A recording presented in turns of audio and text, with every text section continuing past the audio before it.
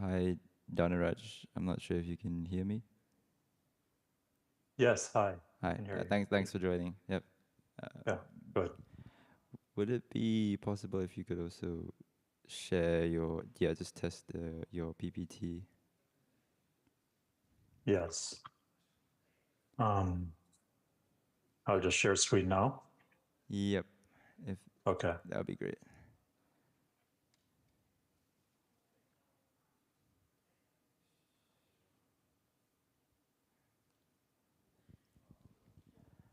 Yep. I can see it, but I'm trying to get the on-site technical team to show me how it looks like. But for the Zoom link, I can see your slides. Wait, I need to start one.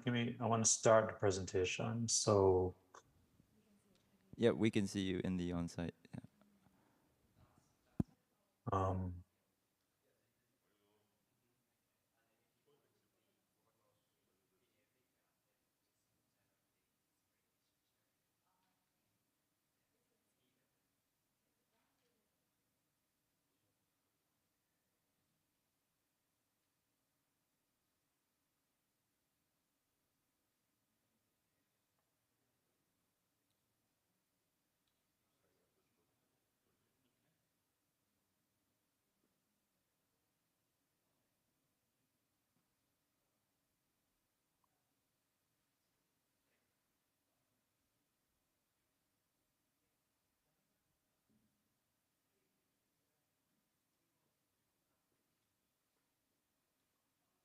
All right. Thank you, Dhanaraj. Yeah.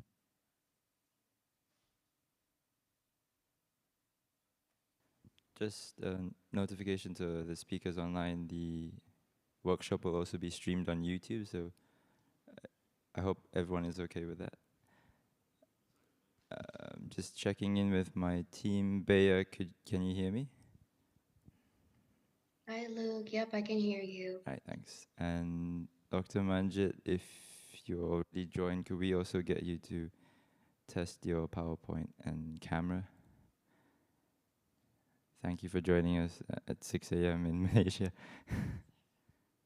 Oh, 7, yeah, 7.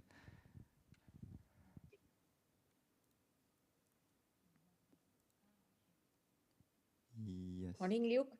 Morning, Doctor. Yep, I can see you. Doctor, do you have any slides you would like Yeah, to share? no, I don't have slides, Okay, any slides to share. okay. I'll notify the on-site team about that. Thank you. Okay.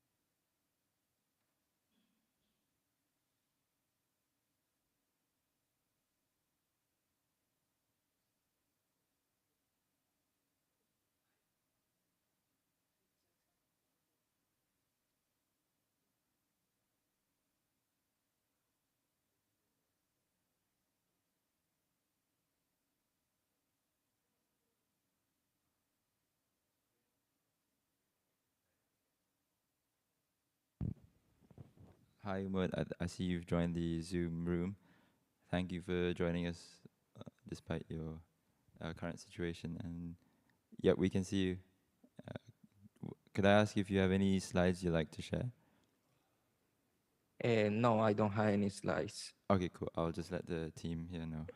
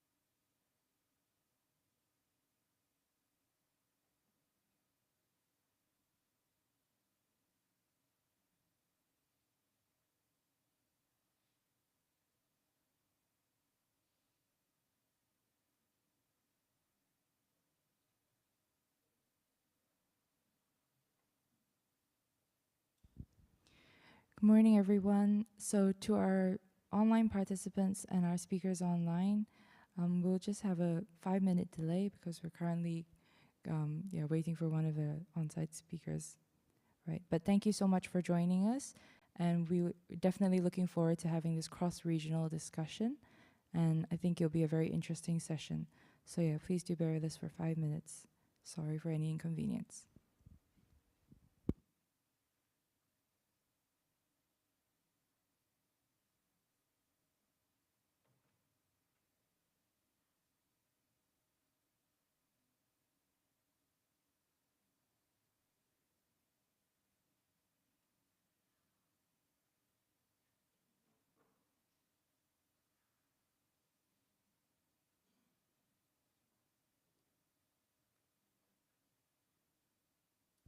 Hi, Juliana. Thanks for joining. Can we do a quick mic test on your end and camera test? Hello. Hi. Hello. Yep, we can hear you fine, but could you just check your Yeah, camera? fine. I'm sorry, I cannot open the video and share the presentation because previously it will be, I don't know, because the connection is not stable or not good or something like that. If open the camera and share the presentation, will be sometimes it will be lost in the middle of the presentation. So yes, okay. Do you want to just share the screen or no? Both? No. Okay. I will explain in the talk show Okay. mode, Thanks, Juliana. talk show version.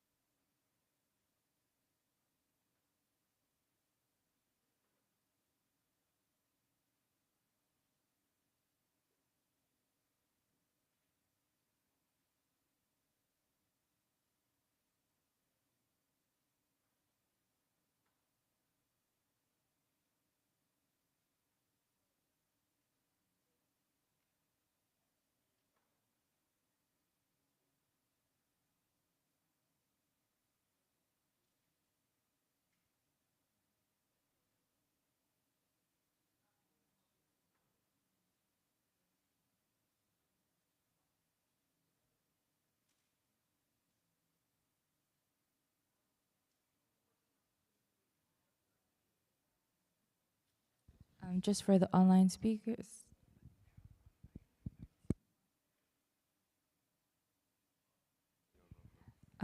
Okay, so while we're waiting the last minute for our final on-site speaker, just to let everyone know, we'll be going one round for each of our speakers where they'll have a chance to introduce their work and themselves.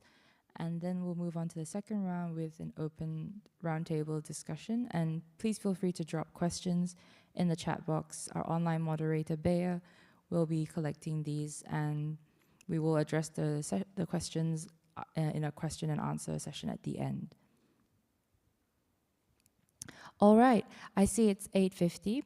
So good morning, good evening, good afternoon to everyone who's joined. Thank you so much for taking the time to join us. My name is Stella, and I'm currently with NetMission.Asia, Malaysia Youth IGF, ISOC Malaysia, and Kyushu University. So I'll be moderating today's session, and it's great to see everyone. So first off, I'd like to give the opportunity to welcome our first speaker for the session. On my right, that would be Luke Teo. Please take it away. Thank you, Stella. So I'll just share my screen. Okay.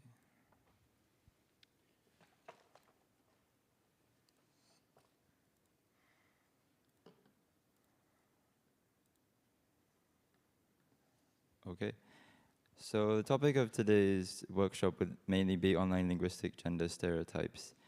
And you may be wondering, what does that mean? So basically, linguistic gender stereotypes are generalizations or assumptions that people make based on someone's gender that are reflected in language.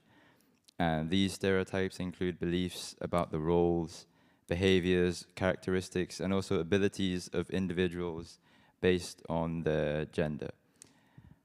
Now, these linguistic gender stereotypes can be reflected in different aspects of language, such as gendered pronouns, job titles, descriptive language, and also their conversational roles. And to just narrow down the scope and relate it towards the internet and my work currently, which is focusing on the adjectives, one part of language. So adjectives are one aspect of linguistic gender stereotypes.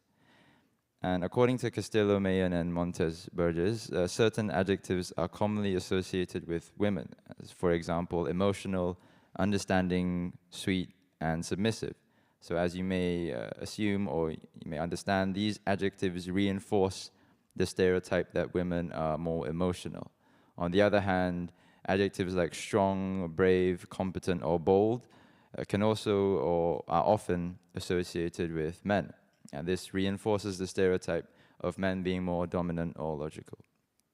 Now, these adjectives create gender-based expectations and limitations, and these influence how individuals are perceived and treated both in the online and in the offline world.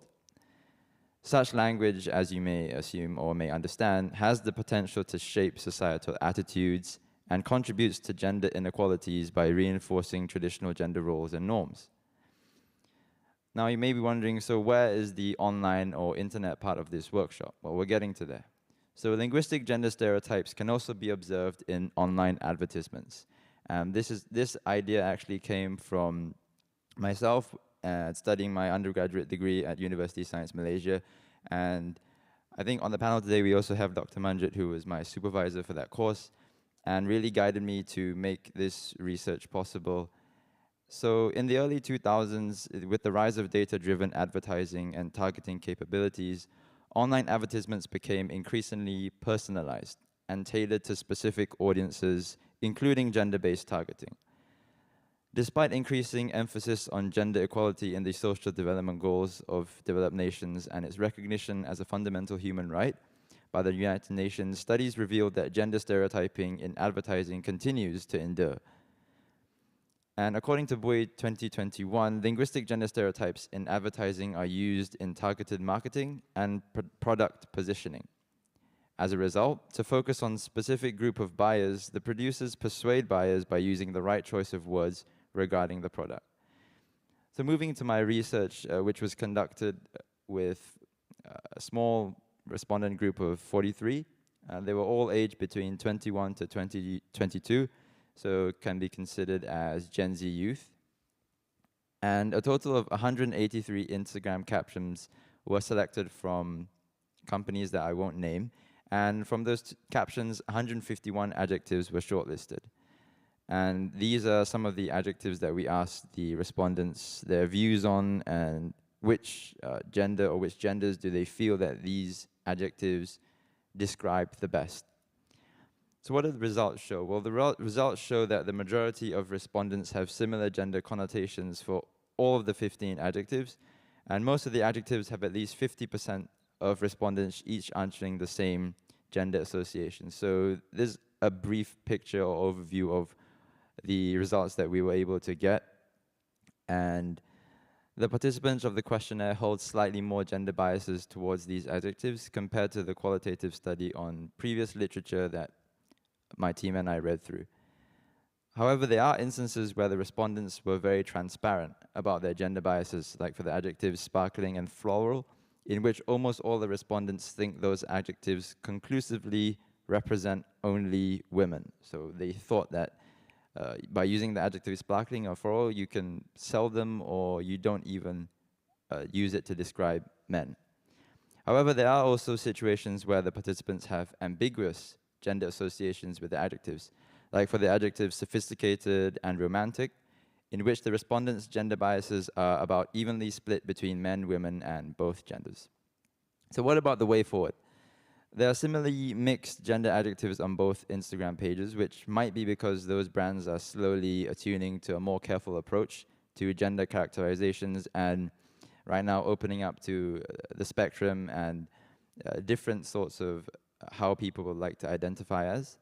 And as for the perceptions of gender stereotypical adjectives utilized in Instagram captions, the respondents conform to the gender stereotypes. And they also seem conflicted in opinion for others and have repulsed the gender stereotypes associated with the adjectives for the rest. So seeing how language and culture are inextricably intertwined, it would be great prominence to include the role of language in bridging the gender-digital divide. I'd just like to end with a quote, "The tie of language is perhaps the strongest and most durable that can unite us." And I think I've taken up my time for now. Thank you for listening, and I'm looking forward to the rest of the discussion. Thank you very much, Luke, for your brief overview and your research. I think it's very interesting to see how we can, relate to, our own experiences. I think most of us would have seen perhaps different kind of advertisements that you might get from your different gendered friends. And so that was perspective from our Asia Pacific youth. Now let's move on to our next on-site speaker. We have with us Arnaldo de Santana. Sorry if the name is incorrect, but yes, please, your 7 minutes starts now. Thank you everybody. I'm Arnaldo, I'm from Brazil, representing the youth of Latin American Caribbean. Now I'm researching, but I'm also a lawyer and an internationalist, and I am researching about LGBTQI community and some stereotypes that we face daily.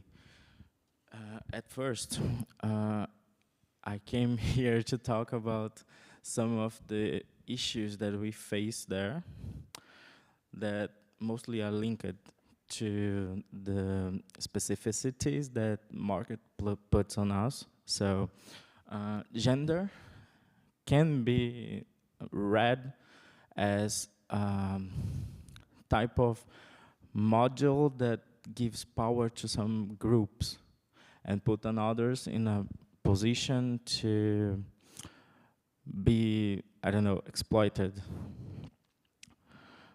Also, as we are talking about the stereotypes, I'd like to bring here the meaning of the scripts of gender that we face daily on our society. So if you are a girl or assigned as a girl when you're like born, you have to do and fulfill some of the developments that society made to you. And if you go all the way into another perspective, you are not great to the society. The same way goes to the meaning when you are not when you are assigned as boy. So a linguistic stereotype is a way that people react to speech varieties associated with lower prestige groups and attributing negative characteristics to the speakers. And it all goes through a gender structure perspective. So who holds the power and who can put this power to impose something in society? As minorities, we face some problems daily, and especially nowadays that we face some of the retrocess on society, it's really important to talk about this. I'm here not opposing any slides because I feel like it's more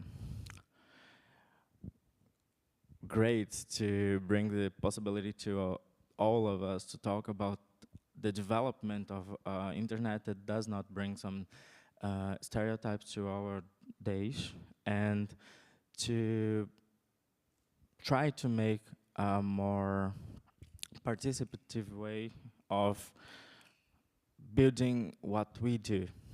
Also, I will reference some of my friends that are developing some researches about the gender stereotypes, linguistic stereotypes, and how does it impact the tweens. There are people aged between 8 and 16 years that are children and teens, and how does the market influences their perspectives online.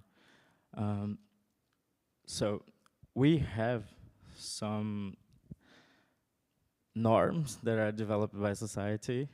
Internet, it is reproduced. So if I am a girl on the internet, I have to develop my way to catch attention, especially if I am trying to get on the market to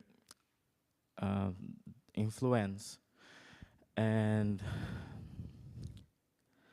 this makes, I feel that it talks a little bit about what we have today with the development of some industries of media that brings children to work as performers. And we face it daily. Nowadays in Brazil, we have some discussion about how can children that works since really early ages handle the way of having so much money. And I feel that I'm going a little bit out of the topic, but talking about this, we can face some ways that our structure and our society, and also the reflection of society on the internet, because talking about the internet, we talk about also power and the face of violence, but about the patterns and standards. And when you have low ways of speaking, and when you put yourself on a way that you break these rules that are encrypted, you go through a way of trying to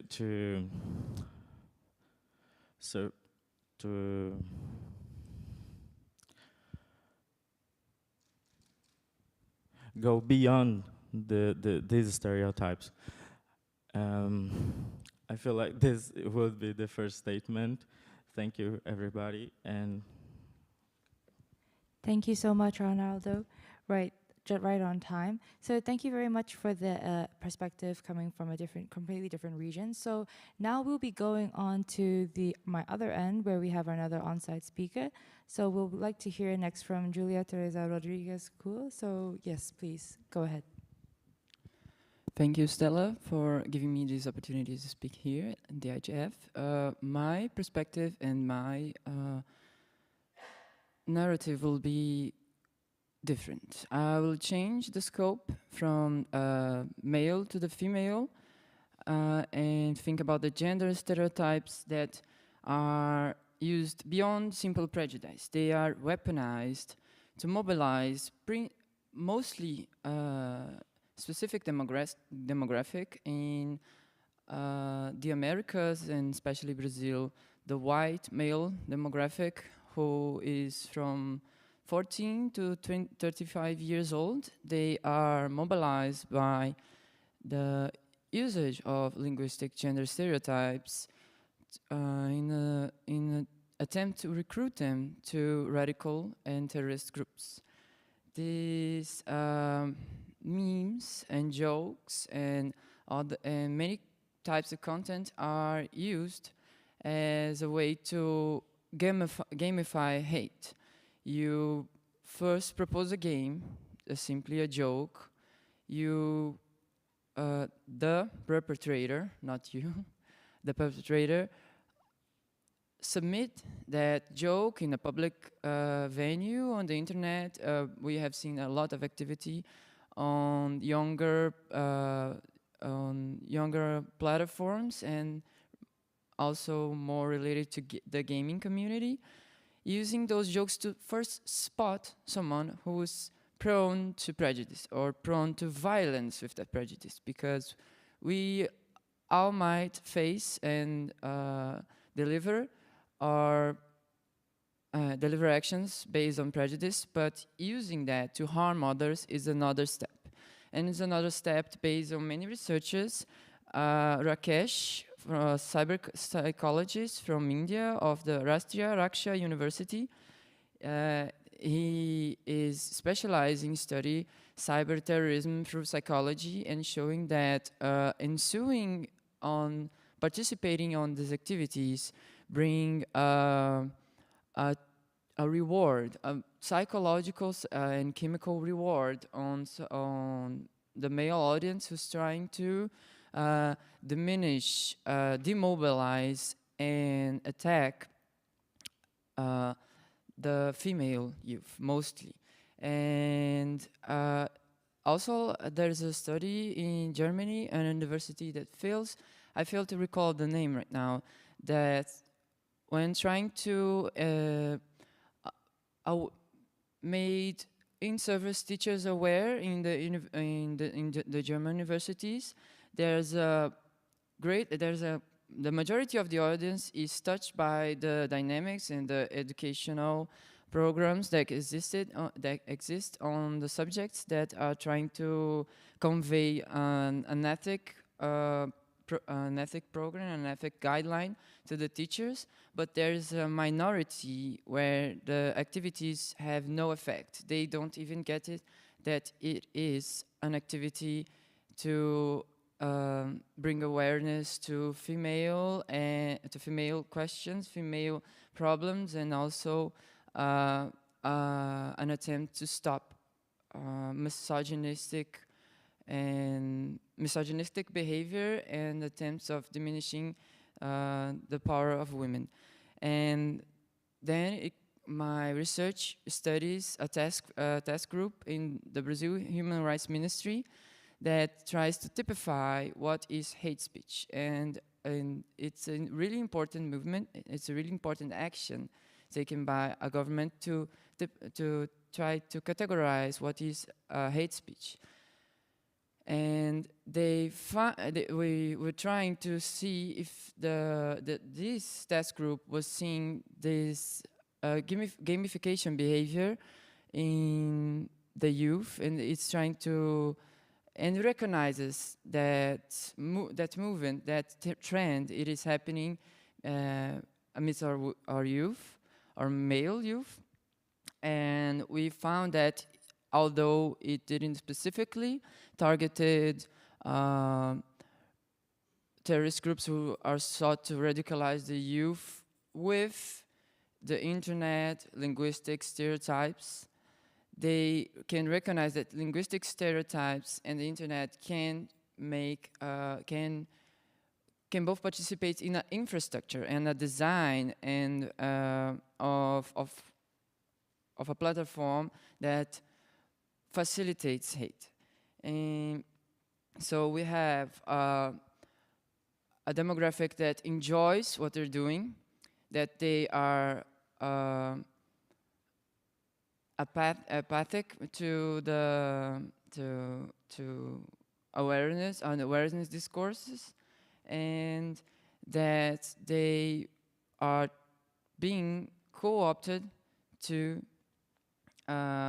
organized groups and to try and pass demobilize protests, attack specific individuals, people that stand out, young youth leaders, young female youth leaders, and this is all connected, leading to a point of rising reactionary demographic in my country, giving us a difficult and violent and sad environment. And I would like to encourage everyone, or anyone who wish to know better or is dealing with that situation in their country to reach out to me and many others who are trying to strengthen human rights in the world. Thank you so much, Julia, for your sharing. It's very interesting to see how we progress from perhaps like a more not neutral, but like a more introductory stance into how linguistic gender stereotypes can be in your life to perhaps more extreme cases. And so I'd like to open just for briefly, for a short one question, if anyone has a question from our online participants who've been with us, or from on-site, just a quick question that you may have for our youth researchers for what they've presented so far about their efforts in researching online linguistic gender stereotypes, or if you have any general question that you'd like to see that brought up in the roundtable immediately after our next few speakers. So yeah, a quick check around the room. Yes, please go ahead. The mic would be. Good morning. I am Wilson Guilherme. I am non-binary person from Brazil, and I am part of the Youth Brazil delegation. I think I have a comment and a question. First, the comment which is how important it is it's to encourage debates about language diversity in digital media, and how much this especially affects LGBTQ A plus people. An important point about language is to think about the moderation of digital content, which above all needs to be done based on realizations of discourse. In Brazil, for example, we have the word bicha, which can be used in negative contexts, but can also be used in context to promotion identity and affirmation. Thus, language, when correlated with moderation, can mitigate violence. But to the same extent, I can reinforce violence when it is related to the reframing of concepts. My question then for the panel is how reconcile content moderation's agendas with spaces and narratives from vulnerable communities such as LGBTQ+, people and Black people. For example, the language of Brazil, Pajubá. Obrigado. Thank you. Thank you very much. I think very interesting discussion, and thanks to the panel for initiating this kind of very streamed kind of discussion. My point of view is this is very true that social media is very much kind of mirror of our regular socialization life or social life or what we are thinking, but it is probably even more reflective on social media rather than the mirror. So let me share the fear. The fear is sometimes we see how social media is being cultivated by anti kind of various stereotype thinkings, or how they propagate the violence against the various gender minority groups, and I don't know, do you have any information, or if you can shed some light afterwards about how the artificial intelligence also propagating this kind of stereotype behavior and kind of and the violence against the other sexual minority groups? There's the one second thing is do you see any possibilities creating narratives in terms of this kind of hate speech or this violence that actually can be codified, and I don't know, so making some kind of positive narratives or narrative against this kind of violences or narrative against this kind of gender stereotypes. So whether it is possible through artificial intelligence again. Thank you very much. Right. Thank you for comments and questions from the floor. So I'll let Julia go ahead. I would like to address Wilson's question, and the same report, which would be in English, report of recommendations to tackling hate speech and extremism in Brazil has a section about hate speech grammatic. And in Brazil, for context, we have many grammatics. We have the formal grammatic, we have a popular grammatic, and we do have also a queer grammatic. And there is a targeting of those extremist groups to mimic and ridicularize this grammatic, which is highly based on the African influence of the West African influence of the people who were kidnapped to Brazil in our colonial past, but their heritage lived on our grammatic and our form of speech. And this is being targeted as also a project to mobilize the youth, having jokes and also protests against the approach or any reconnaissance that this grammatic might have in any public venue, maybe a social media, maybe a television media, maybe a radio program, which they deny the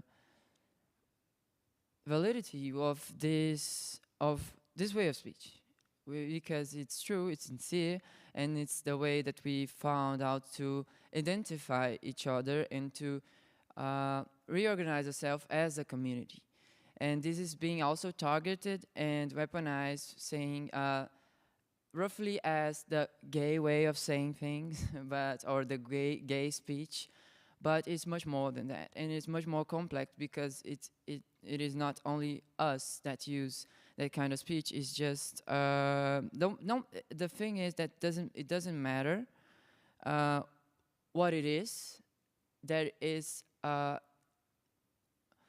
drain of what the content is. They don't care about the content. They care about the group that uses such content, and they will ridicularize, they will satirize that to spot people who might have a sensitivity to hate speech, and also be more gullible to think that they are changing society for the better by persecuting a group because of the way they speak. So yes, this report also recognizes this type of strategy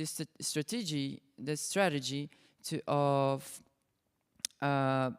illegal groups to act and enact their wills and projects for the Brazilian community, but we are not restricted here to my country. This is a specific example to enlighten the audience about the many aspects of online linguistic gender stereotypes. Thank you so much, Julia, for your answer. So just for the second question, it will be addressed by our later speaker, but first we'll move on to our next speaker we have with us. So we have with us, joining us from online, from Malaysia, we have with us Dr. Manjit Kaur. Please, if we could have the online speakers on the screen. And yes, your 7 minutes starts now.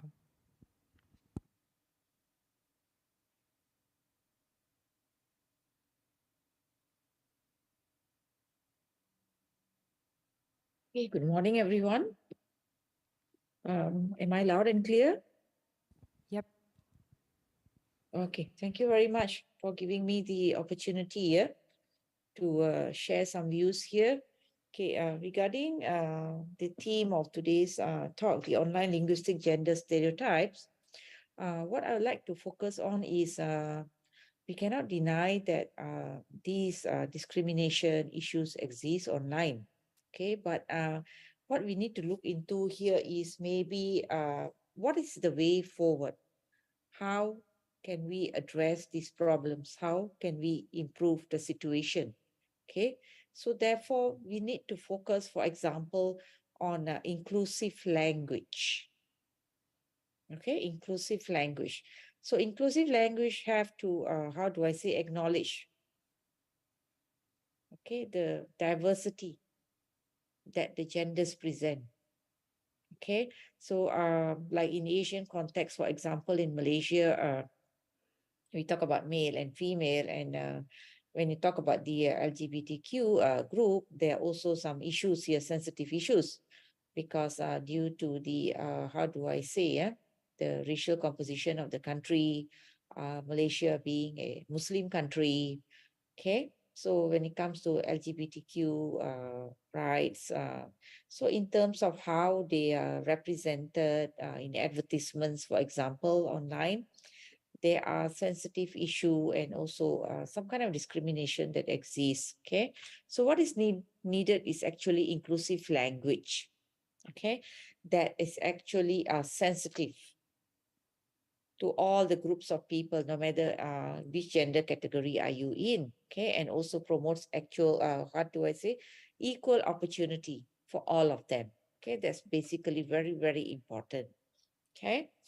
So basically, how can we ensure that this can be, how do I say, imposed or implemented in the online setting? Okay, firstly is to choose gender neutral terms. Okay, it is sometimes very, very difficult for us. Like for example, a presentation done by Mr. Luke just now, when you're promoting products, doing advertisements for perfumes. Okay, if you do uh, a survey, you will notice the kind of adjectives that are used. Okay, are they more inclined to feminism, or do they, how do I say, promote masculinity? Okay, that is also based again, who is the product targeted for. Okay, however, how can we come up with a situation, a kind of a framework that addresses, okay, gender neutrality, even when you're promoting a female-based product or a male-based product? So these are the issues that needs to be considered. Okay, these are very, very important issue. Okay, next, what I would like to say, especially also in the context, let's say, workplace context.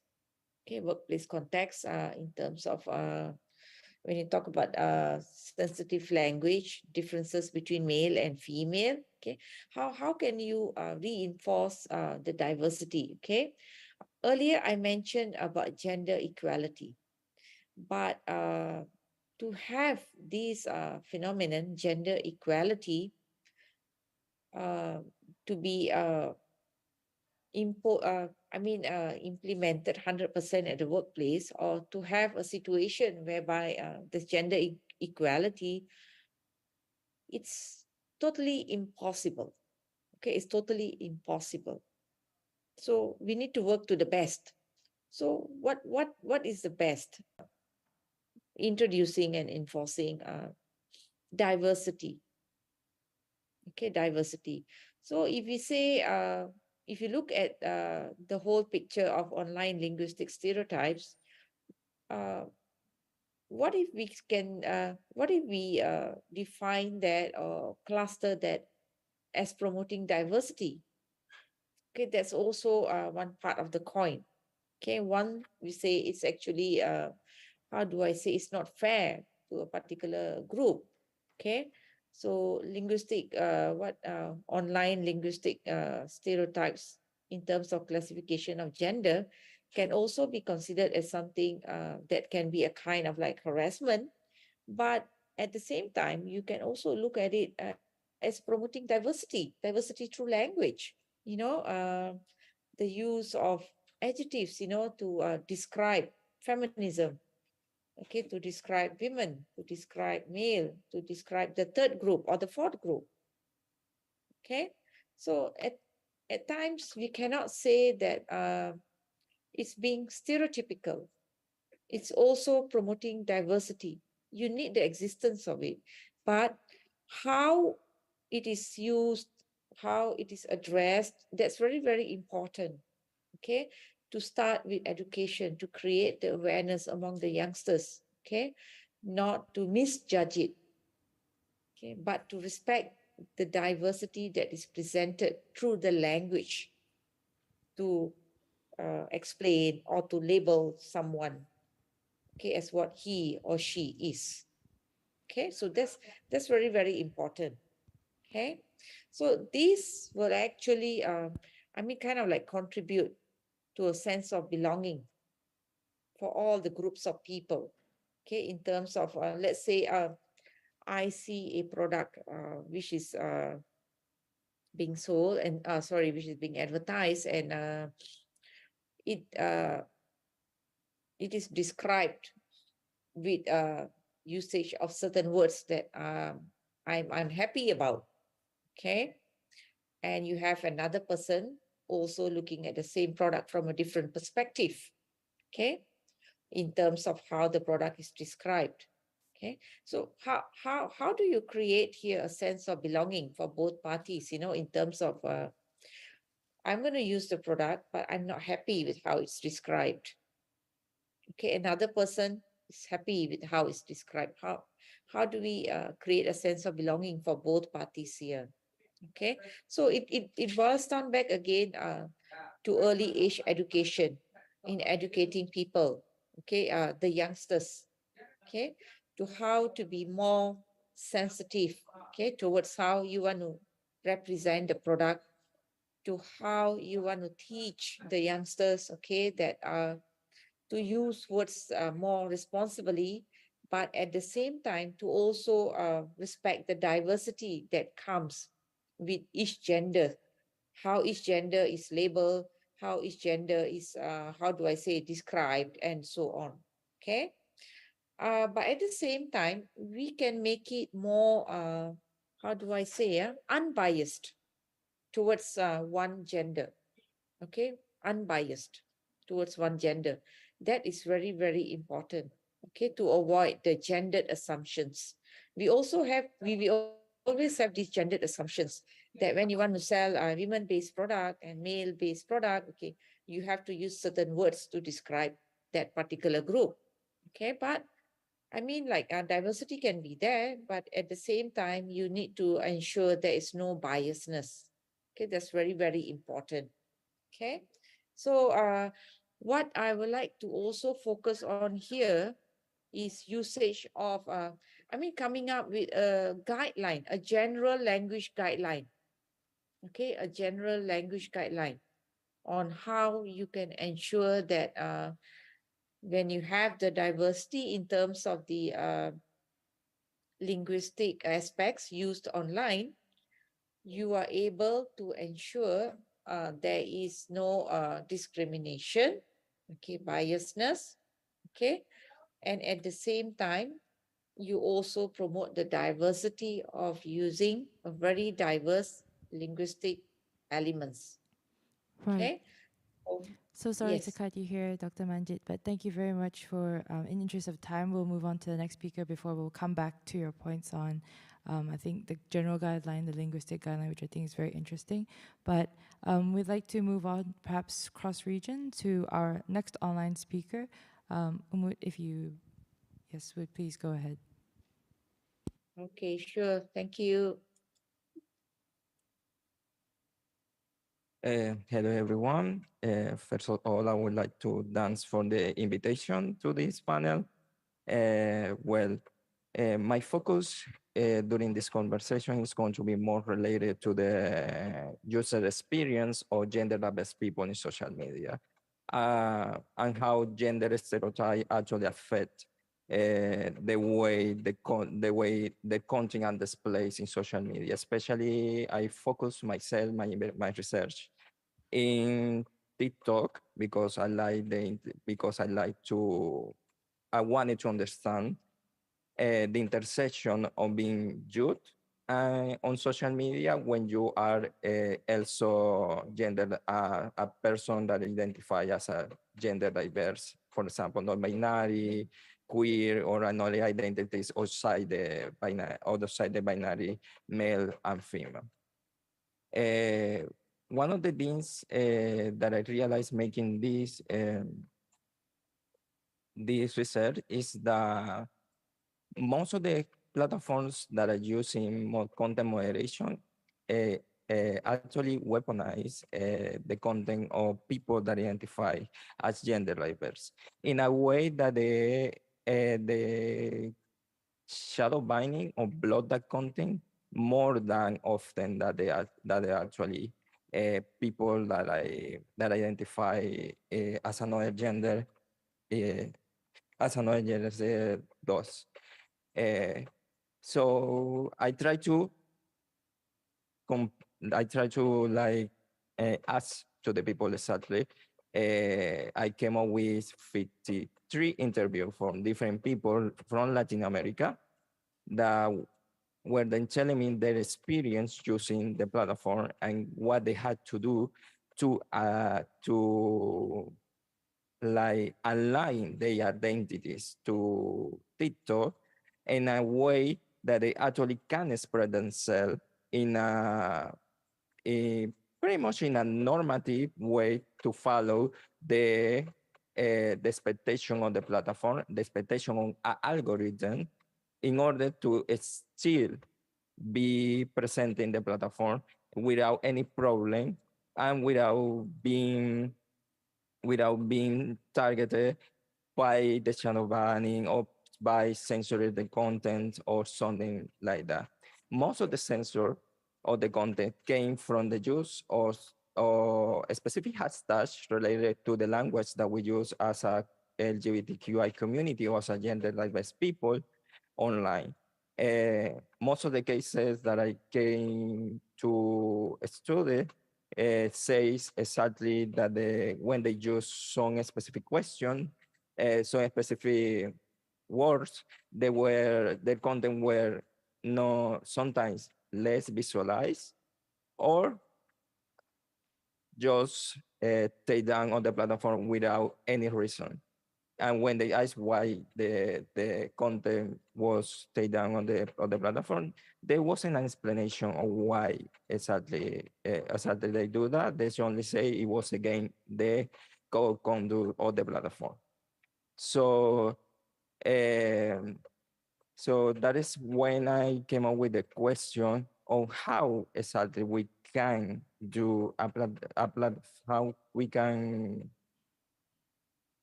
how we can actually own a platform or for an identity in algorithm system that actually is not promoting all identities on side of it. Yeah, and it's a hard one to answer. I had to say that, but most of the people say that actually inside of that they never fully align their identities and never fully they never fully feel accepted inside of the platform because of the restriction or the self censor that they had to be like used in their everyday life. So probably most of the content that you see about LGBTQI people inside of this platform are actually more related to a trend that it was imposed by someone that is already less relevant in the platform because when someone is already relevant into the platform and actually create content related to LGBTQI people or gender diversity, that's when the content became somehow uh, acceptable inside of the platform.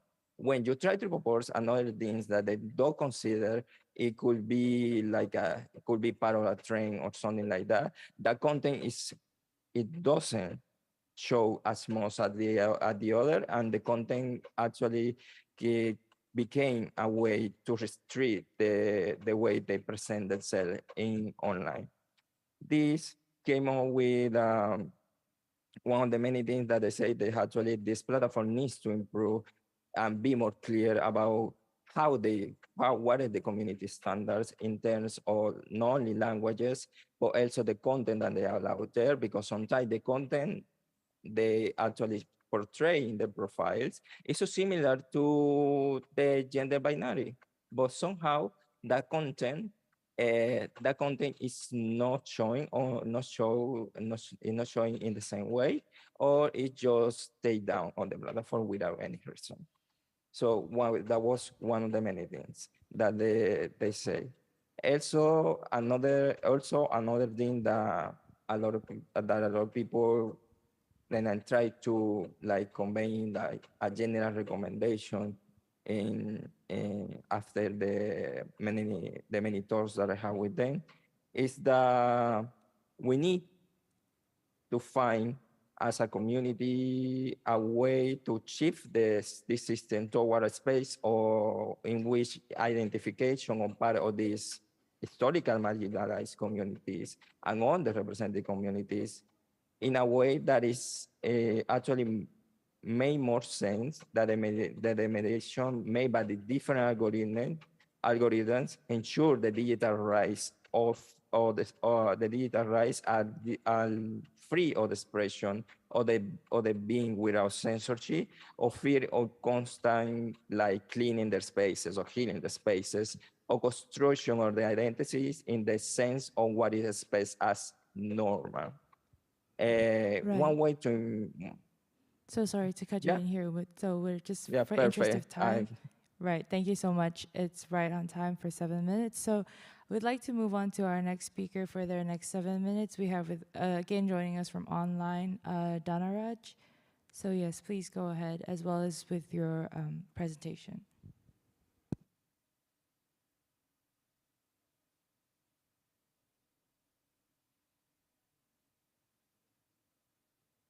Okay. Hello, everyone. Can you see and hear me okay? Yep, all okay. Yes, great. Good. Thank you so much. Thank you to the organizers for this session. And hello, everyone. My name is Dhanaraj Thakur. I am the research director at the Center for Democracy and Technology. I'm from Jamaica in the Caribbean, but I'm based in the United States. CDT is a tech policy organization based also in the United States and that focuses on human rights in digital spaces. So there are two main points I want to make with regard to the overall theme of this session. First, with regard to the issues around how language can be used for hate and to promote violence, which a previous speaker already alluded to, and how gender stereotypes can be also leveraged and used in language to promote false and mis and disinformation are key aspects of the online information environment and contribute to the gender digital divide. The second point I want to make is that we often think of artificial intelligence tools like natural language processing tools and large language models in the ways that they can be used to address these problems. For example, to clean up the kind of hate speech and violence and misinformation that's targeted at women and other gender identities. And I argue that this actually makes the problem worse. So to talk a bit more about language of hate and misinformation, mis and disinformation, this kind of violent rhetoric, violent language, as well as mis and disinformation, as I mentioned, is predicated on gender stereotypes, which we heard previous speakers describe in better detail earlier. But all of those often have disproportionate impacts on women. And there is research around the world, many different countries to show this to be the case. There is less research that focuses on non-binary and trans people, but the research that does exist actually shows that the problem could be even worse for those groups of people. One important aspect of this is to take an intersectional approach to not just look at gender, but other dimensions of identity. And when we do that, we find that there are subgroups that actually are more targeted with this kind of violent speech and more targeted with this kind of disinformation. And this leads to several different kinds of impacts, one of which has had a negative impact on the gender digital divide. It actually makes it worse. And there, again, there's research in particularly in Global South that shows this.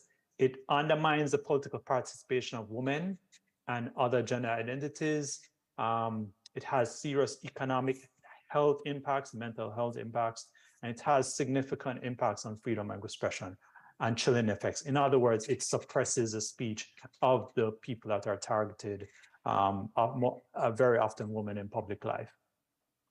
One example I want to use is some research that we did to help illustrate this. This was focused on women of color political candidates in the 2020 US election. Women of color is a term used in the US to describe women of non-European descent, so Asian American women, Latina women, African American women, and others. We looked at data from Twitter during the 2020 elections, and we looked at a representative sample of all the candidates that ran at the federal level, at the national level in that election. And we found a couple of things with regard to women of color candidates. So here I want to emphasize this intersectional approach to illustrate how these kinds of hate speech and mis and disinformation are targeted at particular groups of women, so not women in general. What we found was that women of color political candidates were twice as likely as other candidates to be targeted with mis and disinformation, twice as likely as other candidates, including white women and white men and so on. They were 4 times as likely as white candidates to be subject to violent abuse online, violent speech online. And they are more likely than others to be targeted with a combination of false information and online abuse.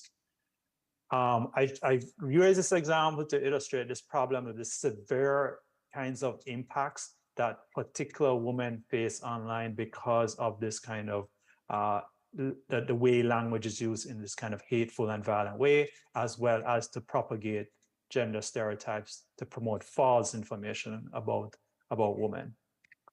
So the other issue I wanted to talk about was the use of AI, which someone in the audience asked about.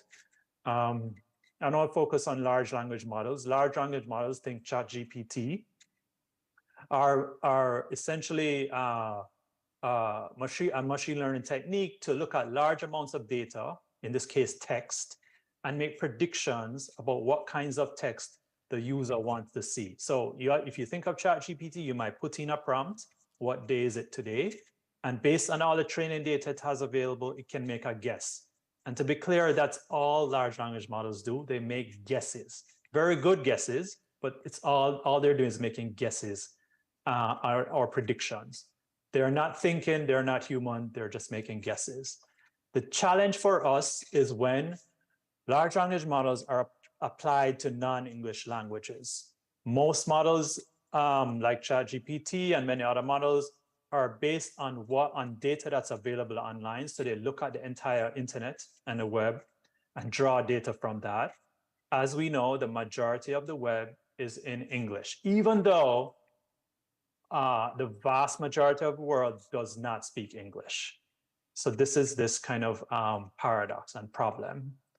So what that means is that there are many languages in the world which are referred to as low resource languages. And I use a quote because I'm not sure that's the correct, the appropriate term to use, but among computer scientists, they refer to them as low resource languages. In other words, there's not enough data available for those languages that can support the training of these large language models. Examples include Hindi, which is a very big language, Amharic, Telugu, Zulu, and so on and so on. These are not small languages in terms of population size, but they don't have that much data available online. So because these languages are low resource, the use of large language models in those cases won't be as effective. And this is critical because it has implications for the use of these models to address some of the problems I mentioned earlier, the violent speech targeted at women and non-binary and trans people, and the mis and disinformation targeted at women, particularly those in public life. What happens when we're using non-English languages? These models as a tool to solve the problem will fall short. And here is the final point I want to end with, that in many of the countries where we talk about low resource languages, many of the countries in the global south, where the digital divide exists, that is fewer people are online, there is a significant gender digital divide, which means that men are more likely to be online. Men are more likely to be online, they are producing more content online, which is the content that large language models use. So we have a vicious cycle that's happening. The models are using content in these non-English contexts that are produced by men to propagate further stereotypes that can undermine and create further problems for addressing problems like violence, speech, and gender, mis and disinformation. So I will stop here for now, and then we can talk further in the subsequent discussions. Thank you very much. Right. Thank you very much, Dhanaraj, for your sharing. It's really interesting to see. We addressed the question earlier brought up by the floor on what it looks like now about using AI to address this issue. And I really like that you mentioned how the gender linguistic stereotypes essentially is a vicious cycle in which the issue about the majority of content being English would also relate to the global South, global North divide. And that also ends up, reproducing that female and male traditional gender stereotype of which would be more likely to be online. And so we have time for our final speaker just for the first round, 7 minutes. Also joining us from online, Julia. Hello. Thank you, Stella, Luke, and NetMission to inviting me to this interesting conversation. My name is Juliana. I'm from Indonesia. I was labeled myself as independent researcher, but this time I will use my head as the translator for the Global Voice. Global Voice is citizen journalism platform, but also working on the multilingual internet. Okay, I will start with the fact that language has such important role to build the perception and image. Why? Because language can be seen as a form of magic that impacts the world. What we say and how we use language affects to our thinking, imagination, and our reality. And my language, Indonesia, doesn't have a gender like Spanish or French. So I grew up without knowledge about how the gender language has the impact to build the perception. But where it changed when I starting to learning French and then Spanish. At the time, I realized that the gender has some crucial impact on how the people who use the language has a perception on themselves. In those both languages, the gender automatically changes into masculine when the plural subject has the mixed gender. When I talk to friends who speak those two languages, they said it make them to think that masculine or man has a better position in community or more superior than feminine or women. Besides from the gender, language also has a nuance. I will take the example in English. There is some words which has a negative connotation and applied only to women and girls. Bossy, for example, has a pejorative meaning and is targeted to women and girls who want try to lead the community or the group, and that's make people think the women and the girls act like a boss. It never happened in the men who want to try to lead in the community or the group. The pejorative meaning is also happen in other language who doesn't have a gender grammar. In Indonesia, for example,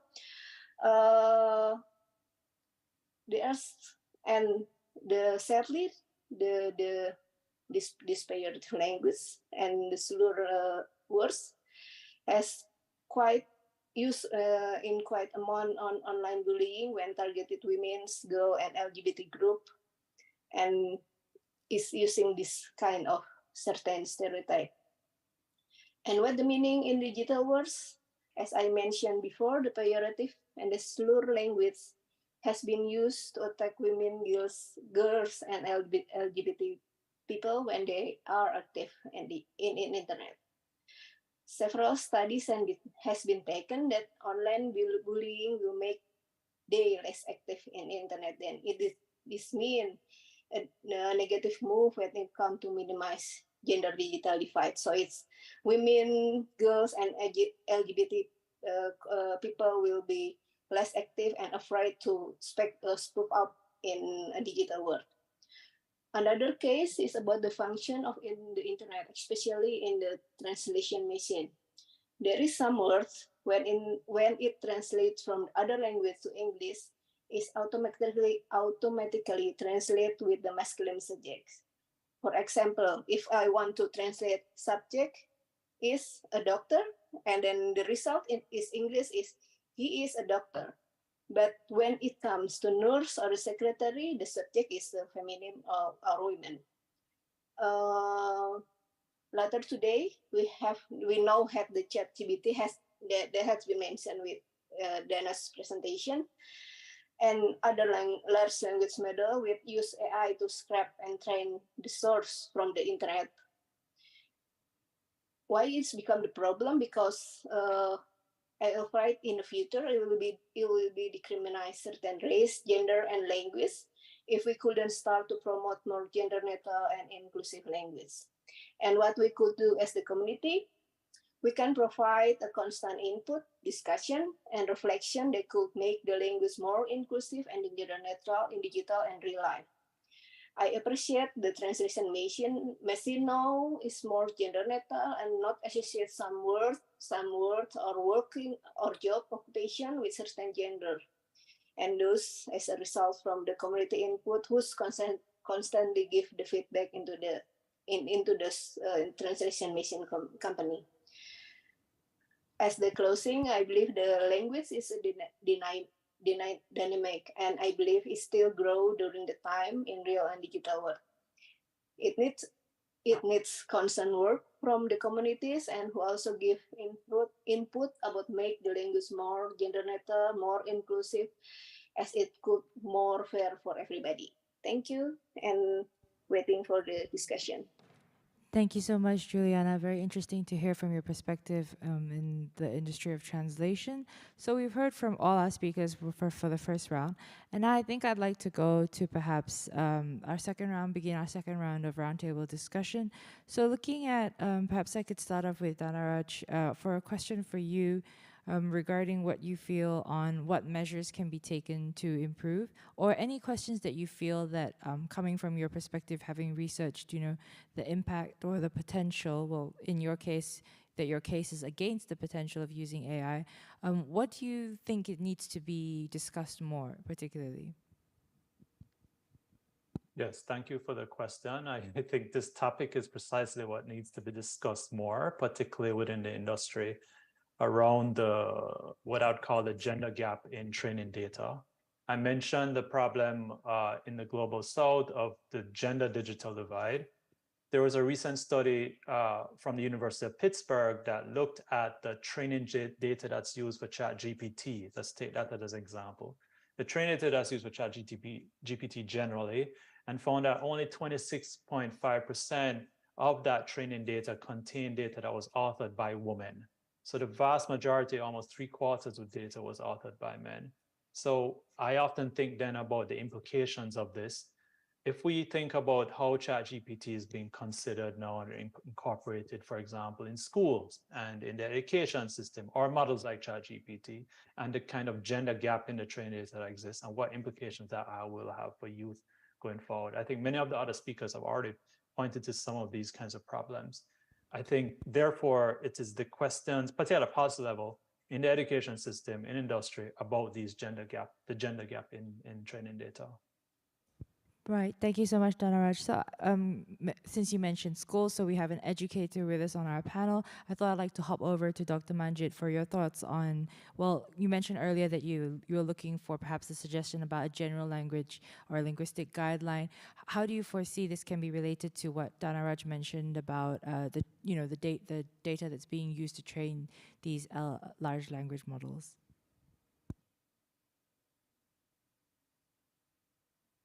Hi there again. Okay, just now what I mentioned was on the learning guidelines.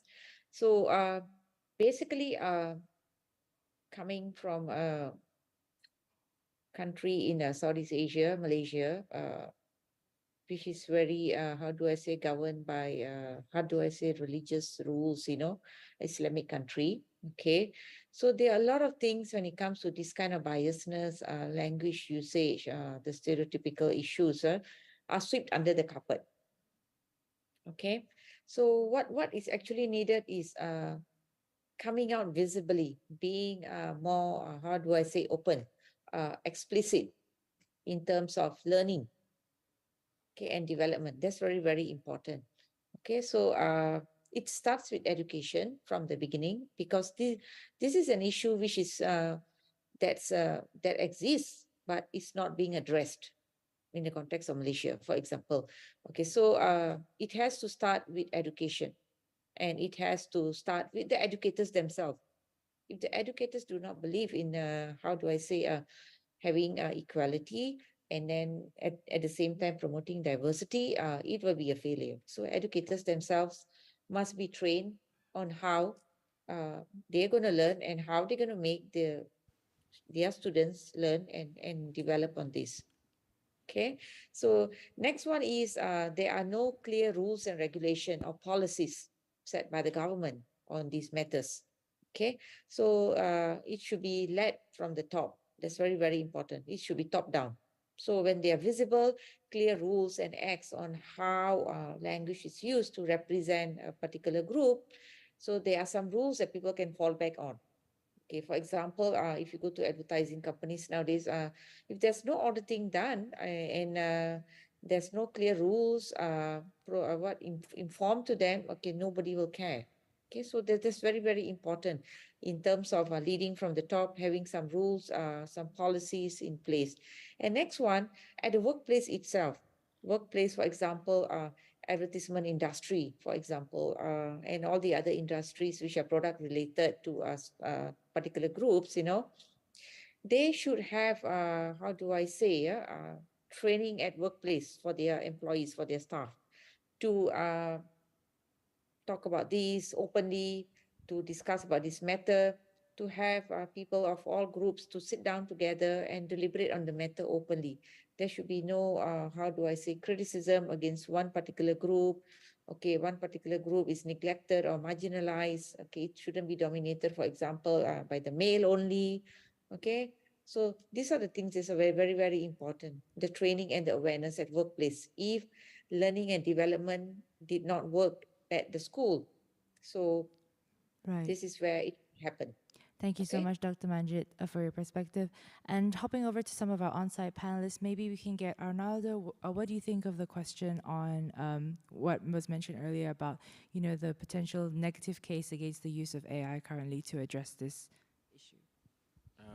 All right.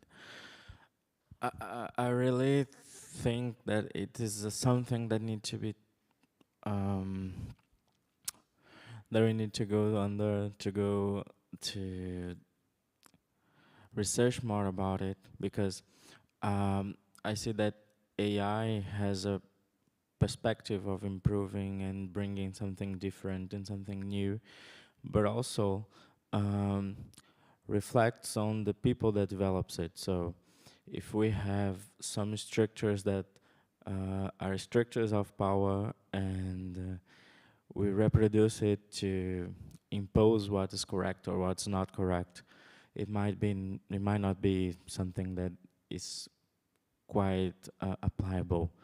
I was thinking about also on the perspective that the question that Will sent us of other marginalized talking and languages such as Pajubá, and it remembered me about the Português, that is a variation of Portuguese that came with the people that were colonized, and also about the indigenous people talking and languages that were like borrowed from the world, and especially in Brazil, that we don't know how to talk, how to teach, and how to keep it going. So I feel that we have to develop something, especially in internet, that provides our existences to be more participative, and that we do not erase our memories and our lives just because there is something and the colonialism is there,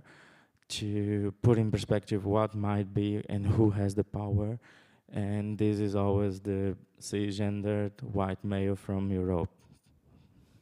Right. Thank you so much, Arnaldo. So that's enough for the question. We're moving on to our next question, which would be, how can these online linguistic gender stereotypes result in negative experiences for youth, both online and in the real world? So I'd like to start with our on-site speaker, Julia, if you would be able to share on this, on the question.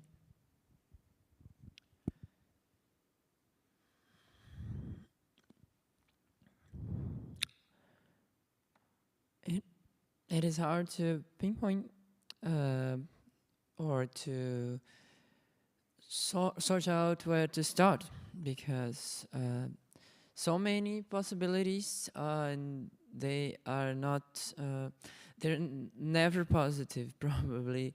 I for my line of study we have like minimum damage outcomes, and also we have outcomes that are that end lives, that end that end groups too, because this mobilization of online linguistic gender stereotypes on the internet can drive away many women and many gender diverse people, trans people, specifically from spaces. That is probably the most recurring negative effect. And the ones who power through, the ones who do decide to move on and face the discrimination and be there and do not decide that they don't want to be there, because there meaning any social media or platform group, study group, or a game community. If they decided to, if they don't decide to move on, they decide to stay with that community, they can they will over and over experience aggravative hate and aggravative more violent experiences, which can result into distortion of self-image, of self-worth. It can result to the many mental diseases, and also it will always and it will always end up building in their minds that that is not a space for them, and that or they should be under a specific expectation of what is gender and how they should behave and how they should talk. Right. Thank you so much, Julia. So you mentioned the perception of self-worth, and I think it's really good to ask. So for our speakers, how can such online linguistic gender stereotypes affect users' perceptions of their self-worth and value? And the secondary follow-up question would be, what implications would this have on our current gender digital divide? So I'd like to start this round of question and answer off with your opinion from Umut.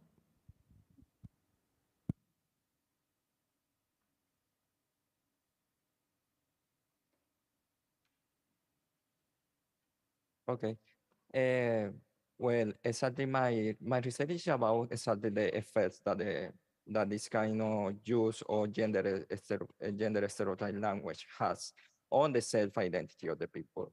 Most of the people say to me that they actually never get to fully feel identified with the platform that they were using, because most of the time they had to mold themselves to something that they aren't. So they came up with kind of problems of anxiety, just how to present themselves online in a way that actually they don't go against the community standards. Also came with some issues or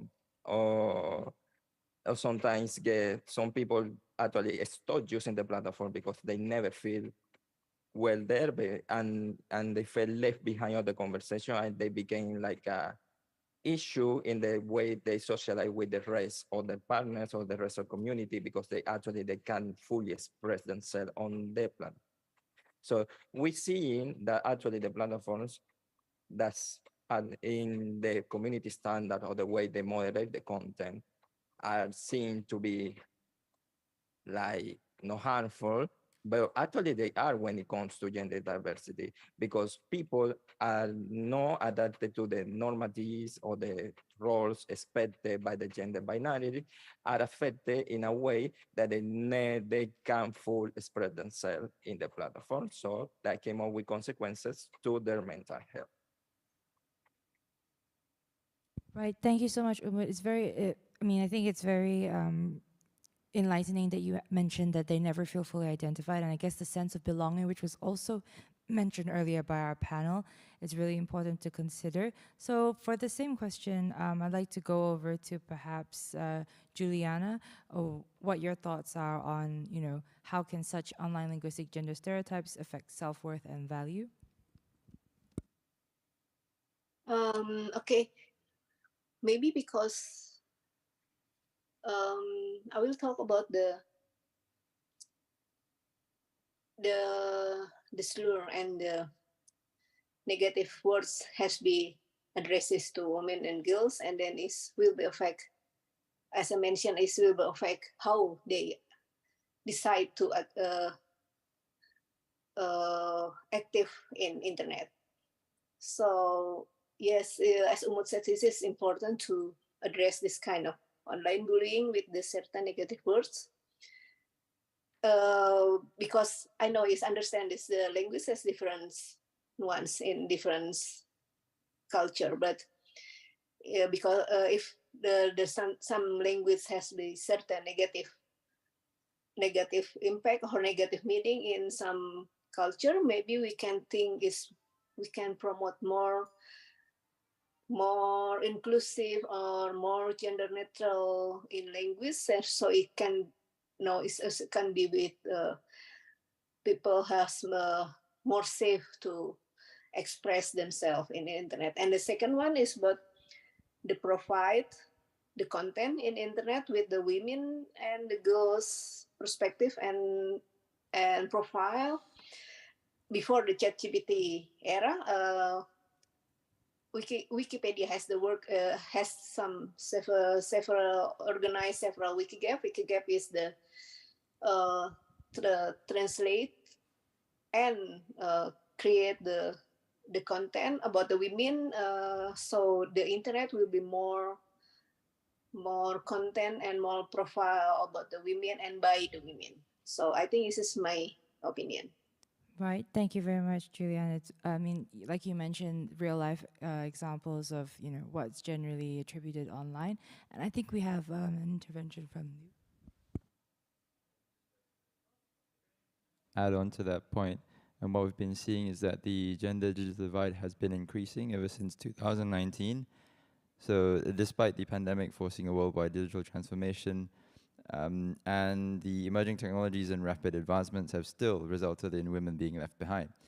And global statistics, in my opinion, just do not do this issue justice, as the gender digital divide worsens when considering further marginalized women like the elderly or women in rural areas or other parts of the community. And according to UNICEF, more than 90% of jobs worldwide have a digital component. And with most of the data on the gender digital divide being on women above 18, what we're seeing is there's not enough research done for women below or young girls below 18. And basically my point is that these online linguistic gender stereotypes will most definitely affect their perceptions of what jobs or careers are quote unquoteable they're able to choose or supposed to be for them. Thank you. Right. So thank you very much from our speakers for a round two session. So we're coming up to the last 6 minutes. I'd like to ask if there are any questions from our on-site participants and online as well. Right. Go ahead, please.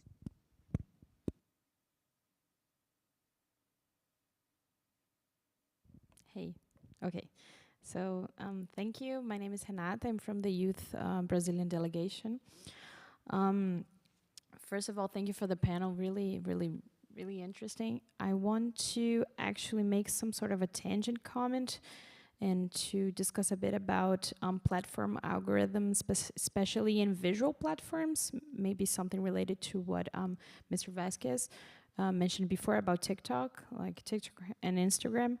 We see that young girls using platforms to promote themselves, using their own bodies as commodity, and being vulnerable to predators. So I was wondering what the panel might think that we can do to protect our youth in digital platforms, considering this, and how we can moderate comments and the language, and how civil society can act in defense of our youth, especially young girls, in these visual platforms. Thank you. Thank you for the question. Maybe Dana Raj, would you have any comments on that? Yes, thank you for the question. I'll make maybe three quick suggestions or thoughts.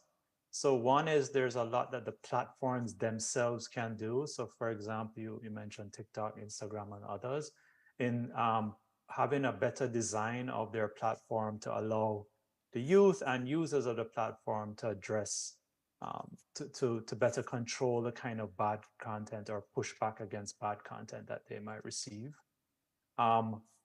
There's also the privacy and or targeted kind of model that all these platforms use.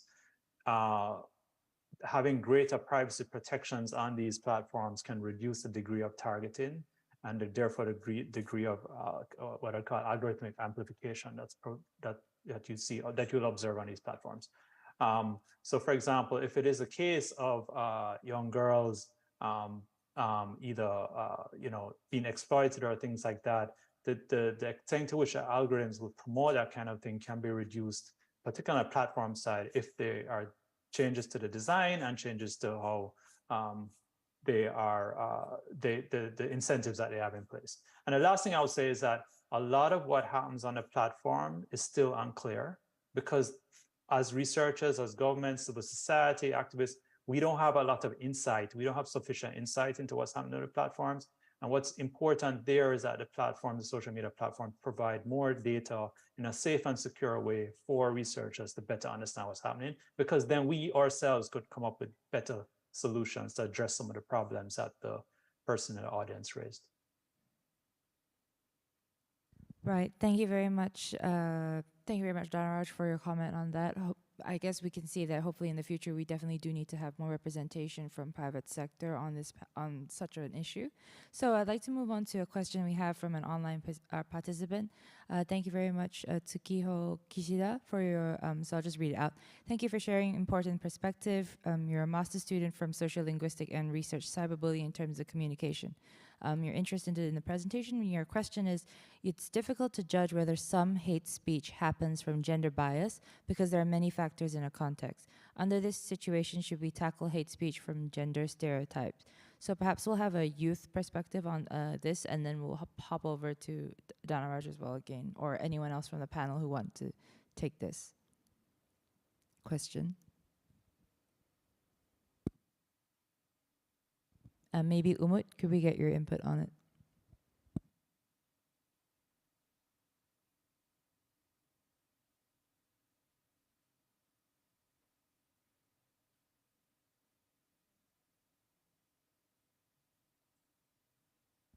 Okay.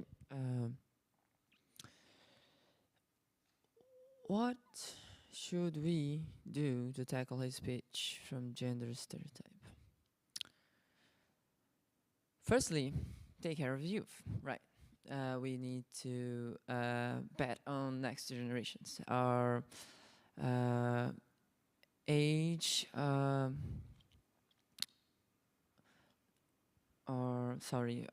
age group, like the 20 years old to the 50, 70 years old, are already dealing with too many problems that stems from education in the first and the second infancy. And there are many ways to do that, and each school should study what are the main problems in the community. Sometimes girls have problems in addressing their physiological necessities. So some other communities have more problem talking about sexual education. Other communities have other problems talking about the social place of the woman and the man and other gender diverse people. And but also you as a undergraduate can study also how to generate empathy in people who are now disconnected from this scene. What can you do to close to get them closer to you and to the topic and to the subject? Because we have also a really apathic population in our age, in the undergraduates, in the majors and the PhDs, that they don't want to progress. They don't want to go any further because they think it's obvious, like everybody reserves equal rights. But how can we captivate the audience who isn't opposed but not actually involved in a development of a better world? Thank you, Julia. So we'll just hop off to one of our online speakers, Danaraj, and then we'll follow with Arnaldo's intervention. Thank you.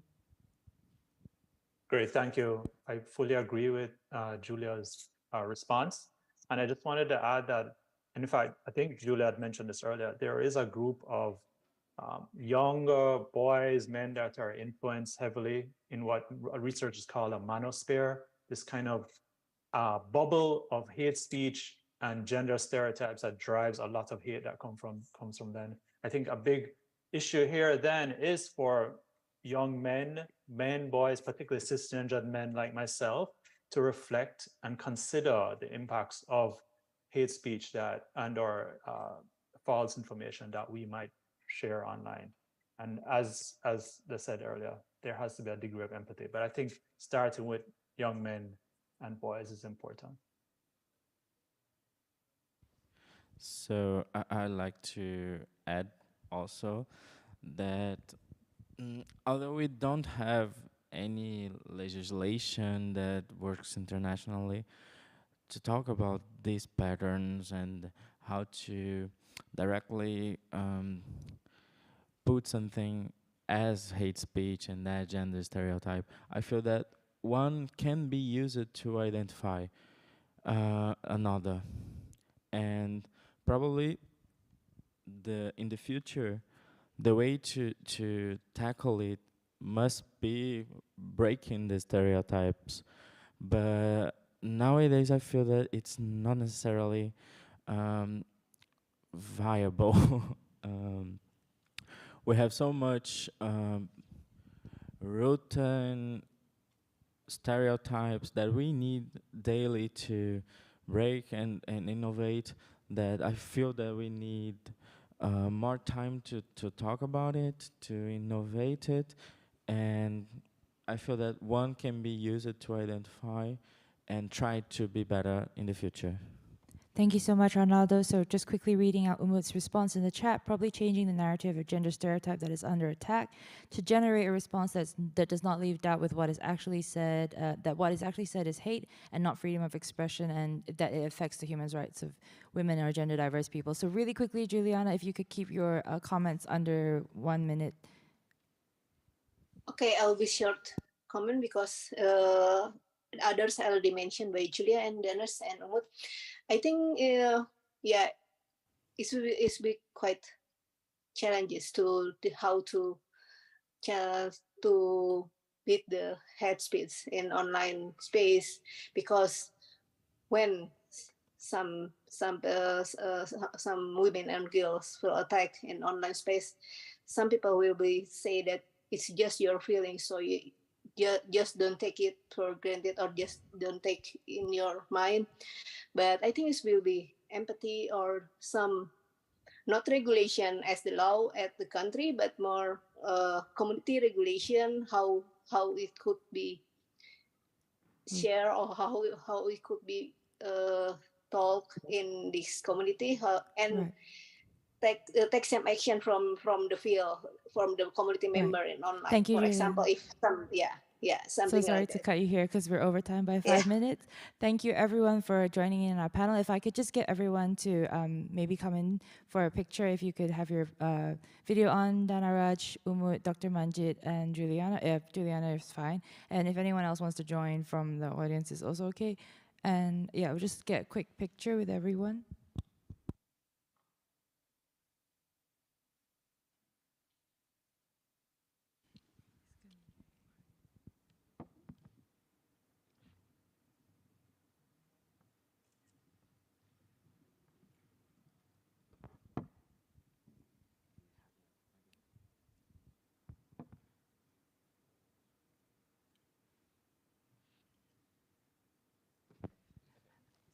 Right.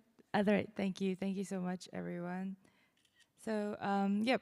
Thank you so much for your sharing and everything. I think it's really great that we had an opportunity to discuss this. We see a lot of future for this topic, and maybe we'll see everyone at a regional IGF or at the next IGF next year.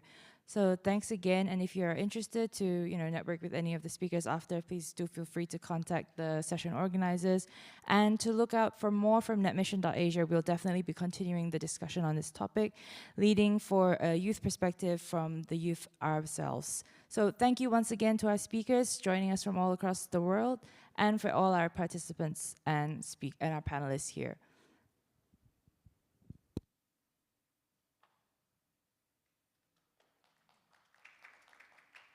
Thank you.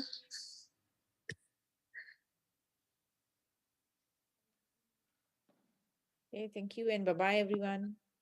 Thank you, and see you around in KPRJF and somewhere.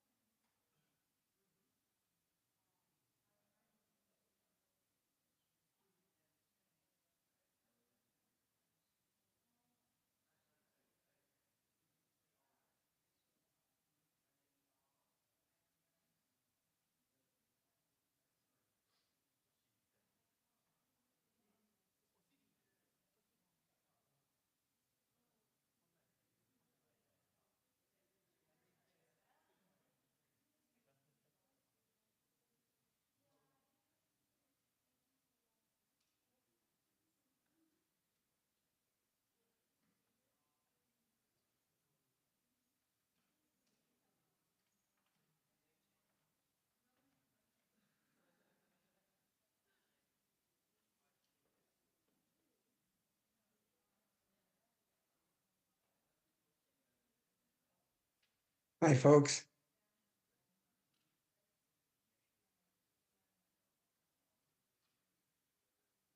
Hi, Larry. Good morning. We can hear you well. This is just to confirm. All right. You're looking good. I'm sorry, you're breaking up a little bit right now. I can see you just fine. Yeah, it's a little jerky. I can see your flowers, your plants. It looks nice. Brilliant. Thank you very much. And I see Dan is here as well. We still have a few more minutes to start the session. Should you need any help with the slides, Larry, just let me know and I'll do my best to I think I can go into screen sharing and do them from here.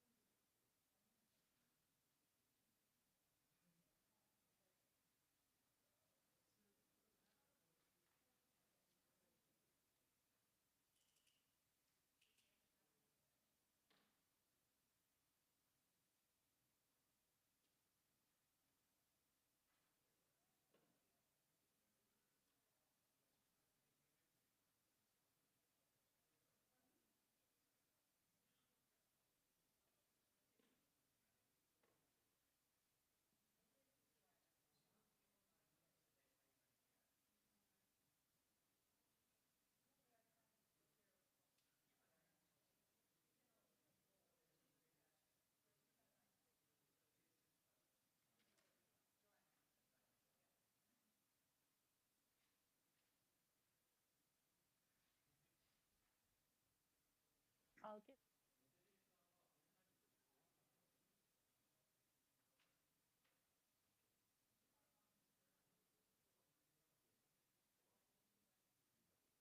ask you guys to confirm you can hear us and see us. We're good to roll.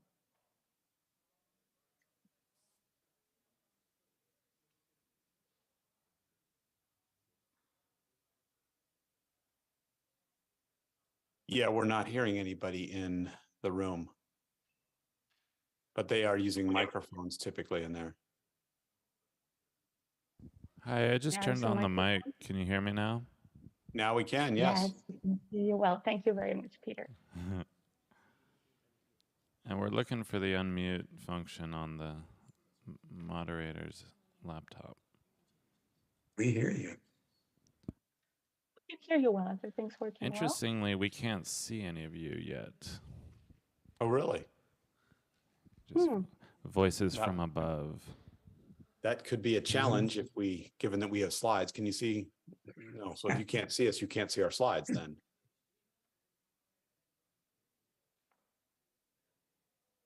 We will wait a moment just to check if the video is available in the room as well. Maybe tech support help us out.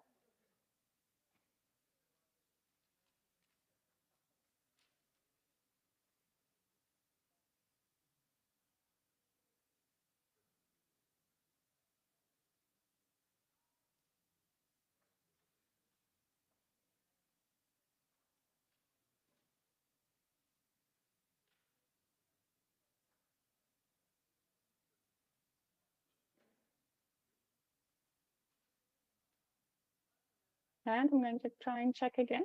Has the video appeared for the remote participants? We will be using it to share slides. Our two first speakers do have slides, so just to check. I understand we are still not visible on the scene.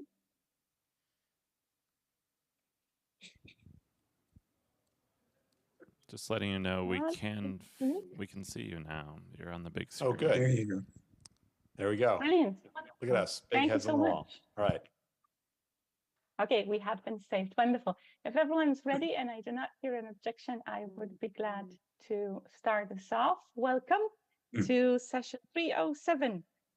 This time we encourage you to join us to discuss data governance in broadband satellite services. That's the theme we have chosen for this panel. The group of presenters we have managed to complete for this panel has been working on satellite connectivity and internet access for a while. We will go through the introductions in due course. And for this specific session, we have decided to focus on data, these new technologies that support internet connectivity all rely on what has been referenced as the new oil. So we are very much looking forward to discussing that specific aspect of internet connectivity and satellite infrastructures. My name is Joanna Kulesza. I work as an assistant professor of international law at the University of Lodz in Poland. And for the past year and a half, together with my co-lead on an ISAC Foundation project, we have been working to better understand the legal framework behind low Earth orbit satellites and internet connectivity. And Berna Salikor is one of the panelists on this project as well. We have managed to put together a panel of excellent speakers whom I'm going to kindly ask to introduce themselves in due course for the purpose of time.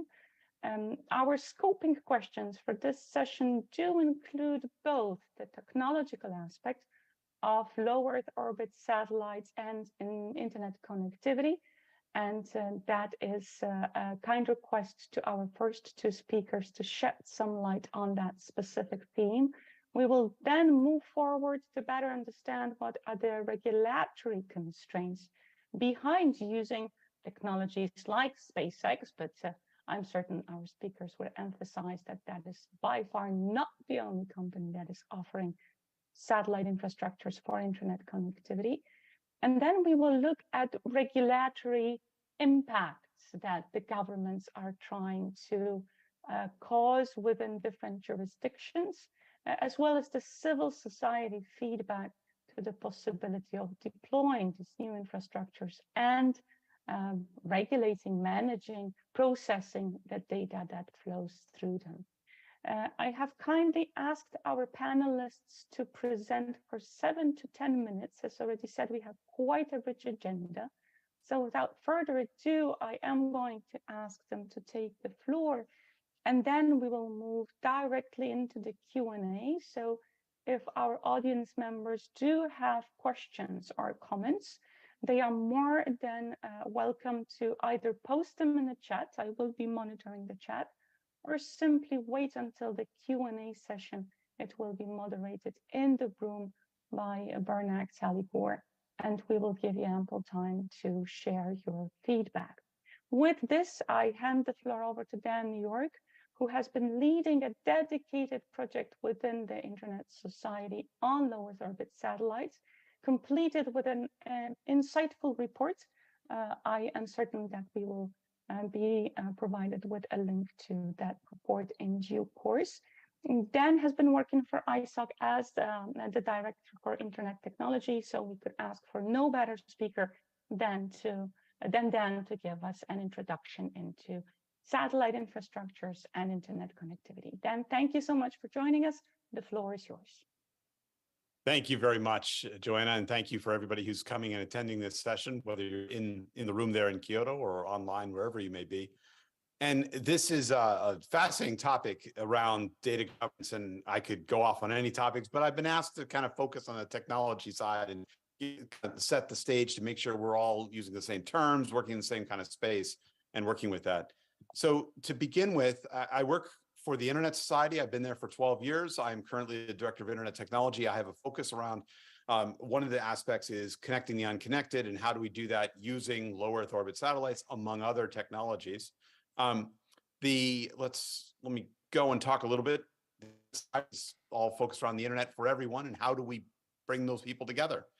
To begin any conversation on satellites, we need to talk about orbits. And this is the critical part to understand what's going on right now and why there's so much energy and excitement.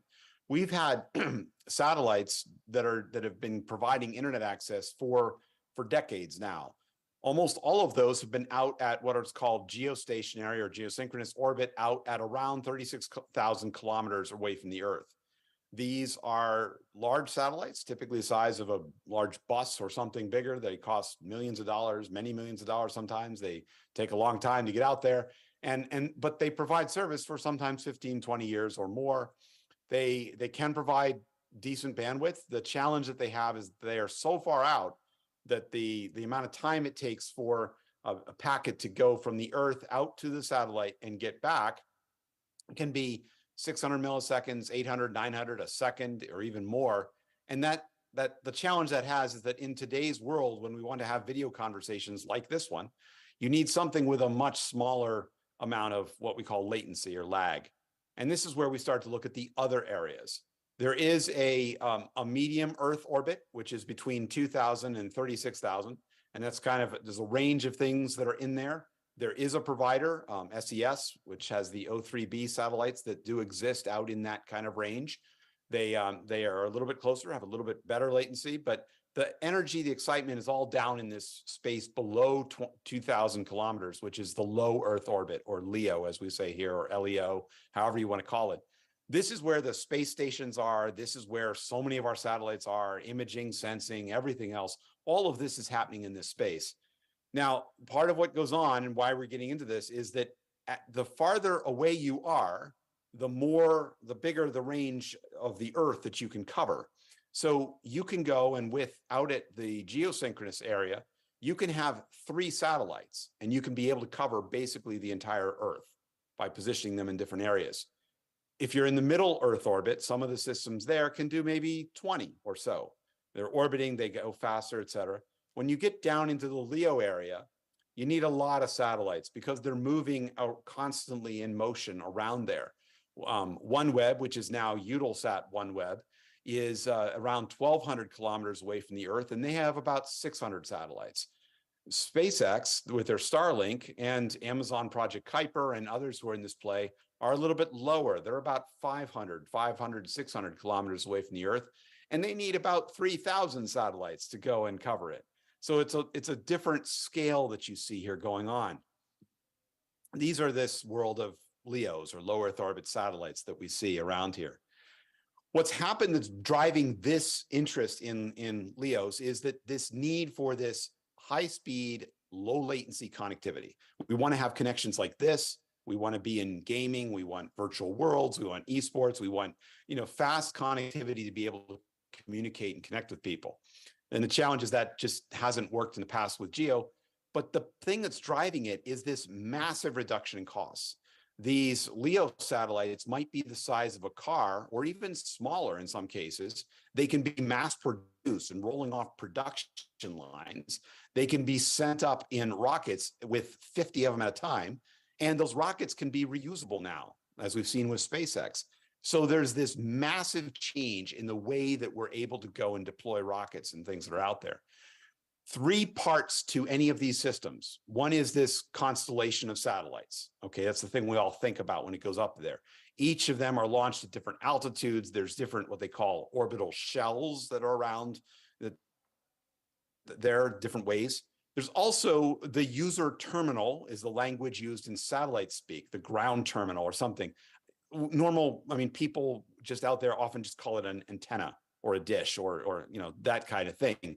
But that's the piece of, that's the hardware that you use. The big difference that's happened is that you need a fancier antenna. With a geostationary satellite, you can just put an antenna on the side of your house or top of the house, you point it at the satellite, and it's done, because that satellite is fixed over a certain part of the Earth as it rotates. And so you can just put the dish up there, and that's what you see in all over the world. Well, that doesn't work when your satellites are moving at a high pace, and they might only be over the Earth in view for 5 or 10 minutes. So you need these new antennas that are electronically steerable, phased array, lots of different words for them. It gets in there. But basically, they're the things that you see. If you've seen anything with Starlink, they look like a pizza box or something. Amazon Kuiper has similar ones. OneWeb has some similar kinds of ideas. The companies that are selling direct to consumer often accompany that with a Wi-Fi router or something else. And then there's also ground stations. And these are the receiving end of where that signal goes up to a satellite, comes down to a ground station, connects out to the internet. Now, these are different for each of the providers. OneWeb's ground station is different than SpaceX's, which will be different than Amazon Kuiper's, which is different from ones used by Intelsat or one of the other geo providers. They're all their own separate space in there, but they need that ground station to connect to. Now, this is something, and Larry's going to talk a little bit more about this in a bit, but this is something that's changed a bit. Historically, you needed to have a ground station in each country for legal reasons and things, but also within a certain range. The satellite had to be able to look down and see the ground station. So you had to have them maybe every 900 kilometers, something. You had to have them spaced out around the Earth. And this is why. Because you would have this user terminal, the dish, connect up to a satellite, bounce down to a ground station, and go out to the internet. Of course, in the LEO space, it might look a little bit more like this. Some of your packets would go to one satellite, the other ones would come back there. One of the big changes or revolutions in this space is, what if you're not in range to a local ground station? This is what Larry's going to talk a little about, is this idea around what are called intersatellite lasers, which allow you to go and connect up to the satellite, bounce across the mesh, and then drop down to a ground station and then connect out there. Now, SpaceX has demonstrated this already when you look at things such as they did some experiments in Antarctica with Starlink dishes there that connected up to the Starlink mesh. The constellation went across the constellation and dropped down to a ground station somewhere else. There are no ground stations for this in Antarctica. It was connecting up and across. It was also demonstrated in the Iran protests when the US government and others asked Starlink to turn on Starlink access in the country of Iran, and they did. There aren't any legal ground stations in Iran. They were taking that data up into the satellite constellation and then dropping it down somewhere into some other ground stations there. There's a range of different kinds of data flow tech issues we could talk about here, about where does the data get dropped down to? Who's in control of that? A lot of different topics around that I'm not going to get into, but we'll talk more about that. Just quickly, some of the concerns or things that we have to think about are affordability. Can these systems really be affordable for the people who need them the most? There's a bunch of different business models that are being brought in here. Will they have the capacity to support all that we need? Certainly, we've seen in some areas, they provide tremendous capacity for everything you need. When you get in the more densely populated areas, actually, you wind up with having challenges in some of this. Will there be competition? What are the business models? Right now, one of the biggest challenges is simply deployment. There's a limited number of providers, really only SpaceX right now, who is able to go and launch satellites up into space at the pace that you need to launch, because you've got to get thousands of satellites up in the low Earth orbit. And because they only have a 5-year lifespan, you need to keep replacing.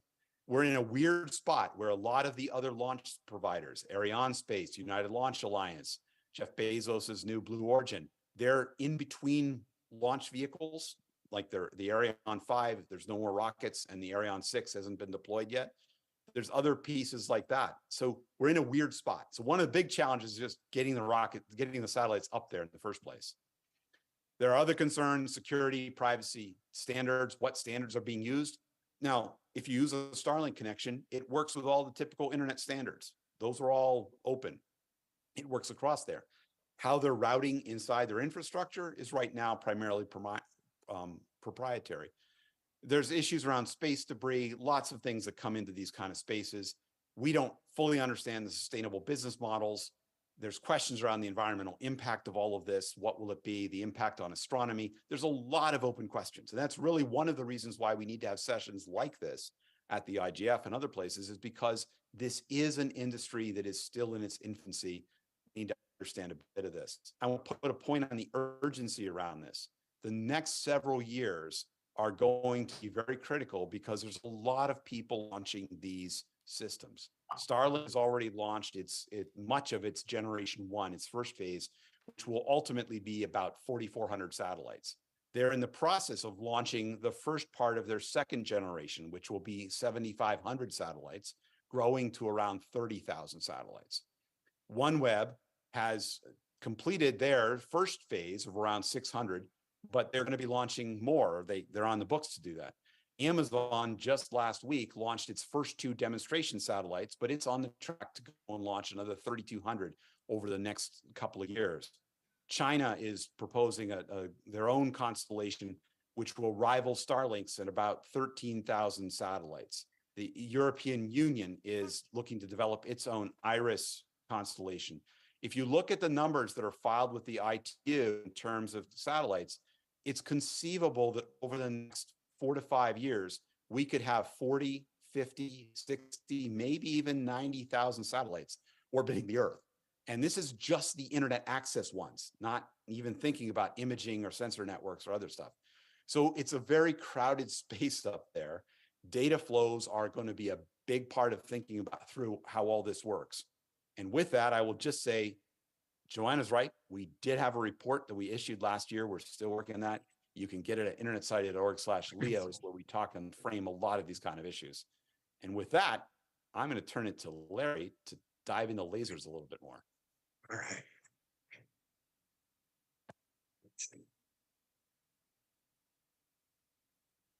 Okay, can you guys see me and hear me?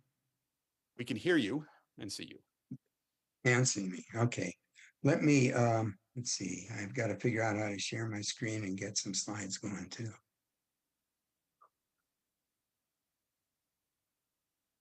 Oops.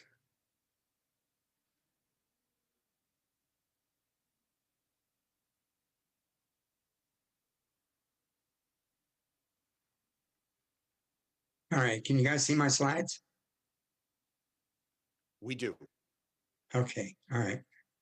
Yeah, what I'm going to talk about, as Dan said, he gave a great overview. I'm going to be very focused in kind of a narrow niche, which is optical laser communication between space and the ground. Not even just have one slide on the internet, inter-satellite links. And the reason I'm doing it is because I think it may have a significant impact on this sustainable development goal, number 9 in particular. So you can see the picture on the right.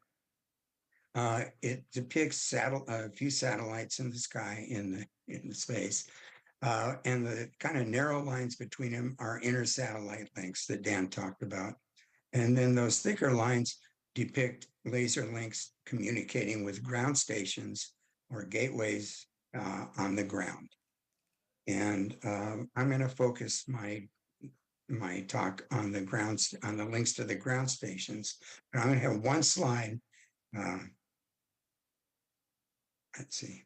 Come on, buddy. Here you go. One slide on the inner satellite links. Dan said SpaceX was the first. They now have about 8,000 optical terminals in orbit. And they've recently begun launching their second generation, which go faster. They go 100 gigabits up to 100 gigabits per second. As you can see, each satellite has 3 terminals. 2 of them point forward and backward in the same orbital plane as the satellite is going. The third one can go left or right, and I'm not sure, who knows, but I think it can perhaps go down, point to the ground. And that's what we're going to talk about now, satellite communication between the satellite and the ground. Why are we concerned with or excited about optical? What optical communication? Right now, it's radio frequency communication to those ground stations. And optical has many, many advantages. I've listed them there on the left. I'm not going to read them to you. Maybe the most interesting is license-free. There's no problem with getting with interference with spectrum that there is with the radio frequency. It's like a laser pointer, and RF is more like a flashlight that kind of spreads out the signal that gets diffused. And there are even some little side signals that completely don't go to the right place. What's not to like? It's the atmosphere. Things like clouds and rain and stuff get in the way of optical signals. They can distort them and cut back their power. So the payoff would be really great, as was just illustrated. And for that reason, many really smart and people and business people are working on them. I'm going to run through really quickly 5 groups. I'm not going to say much about any of them, but I will have links, a lot of links that you can follow up on all of these. Okay, NASA has been doing it since 2013. They've got many projects, many experiments with space-to-ground communication, optical. I'll just say this one is 200 gigabits per second from a little CubeSat from space to the ground. That is way fast. That's 1,000 times faster than we're used to. And that's the kind of payoff that will come from this stuff if it works. All right. Universities are doing a lot of experiments and research. This one's interesting. It's from the Federal Technical University in Switzerland. They have got a deal where they've got a satellite terminal up here on top of a mountain, and they've got a terminal down here at their institute. The whole distance depicted there is about 53 kilometers. And you can see that it's going through some of this stuff like turbulent air, and it's over a lake with water vapor, the kind of stuff that screws up laser transmission in the atmosphere. And with adaptive optics that they have, a little tiny chip with 97 tiny adjustable mirrors that can that make adjustments 15,000 times a second. Things like that are inconceivable, but they exist. And they're also working on modulation schemes, way to encode the 1s and 0s into the signal. And so they've been able to achieve like 94 terabits per second, almost 90.94, almost a terabit per second transmission rates. They say they're working on new modulation schemes, new software to encode things and make it go faster.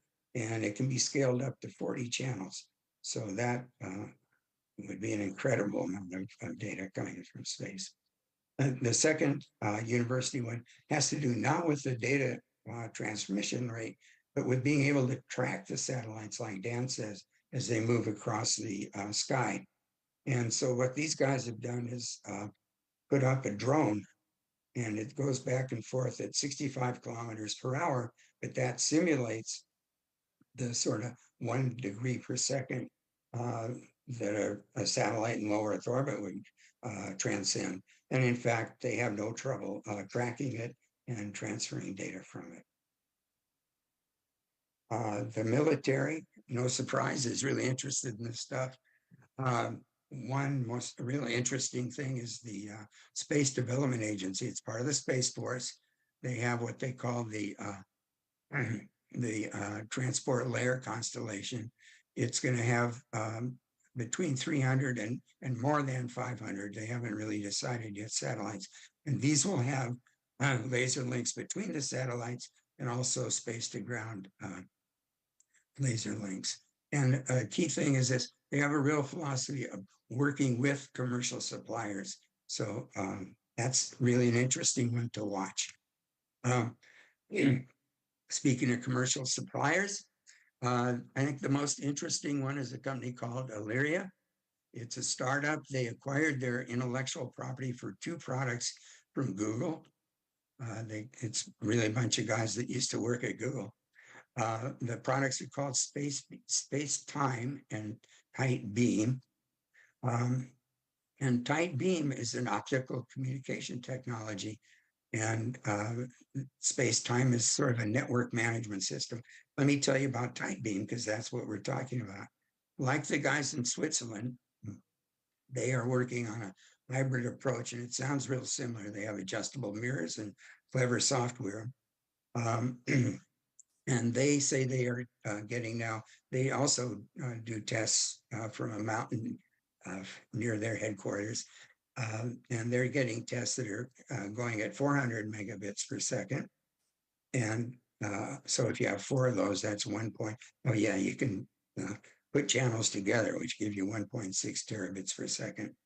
And the reason I want to kind of bring them up in this context is on the right-hand side, you see a couple of slides from a demonstration that they've done, put together of this. I'll tell you a little bit more about it in the next slide. But one of the things the demonstration or the software takes cognizance of is the surface temperatures on the Earth and atmospheric conditions. And that enables space-time, which is their other product, which does the routing and whatnot, to route around the kind of bad atmospheric conditions that I spoke of before. Let's look at space-time. These are again from the same demo. You can see the scope of this thing. This is a demo of a hypothetical network that reaches from the moon to Earth. And if you zoom in, you can see it's also working on ships at sea and airplanes in the air, and of course, satellites in orbit.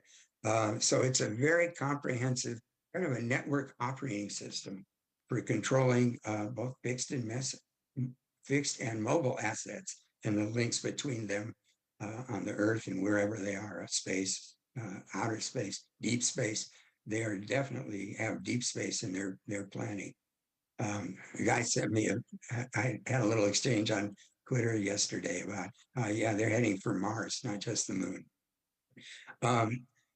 This project is super comprehensive, but it's reminiscent to me of the ARPANET back in the old days. And I list some of the reasons here. It's the software is open source. They're trying to do standards.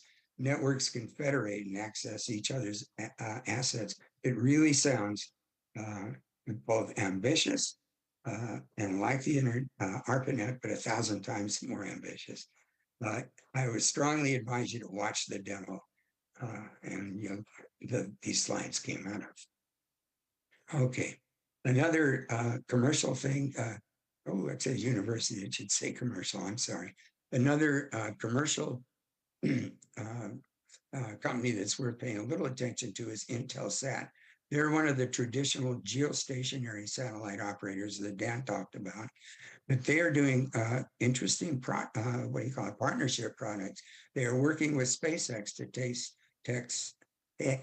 test space to ground optical communication and with OneWeb on airline connectivity, and they are going to use the Illyria operating system. So keep an eye on them. Okay, I mentioned that China you have to talk about China these days. Dan mentioned Guolan. That's really something, but they're going to have a hard time launching all those satellites before Elon Musk is sitting on on Mars. But at any rate, China is behind, seems to be behind in this optical communication between space and the Earth. I could only find these two projects, just kind of looking around for this talk. I talked to a friend of mine who's a colleague who's in China and knows everything about the Chinese internet and space business. And he couldn't add to this, so they don't seem to have much going at the present. Okay. There's bad news, though. That was a lot of good news, and a lot of people, smart people, putting a lot of energy into this. The bad news is there are no optical ground stations anywhere. And so that's going to take a bunch of investment. One approach is, or some of it can be done by augmenting the existing some of the RF gateways that are already existing. If they're in good geographic locations, that might make sense because they already have the real estate around the ground station. They have power coming in. Most important, they all have high-speed internet connectivity at their locations. If you look at this map, these are the green pinpoints or the SpaceX gateways. Excuse me. And in North America, there's 75 of them. And you can see, though, that some of these gateways are in Southwest United States, some are in Northern Mexico, some are in Arizona, in Australia, places that might make suitable locations for a optical gateway. The other thing, though, that won't be enough. You'll have to construct new gateways. One would try to put them in arid regions, at locations near centers of demand, at locations that have already high-speed internet terrestrial connectivity. Observatories come to mind as likely places to have them. They have a lot of those characteristics, but it's going to take a lot of money, careful analysis to build that infrastructure out if this stuff takes off. To come back to the development goal, sustainable development goal number 9, I just want to talk for a second or two about Africa. Right now, in Africa, there are only 2 gateways to the SpaceX. SpaceX has only 2 publicly known gateways. And so they could use some connectivity. They have an advantage in that they're the brown, the sort of arid spots on this map tend to be in the north and the south, though there are others. And that is an advantage because the satellites have inclined orbits. They don't just go around the equator, but they kind of go north and south. Some of them are almost go over the poles. And what that means is these intersatellite links are going to be more efficient for them for north-south links than they are for going east and west. So this is kind of that's looking good for Africa. You can imagine some gateways in the north and some gateways in the south. Right. The other thing is seasonal variation. Obviously, it's it's not in the northern hemisphere. It's different than in the southern hemisphere. And by having this kind of north south, having these 2 areas that are in the same longitude gives them another advantage. They will have good weather at least somewhere, or maybe in both places at all times. Now I'm giving you kind of a really fast, positive view of the whole thing. Here's a reality check. This quote, personally, I don't think optical to low Earth orbit is really going to go. And the guy that said it is the president and CEO of KSAT, which is a Norwegian company. It's an established optical ground station company. And they tried an optical ground station in Greece in 2020, and it failed commercially. So this is not a slam dunk. There are tons of investments needed, and there's tons of research and development that needs to be done. Okay, that's about what I was going to say. I've got, you can see here my email address and a place where I talk about this stuff a lot. And if you'd like to see a copy of those slides, which have tons of links, just send me a link or send me a request. Oh, yeah, here's a frequency terminology cheat sheet for those who would like it. And that is the end. Thank you. Thank you so much, Larry. That was a lot of information, and we particularly appreciate the developing countries focus. That is one of the themes we have been exploring throughout both of the projects, the one that Dan mentioned and the one that our next speaker and myself have been working on. So it's most appreciated that you have provided us with this very broad technological overview, and my sincerest thanks to Dan for his lasting support and yet another great intervention. With that, without further ado, I'm glad to hand the floor over to Professor Berna Akçaligura from Queen Mary University in London, who's a convener in outer space law, which brings us to the regulatory component of this panel. Again, with a kind request to our speakers to try and limit their intervention to 7 to 10 minutes, I hand the floor over to Berna with a kind request for a brief review of whether all of these wonderful novel technologies are actually regulated, and if so, if there is a data regulation component that we might wish to focus on. Verna, the floor is yours. Thank you, Joanna. I have PowerPoint. Okay, there we go.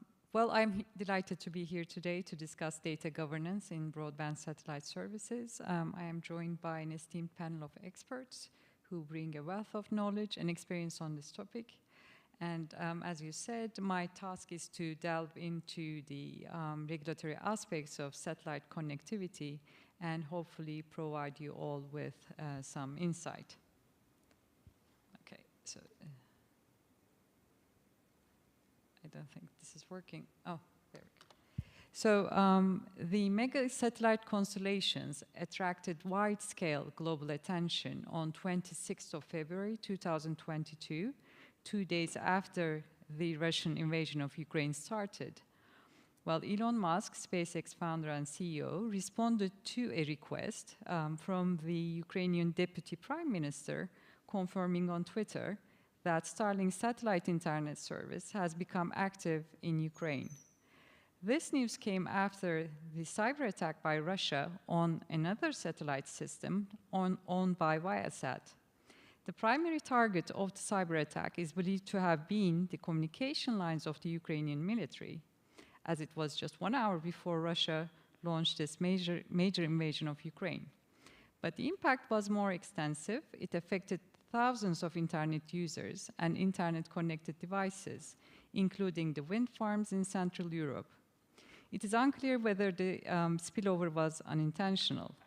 Well, the solution for the disruption was another satellite system, Starlink, a new mega constellation then.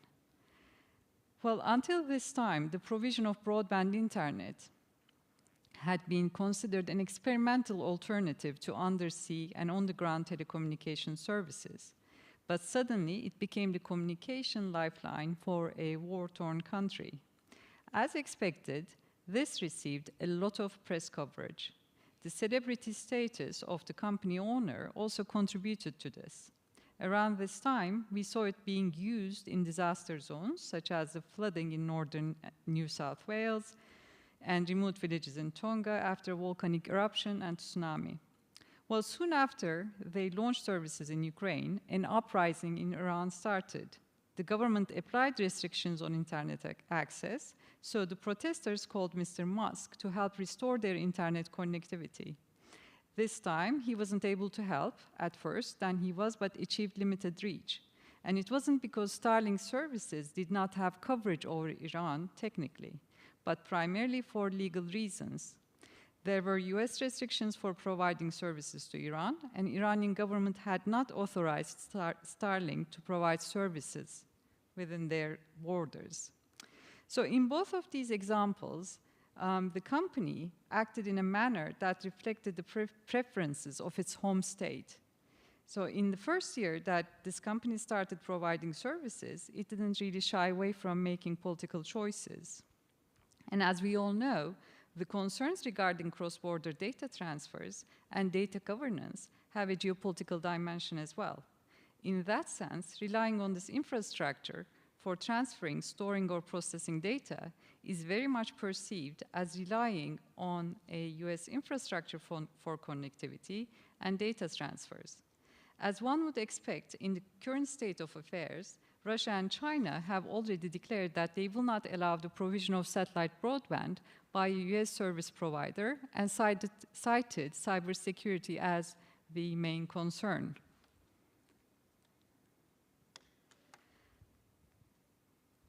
Okay, so it's not.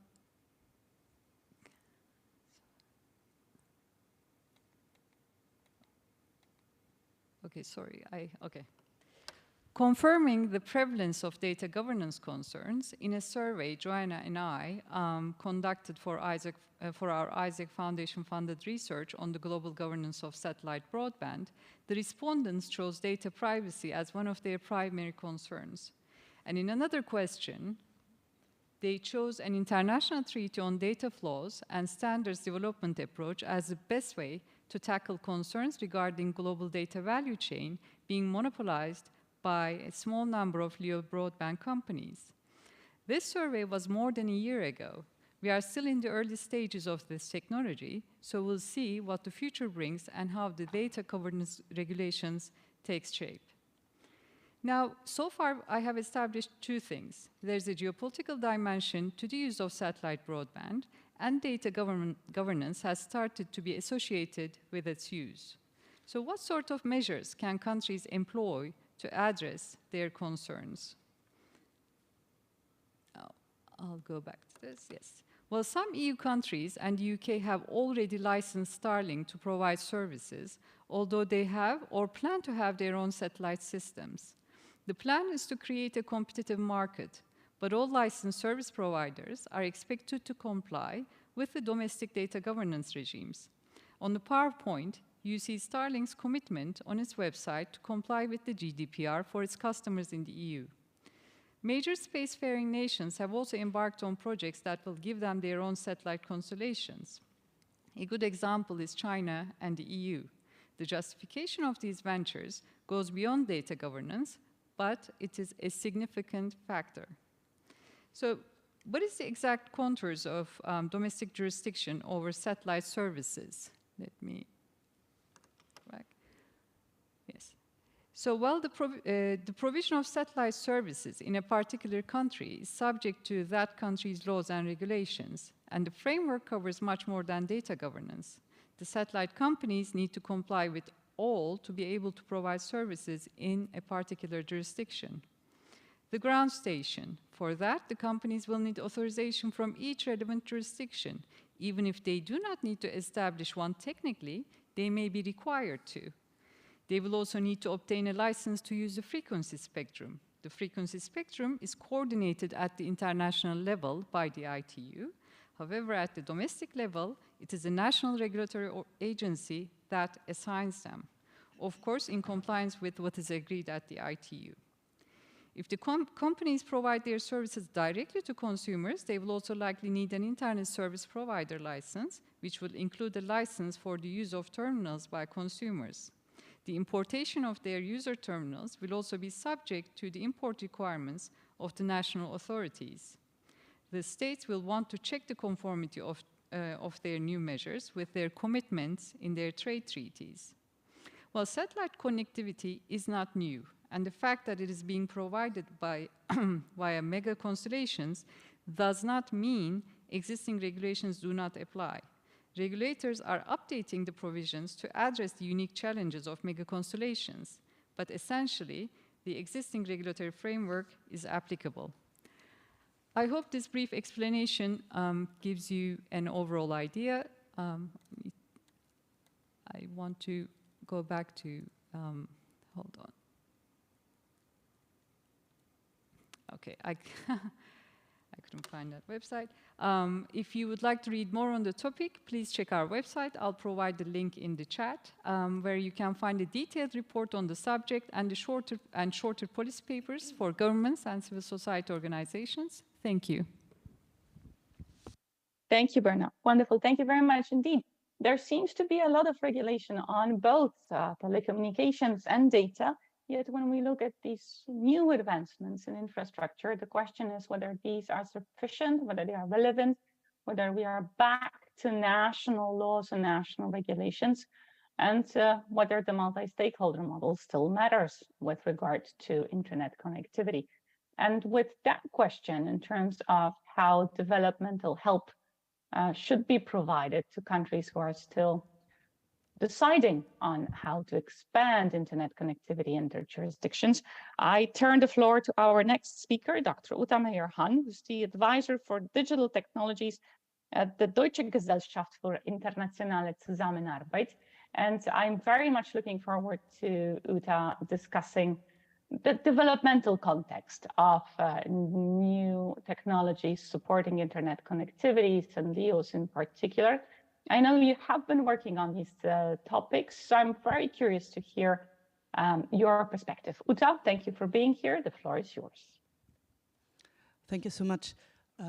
So my name is Uta Meyer-Han, and I am with GIZ, which is a public benefit federal enterprise. So we support the German government and a host of public and private sector clients in achieving their objectives in international cooperation.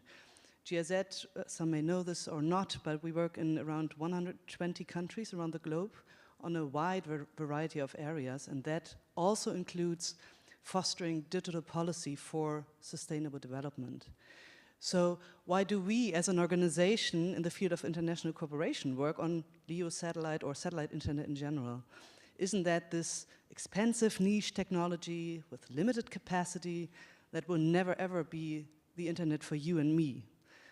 These arguments I keep hearing, and they may sound and be valid, so I feel like we need to do some clarification about what we can and what we cannot expect from LEO satellite internet. And here I would like to make 4 points. The first point is about time, which we don't have, because internet connectivity is widely recognized as a catalyst for development. This means that regions with access to better internet connectivity are progressing at a relatively rapid pace compared to those without. And this means, again, in other words, that the digital divide or divides grow larger with time. Therefore, it's important to not only increase meaningful connectivity overall, but to do so quickly. This is where LEO satellite or broadband from space may come in. It requires minimal terrestrial infrastructure, as we've just heard, which is heavily under development. And because of that very feature, it could bridge digital divides faster than other connectivity solutions. So this, to my mind, is not a discussion about either or. It's not about either fiber and mobile infrastructure development. We must continue this, obviously. But we can complement those efforts with broadband from space to make speedy advancements in connecting the unconnected. So I find that there's the sense of urgency in the discussion about connectivity that sometimes gets lost in this discussion. My second point is about robustness. LEO satellite internet, broadband from space, can provide communications when traditional local networks may have gone down, as was just mentioned by Berna, due to conflict, due to natural disasters, due to man-made disasters. And having this type of connectivity from space in place can be like a safety net for critical infrastructures. I wish it was not the attack on the Ukraine that would serve as an example over and over for the criticality of satellite internet for governmental communication in conflict. My third point is about the market for internet connectivity solutions. And that point is very simple. Alternatives for connectivity enlarge the market, and depending on the business models of the providers, which vary, as we have heard, choice may arise for end users. That, again, can stimulate competition, and if some other factors about the local connectivity situation and the ecosystem on the ground are given as well, affordability of internet access can increase, not only for the users of broadband from space. This is a thesis. I encourage us to monitor the pricing level development in regard to this empirically. My fourth point goes more directly to the global dimension of the governance of LEO satellite internet. It has been alluded to in the previous talks. All global citizens can be viewed as stakeholders in broadband from space because they share the risks that are associated with this technology, like the serious damage that could occur from space debris, the environmental cost of launching rockets, and others. And at the same time, there is, and probably will be, only a handful of spacefaring nations who host industries that are actually operating or are at the verge of operating their own satellite constellations for broadband from space. And what does this mean? It means that for the foreseeable future, the shared fate of most countries will be that they will remain customers of only a few providers of broadband from space in a very concentrated market. Also due to the limits of natural resources such as space, such as frequencies, as long as the advancements with the what Larry Press was talking about are not reality yet. So these countries may ask themselves if the connectivity that the providers of broadband from space deliver together as well as individually comes at acceptable conditions for them. Think of the digital policy quality of that type of connectivity. What do I mean by that? For one, every provider can be expected to comply with the rules of their own jurisdiction of origin when it comes to how they treat the traffic, the data that they transmit. Think of varying provisions for data protection, cybersecurity regulation, or frankly, surveillance. And then, of course, in addition, everything that Berna has just mentioned with regard to the national regulation, but also the jurisdiction of origin matters. And second, how can countries make sure that their connectivity is not terminated involuntarily? For instance, because a provider goes bankrupt, as we have seen in that first wave of industry development, or because of political leanings, as Berna has just pointed out. So I encourage us to think about the qualities of those policy underpinnings for LEO satellite connectivity, and that they matter.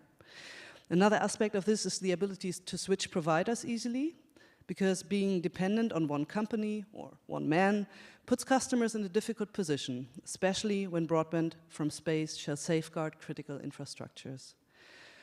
That is an issue of global internet governance, because the limited resources in orbital space and frequencies prohibit unlimited growth of this industry.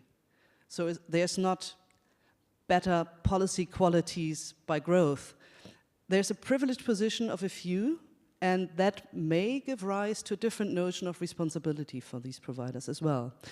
So far, all providers offer their own proprietary hardware, as we've heard, for base stations and other equipment. So working towards standardization and interoperability of equipment could go a long way towards preventing lock-in effects. From what we hear at this moment, the European Union constellation, IRIS² might be the first one to go into that direction of at least standardizing such hardware. We will see about the degrees of openness. Let me close with a few empirical observations so we don't only speak on this high level, because in order for LEO satellite internet to operate in a given country, as we've just heard, certain regulatory and institutional setup is favorable. However, this can be a major undertaking, specifically as the industry is developing so quickly, to put such a framework in place. And that is why it appears beneficial for non-spacefaring nations to, on the one hand, document and share best practices in order to, second, possibly identify opportunities to align their interests vis-à-vis providers. To get an initial idea of where we are standing, we have looked at emerging policy environments in 10 of the partner countries, initially on the African continent, really just to get a very rough idea. And I don't have time to go into much detail, so I will keep it very brief, but we found that countries are moving relatively quickly to authorize and license LEO systems. So there is demand. Just to give you some examples, Ghana, Kenya, Mozambique, Nigeria, and Rwanda currently all have commercial LEO services deployed in their countries. Tunisia is considering trialing LEO connectivity, and others are actively deciding what path to take or what regulatory approach towards making requirements for businesses, etc. These countries are Senegal, South Africa, Tanzania, and Uganda. One thing that will be important to note is also that we found that all of these countries already participate in international satellite organizations. They are all WTO members. They have experience in negotiating issues at the relevant ITU conferences for world radio communication. And they also have experience from previous satellite developments in introducing other satellite systems into their connectivity ecosystem. And what comes on top of that with regard to the topic of our session about data governance is that they are all members of the African Union, which is actively examining issues related to data localization and cross-border data flows, and just has recently put in a framework that will serve to develop local policies around this. So these experiences will have provided most regulators and policymakers in those countries with years of experiences, with skills to handle broadband from space, and I suggest that we build on this to fast-track participation by others. So to sum up, if asked why LEO satellite internet is important for development, I would answer LEO satellite internet, broadband from space, can contribute quickly to closing the digital divide or divides. It can serve to increase robustness of internet connectivity. It enlarges the market for internet provision. It is not going to go away for the foreseeable future. And so there's a lot of room for dialogue, for coordination, and for mutual capacity building, particularly, not only, but particularly among non-spacefaring nations, to shape satellite internet to the benefit of all. Thank you. Wonderful. Thank you very much. That's exactly the intervention we were looking for, with the targeted approach to developing countries and possibly recommendations to governments who are looking into deploying LEOs into their jurisdictions. I will save follow-up questions for the Q&A, and I'm certain there will be questions from the room, but thank you very much for highlighting that specific aspect of new technologies rapidly developing. And last but not least, please let me turn the floor over to Peter Micek, who's the General Counsel and UN Policy Manager within Access Now, an NGO that needs no introduction, but I am certain that in his intervention, Peter will tell us more why Access Now might have an interest in data governance through low Earth orbit satellites. Peter, thank you so much for joining us. The floor is yours. Well, thank you. And yeah, I thank the other panelists for well laying out, I think, the facts as they stand now, and then some of the potential and current regulatory risks and opportunities. I will come in with our perspective as a human rights organization. Access Now always needs an introduction. We're a global organization that defends and extends the digital rights of people in communities at risk, and our team members in more than 35 countries are encountering the emerging low Earth orbit satellite sector in a number of different ways, and that is what I hope to present a bit of. So I suppose I could start, with some of the risks that we see as a human rights organization. We are very concerned about the consolidated control over this sector as it stands now. Speakers have mentioned Starlink is the first mover. They have that advantage here, but it is up to the whims of the founder and controller of that of that firm, which constitutes the industry right now of available retail services. And our partners in Ukraine are very concerned that the entire nation, its military, civilians, and civil society are dependent on this one company and its egotistic owner, who seems to want to decide the outcome of the war. And there's really little that we can do about it. So civil society, again, desperate for connectivity, eager to reach the Sustainable Development Goals, and access and exercise our fundamental rights like freedom of expression. And of course, we'll reach for any opportunities we can. Access Now coordinates the #KeepItOn coalition against internet shutdowns. This is a global coalition of more than 300 civil society organizations fighting intentional disruptions of connectivity. And inevitably, especially during longer-term shutdowns, as we see in Sudan, in Kashmir and Myanmar, people look to the skies with hope that they can find a connection that will let them tell their story to the world, release the evidence that they've collected on human rights abuses and atrocities, tell loved ones that they're still alive or that they need electronic money transfers. All the things that we rely on for connectivity become compounded and pressurized in situations of armed conflict and desperation. And of course, people are going to look to satellites. And unfortunately, though, as I said, this leaves us in the hands of very few Western companies again. So I think it's worth noting that the user terminals themselves do put people at risk. So another risk here is that this consolidated control creates single points of vulnerability. And I know we don't want to get too much into cybersecurity, but it was really exciting to see this summer at the DEF CON conference a live competition where teams actually hacked into a satellite, a low Earth orbit satellite, orbiting the Earth in real time. And that was, I believe, the first ever such competition where a satellite was hacked in real time for prizes. It was a LEO satellite launched on June 5th. And if someone could put in the chat, it's Hackasat is the website that they used. I'll put it there.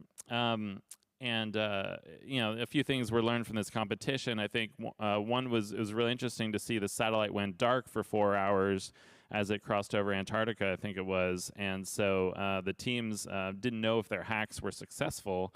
They had to wait until the satellite came back within reach to both deliver their payloads and extract the data. And the winning team was able to hack into the camera on the satellite, which is about this big, and take pictures of specific points on Earth, which was pretty cool to see. But underscores that there is active interest in attacking the cybersecurity of these. So to the extent that we're dependent on them, with incredibly sensitive data, if we're talking about places where people are vulnerable and at risk, which, probably overlaps a bit with those spaces that are currently not covered by terrestrial connectivity, then, that highlights and exacerbates the risks. Same goes for these humanitarian contexts. Many operators are looking at ways to, operators of aid organizations, providers of humanitarian assistance are looking, to more efficiently deploy after natural disasters or human disasters, and are certainly looking at these solutions. But again, what kind of are we sending them into a trap? Where there's actually increased vulnerability and dependency on these systems that can be turned off or deprecated through commercial phase outs at a moment's notice. And the last point, and I kind of want to get at, was this pixelated regulatory picture, right? We've seen the number of different potential frameworks that apply. I've mentioned international humanitarian law. There's, of course, space law. Out here in the Convention Center Expo, there's actually a high altitude platform system, a giant wing that's being demonstrated this week. That's not a low Earth orbit satellite, but it is meant to fly for 6 months at a time on solar power at about 62,000 feet. Maybe somebody can do the metric conversion, but it's really exciting to see, right? People are excited about these. But that would bring in yet another, I think aviation law would apply there. Telecoms law, I think in various ways these firms are more akin to the telecoms that we know. In other ways, they're more akin to fly-by-night, top of the stack application and session layer web startups, and it's interesting to see how these different analogies and different bodies of law might apply and regulation might apply or might not be adaptable. But as civil society, again, in this pixelated regulatory picture, we don't know where to engage. We don't know how to engage. We don't have access to the International Telecommunication Union as many companies and governments do.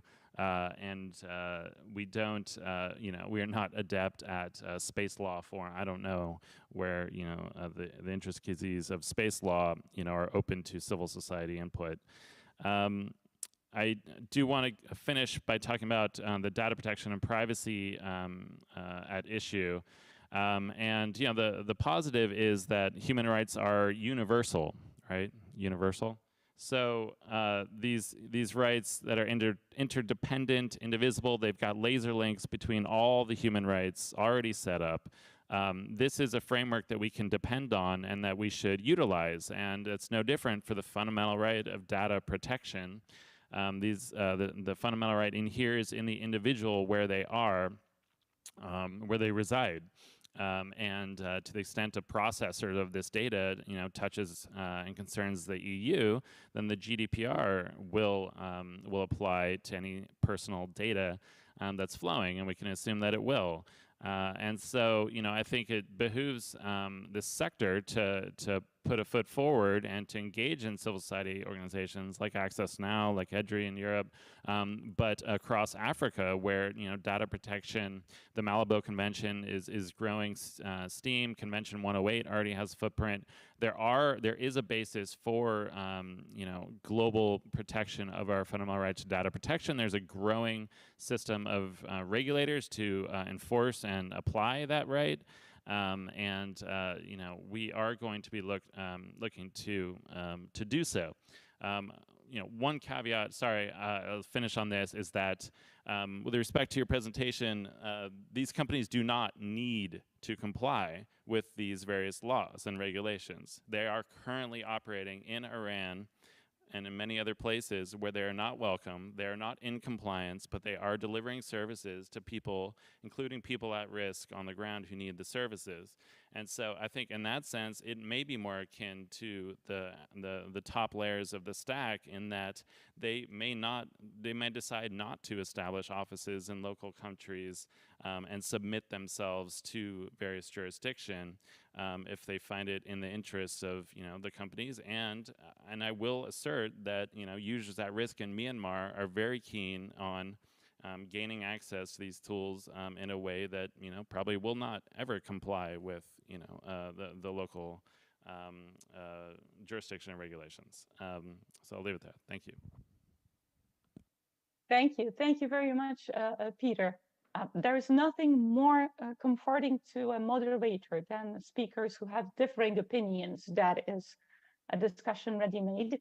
But just to keep us on track, and I do note that our panelists likely do have direct feedback to the further interventions, and I would like to turn the floor over to Berna and kindly request her assistance with the Q&A. There might be questions in the room which I'm not able to assess moderating remotely. If there are questions in the chat or from our remote participants, do feel free to raise your virtual hand and you will be granted the floor.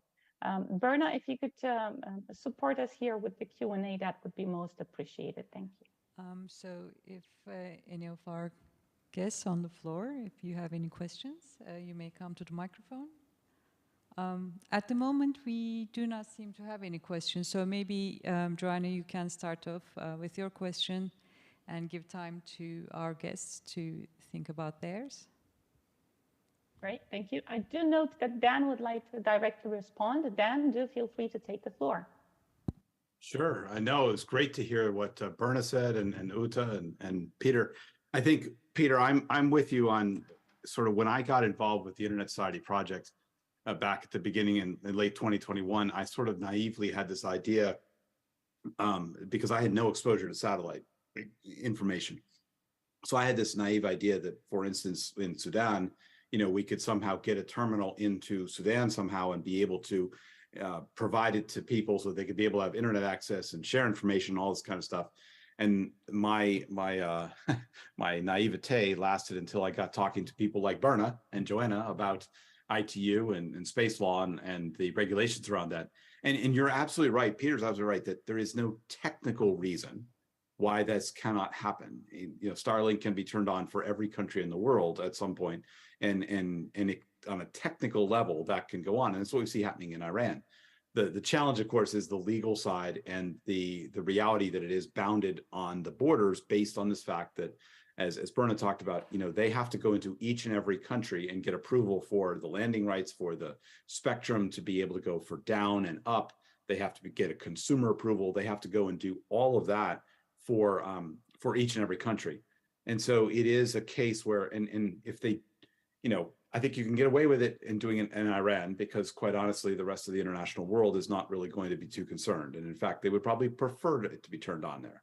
However, if you turn it on for other countries and other spaces, you start to get into, you know, lots of international pressure, attention, things on that. It's not something you can go and do.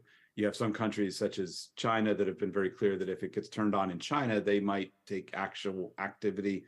They've done wargaming scenarios around what it would take to go and shoot down satellites. I mean, there's lots of different pieces that sort of keep that in check at the moment, which, to be honest, I was disappointed about because I was hoping it could be that, you know, get that freedom, get it out there and everywhere. You also raised the other good point, which is that unlike a passive, like a geostationary dish for broadcast TV that's pointed up at a geostationary satellite, it's a one-way downlink. It's just receiving the signals. It's just passively getting that. But once you do this for internet access, you're doing two-way communication. And you do, to Peter's point, you're exposing that transmitter. You know, in the Ukraine, I know that there have been some of the groups that are there that are making sure that they only turn the transmitters on at certain times, that they put them away. You see pictures of groups of people putting them at a distance away from where the people are in case the signal intelligence hones in on where it is and targets it with a weapon or something. So you are exposing yourself because it is two-way communication. And that is a critical difference in what we're talking about here. And I also join you, Peter, and others in that concern about, you know, the control of billionaires. It is right now, it's primarily you're seeing, you know, SpaceX with Elon Musk. You see Project Kuiper, which ultimately is Jeff Bezos. You know, you see those kind of solutions up there. OneWeb has now been purchased by Eutelsat, so it's now a corporate entity under, and Eutelsat is a French corporate, you know, different things around that. But it's all these bigger players. We don't have what we had in the early days of the internet, for instance, in the terrestrial based, where you had university networks, hobbyist networks. A large challenge is just the sheer cost of launching all of this in some certain way.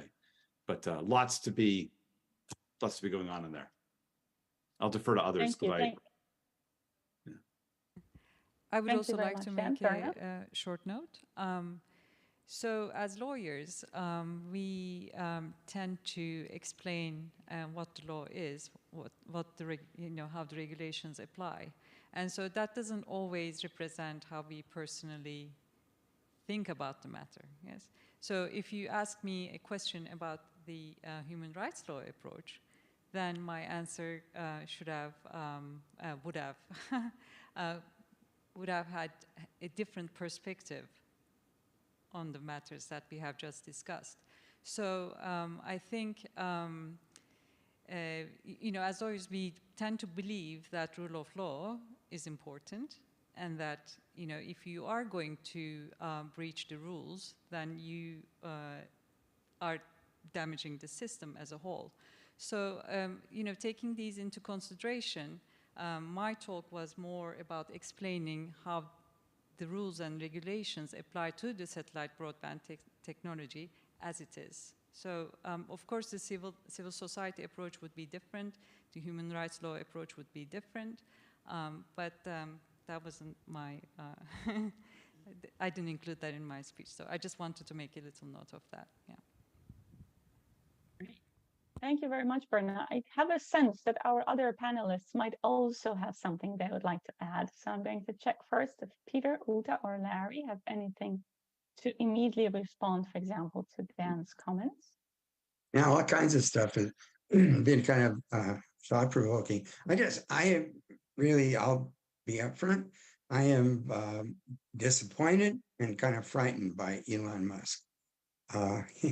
He did amazing things, but if you follow him on Twitter and the stuff that he's starting to post now, it's very political. And it's political in a way that I don't like. So I guess maybe do the rest of you guys have concern about that guy?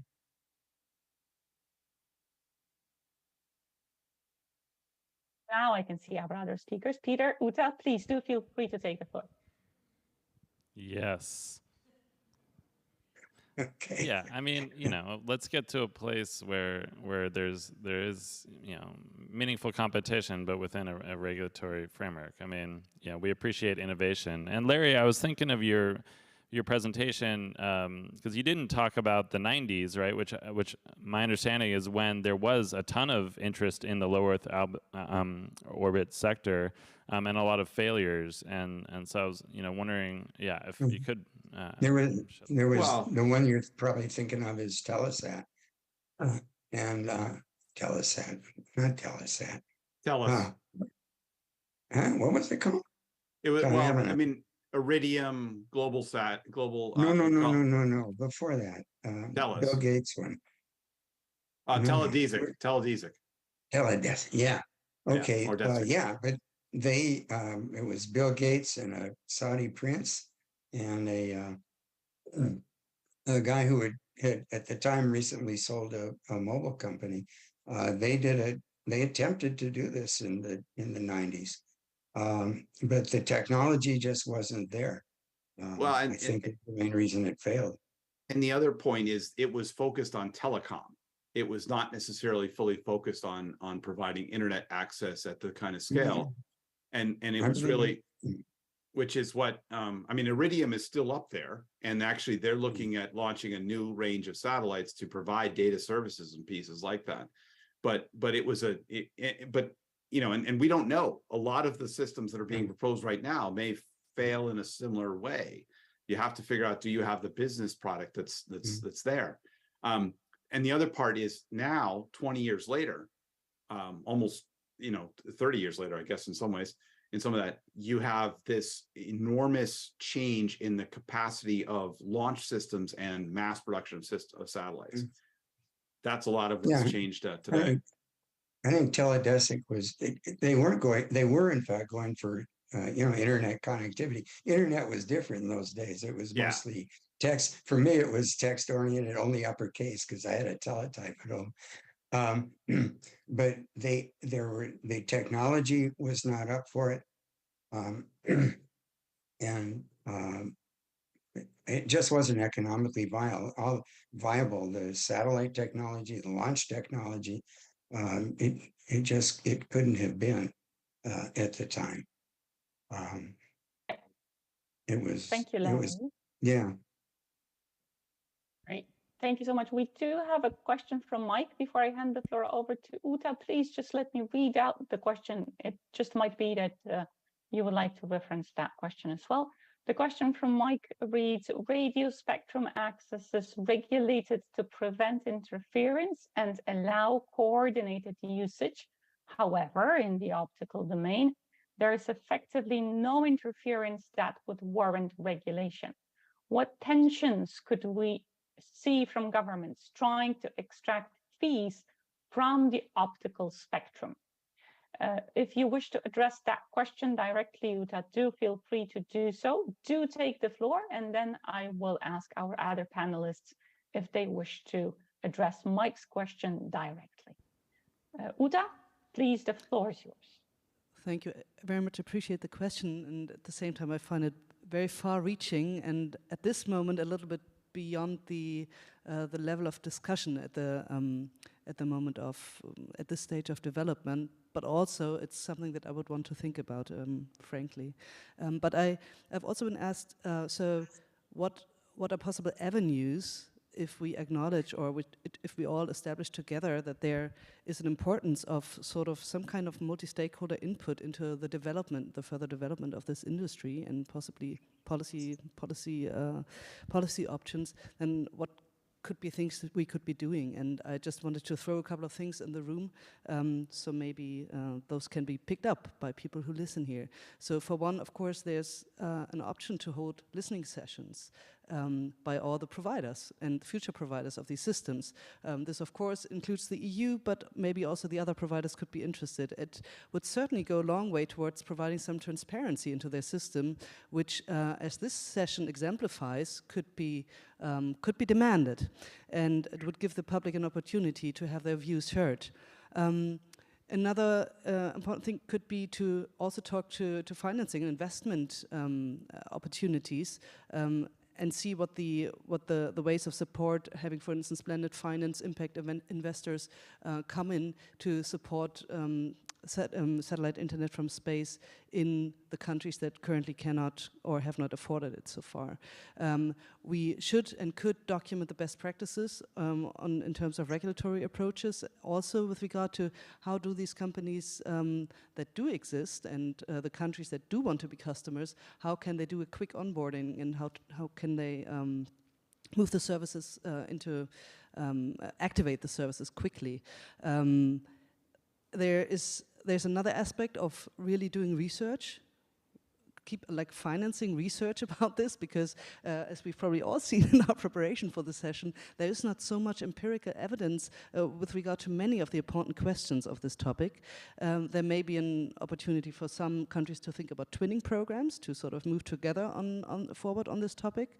And specifically with regard to IRIS², I feel like it's worth throwing in the room that depending on the views that are being held from the financiers of this constellation and the populations that stand behind them, there may be an opportunity to also think about connectivity from space as an in-kind sort of development service, if you will. So not only providing countries with the capacity building they need to set up their institutions, etc., but also to really directly just provide that connectivity.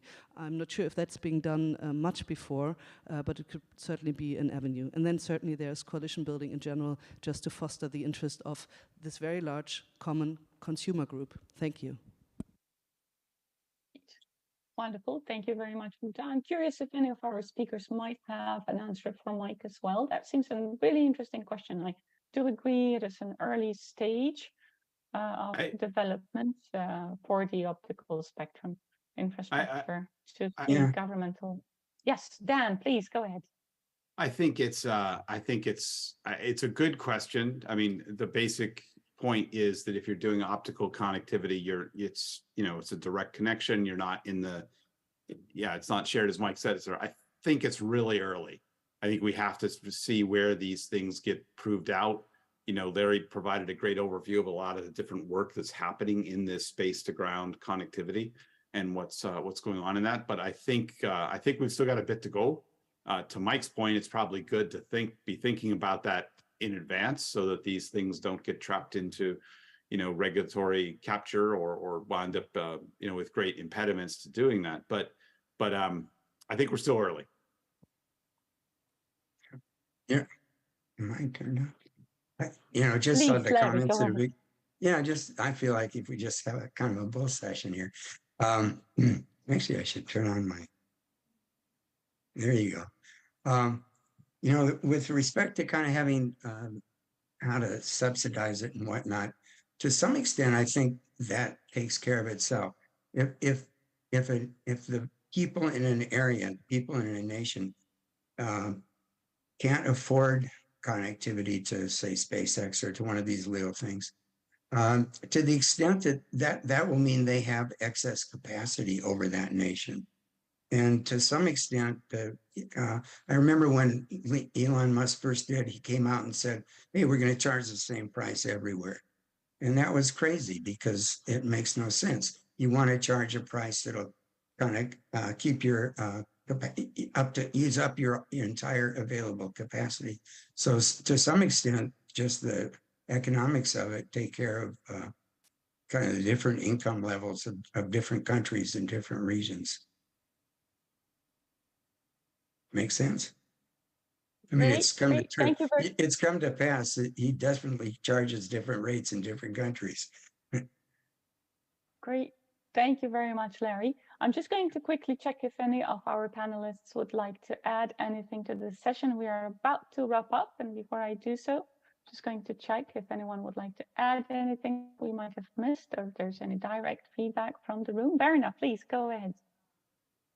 Just to add to Uta's points, well, we overlap, but you know, what would we advise to the developing countries? So I want to refer back to our policy paper and quickly list what we had recommended them to effectively use this technology. So we recommended them to reevaluate and update the domestic regulations related to licensing and authorizing satellite broadband services to consider the different business models and the impact on their autonomy when deciding on gateways, for example. And we recommended forming regional alliances to enhance achievement of their local policy goals. And we also recommended them to participate actively in the ITU consultations, especially in the ITU-R, which manages frequency spectrum and orbital resources. And again, if this is done through regional alliances, as they are doing now, it will enhance their chances of achieving their desired outcomes. And also, they should reassess their commitments under trade treaties. They are not set in stone. They could be renegotiated, and these should be considered with their renewed interests and priorities associated with this technology, and also familiarize themselves with space law, which which hasn't been of interest to many non-spacefaring nations. I think awareness of rules is essential to make informed decisions. So, and a holistic considerations of these actions, I think, is necessary to ensure that their initiatives align with their sustainable development goals. So. Great, thank you very much. Dan, please go ahead. Sure. I would just, one thing I want to say about the panel was, I just want to say to Uta that I loved her points that she had, because I think you very succinctly, you know, summarized really some of the key issues and points around here. I would add a point, you know, the robustness, the resiliency is something that we've seen as a critical part. I'm a volunteer here in the United States for an organization called the ITDRC, which is the IT Disaster Resources, and they have been deploying into places like Florida when there was Hurricane Ian, and also into the wildfires that are going on out in the western part of the United States. And they can take a satellite dish on a pickup truck, for instance, and be able to bring it in and provide Wi-Fi connectivity for the first responders and the other people who are in the incident command area. It's a kind of ubiquitous connectivity that we have never had access to before. It's just mind-blowing in what it can do in the kind of spaces around that. So I think it's important to, you know, for all the challenges, there's an amazing amount that it can do in the right ways. And I think we need to figure out how to get it right. I think it really is. I would also point what Bernard just mentioned. A lot of us in the internet space, if we interact with the ITU, we primarily interact with the ITU-T, the telecommunications sector, or the ITU-D around development. We don't do as much historically with the ITU-R, the radio telecommunications side. But that's where all of this happens in satellites because of the spectrum. And people should pay attention to the World Radio Congress coming up later in the next November here, so November, December, because that will be every 4 years, the gathering of people to talk about this. And while LEOs aren't directly on the agenda, there's side conversations, there's other places, there's things that'll be paying. So I would encourage people to pay attention to that. And my final point would just be, we need to have more of these conversations, because this is this new emerging field. There's a lot of satellites going to be launched over the next while that's happening, and we need to collectively make sure that we can get it right to the degree that we can from a societal point of view. So I encourage everybody to read Berna's document that was in there, read our Leo's document, read other documents, and share this, get people talking about it, because we have to be talking about these questions. Great, thank you. Peter, do go ahead. Quickly, thanks. Yeah, to sort of piggyback and reinforce Dan's comments, we need to have more conversations.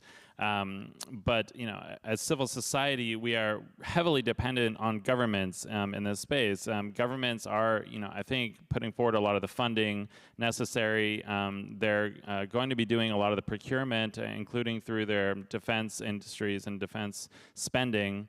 You know, presumably they're the ones talking to these companies. I'm a very privileged person, you know, white male in the U.S. I know the public policy director for SpaceX, and you know, I can't get any of my calls returned. And so I think just to underscore that, like, what an asymmetrical, you know, disadvantage we're at when we're trying to influence public policy in this space.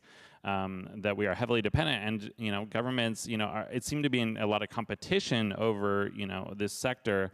But you know, I'm buoyed by things like yesterday, the Freedom Online Coalition launched these called donor principles on human rights in the digital age, and I think those are getting at ways to harmonize and raise standards around government procurement and support for new and emerging technologies, and should urgently be applied to this space. Thanks. Great. Thank you. Thank you very much, Peter. I could do nothing more but to strongly support all the points that have just been made. We do need to have more of these conversations, and I do welcome a relatively significant presence of LEOs on the agenda of the IGF. It is a theme that the multi-stakeholder community should pay attention to before it's too late, as our speakers have emphasized during this panel. We are out of time, so I will refrain from summarizing the panel more thoroughly. Thank you very much for joining us. Sincere thanks to our speakers. Thank you for all the points that you guys have made. Thank you for being here, both virtually and in person. And to those of you who are in the room or online joining us, do feel free to reach out to the speakers directly and share your feedback, because this is the time to do LEO's policy that serves the broader internet community. Thank you, everyone. With this, the session is adjourned.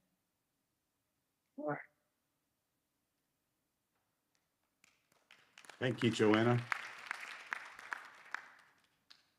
Yeah, I wish we could keep the bull session going.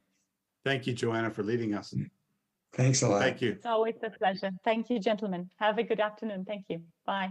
Bye. Thanks, everyone.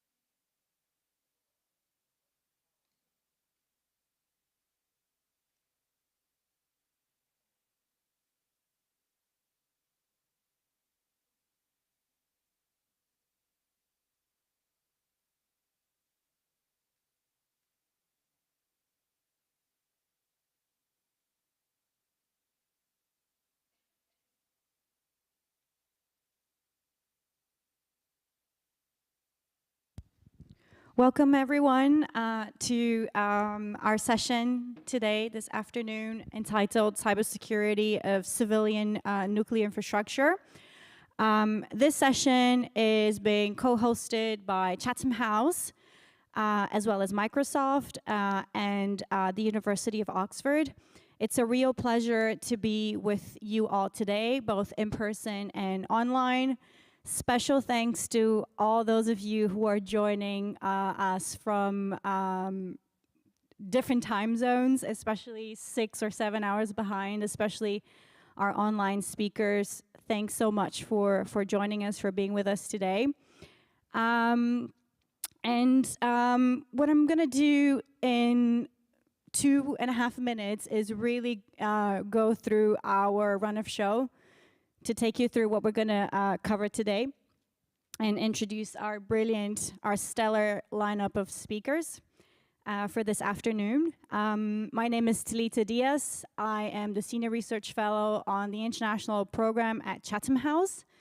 And this session is being co-hosted with my brilliant colleague, Rowan Wilkinson, who is sitting by my side, who is the Program Assistant at Chatham House's Digital Society Initiative and the International Law Program, who is an expert in tech policy. And what I want to do now is talk a little bit about this topic, to give you a little bit of an overview, to set the scene, and to really speak to the importance of why we are here today. And this session is really about the convergence of cyber and nuclear risks. So we have, on the one hand, an increasing number of malicious cyber operations of all kinds, all shapes and forms, targeting all types of infrastructure, including critical infrastructure like the healthcare sector, the energy sector. And at the same time, we have long-standing nuclear risks that have been around since nuclear energy has been around.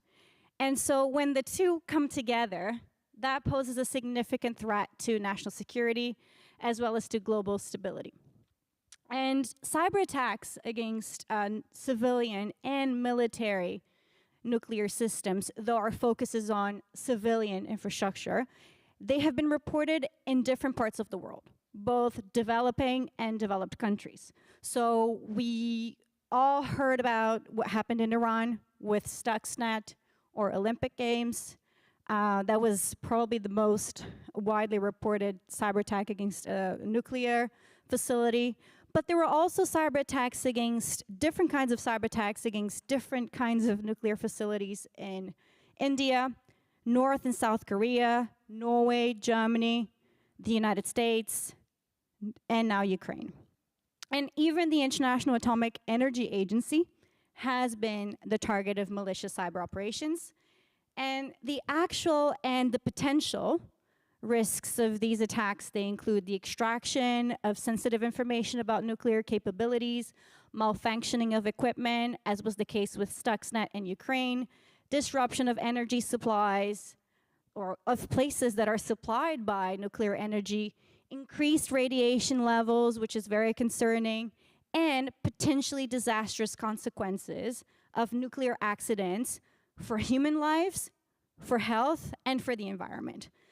These risks have now been amplified with the push for green energy, with the spread of what we call modular or small modular reactors and microreactors, the use of nuclear energy, including these small reactors, to power AI, as well as the use of AI to automate and diversify the different types of cyber operations against different targets, including critical infrastructure and potentially nuclear infrastructure. So we're going to talk about this in more detail during this session, I hope so. But these operations, they include disruptive cyber operations that might affect the operation of software and hardware. They include data surveillance or data gathering operations, as well as information operations like misinformation and disinformation. Now, for many of you, the film Oppenheimer might have sort of resurrected some of those fears of nuclear threat and nuclear holocaust. For me personally, being in Japan and having had the opportunity to visit Hiroshima has been a real life-changing moment and just highlights for me the importance of what we are discussing today. and the kinds of threats that we are facing, that humanity is facing. So Chatham House is worried about these risks. So is Microsoft, so is the University of Oxford. And so Chatham House has done work in the past from an international security perspective on the risks, the cybersecurity risks against civilian and military nuclear infrastructure. We are at the moment carrying out a project on this topic, on this exact topic, focusing on international law and norms. And so this session will explore in more detail these issues, including in particular international technical standards, rules and principles of international law, and non-binding norms of responsible state behavior that protect the cybersecurity of civilian nuclear infrastructure. So the session will be divided into 3 parts, or we'll have 3 segments. The first one will be an in-conversation session with Marian Messmer, who is speaking online from London. She's a senior research fellow on the International Security Program at Chatham House. She's an expert in arms control and nuclear weapons policy issues. We're going to talk about cybersecurity risks and the consequences facing civilian nuclear facilities. Then in the second part of our session, we're going to have a discussion with Tarek Raouf, who was head of nuclear verification and security policy coordination at the International Atomic Energy Agency, IAEA, with years of experience in nuclear disarmament, non-proliferation, and arms control, as well as Giacomo Persi Paoli, also joining us online from Geneva, who is head of the Security and Technology Program of UNIDIR, the UN Institute for Disarmament Research, and he's an expert on the implications of emergency technologies for security and defense. And we'll also be joined by Michael Karimian, who is here in person with us, who is Director for Digital Diplomacy at Microsoft in the Asia-Pacific region, with extensive expertise in human rights policy. We're going to talk about technical and policy approaches to protect civilian nuclear infrastructure from cyber operations. And then we'll have a final section of our discussion, which will look at the legal and normative aspects of the issue. And for that, we'll have a chat with Tomohiro Mikanagi, also in person here today, who is legal advisor of the Japanese Ministry of Foreign Affairs and a partner fellow of the Lauder Pact Center for International Law at Cambridge University, who has written extensively on cyber and international law. And also joining us online for this discussion is Priya Urs, Junior Research Fellow in Law at St. John's College, Oxford, whose expertise spans across public international law, including cyber operations targeting critical infrastructure. Michael will also join us for this segment of the program. I'm going to turn to Rowan for a few housekeeping announcements. Rowan, over to you. Yeah, so hello, good morning, afternoon, evening, wherever you are.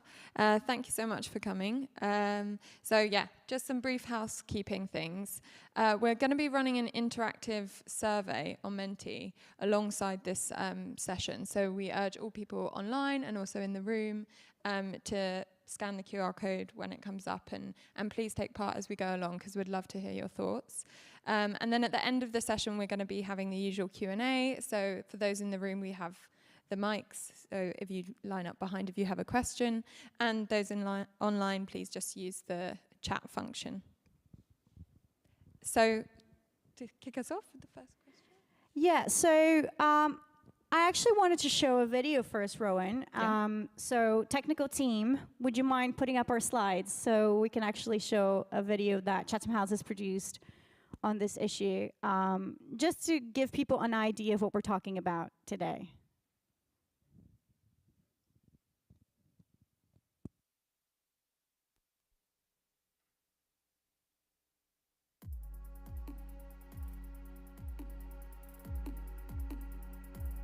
Nuclear energy provides over 10% of the world's electricity and is highly reliable. Nuclear reactors work by using the energy produced in nuclear fission to heat water that turns into steam. The steam then drives a turbine to provide electricity that goes into the national grid. An advantage of nuclear energy is that it can reduce the reliance on fossil fuels and can help fight climate change. The energy that is produced by nuclear reactors is controlled for output and safety by sophisticated computers. But cyber attacks can interfere with these network computers, potentially shutting down power plants or causing other safety issues. A cyber attack using a computer worm called Stuxnet was used to disrupt Iran's nuclear enrichment program by interfering with the control systems for the centrifuges. So we need to put measures in place to protect nuclear plants against cyber attacks.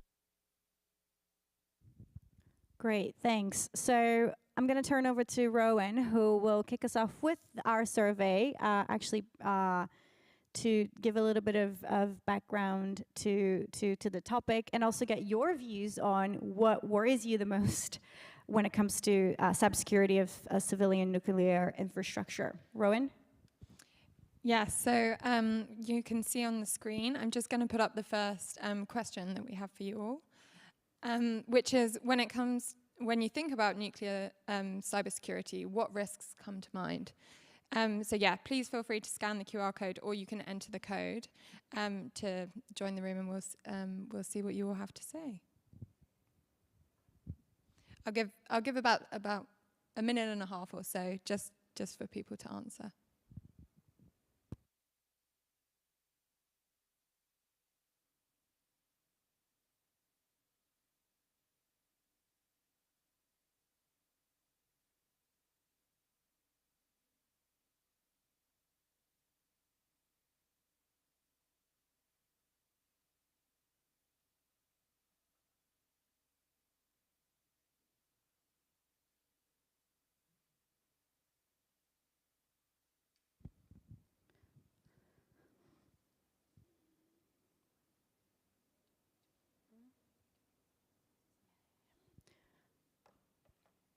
So really, what do you think about when we talk about this issue? And we really want to get your views on what is most concerning for you, because sometimes it's not obvious when we talk about, it can be a very technical or sometimes an intimidatingly technical topic.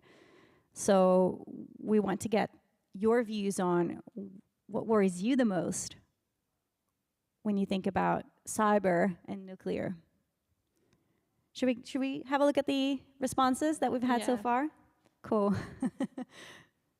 Okay. Wow. Okay. So we've got radiation, environmental disaster, significant loss of life, and long-term radiological fallout. We've also got reputational harm to institutions, environmental destruction. We've got security failures in IT networks of the nuclear plants, which leads to disastrous outcomes, which I suppose links a bit to the one before about radiation. So a wide range of harms, as you can see here. So to discuss or to delve deeper into those harms, we'll have a chat with Marion online, joining us from London. So Marion, let's talk about cybersecurity risks and consequences facing civilian nuclear facilities. So welcome. Hi, everyone. Good to be here. Great. Thanks, Marion, for joining us so early for you. So first question I have for you, Marion, is what types of cyber operations have targeted or can target civilian nuclear systems?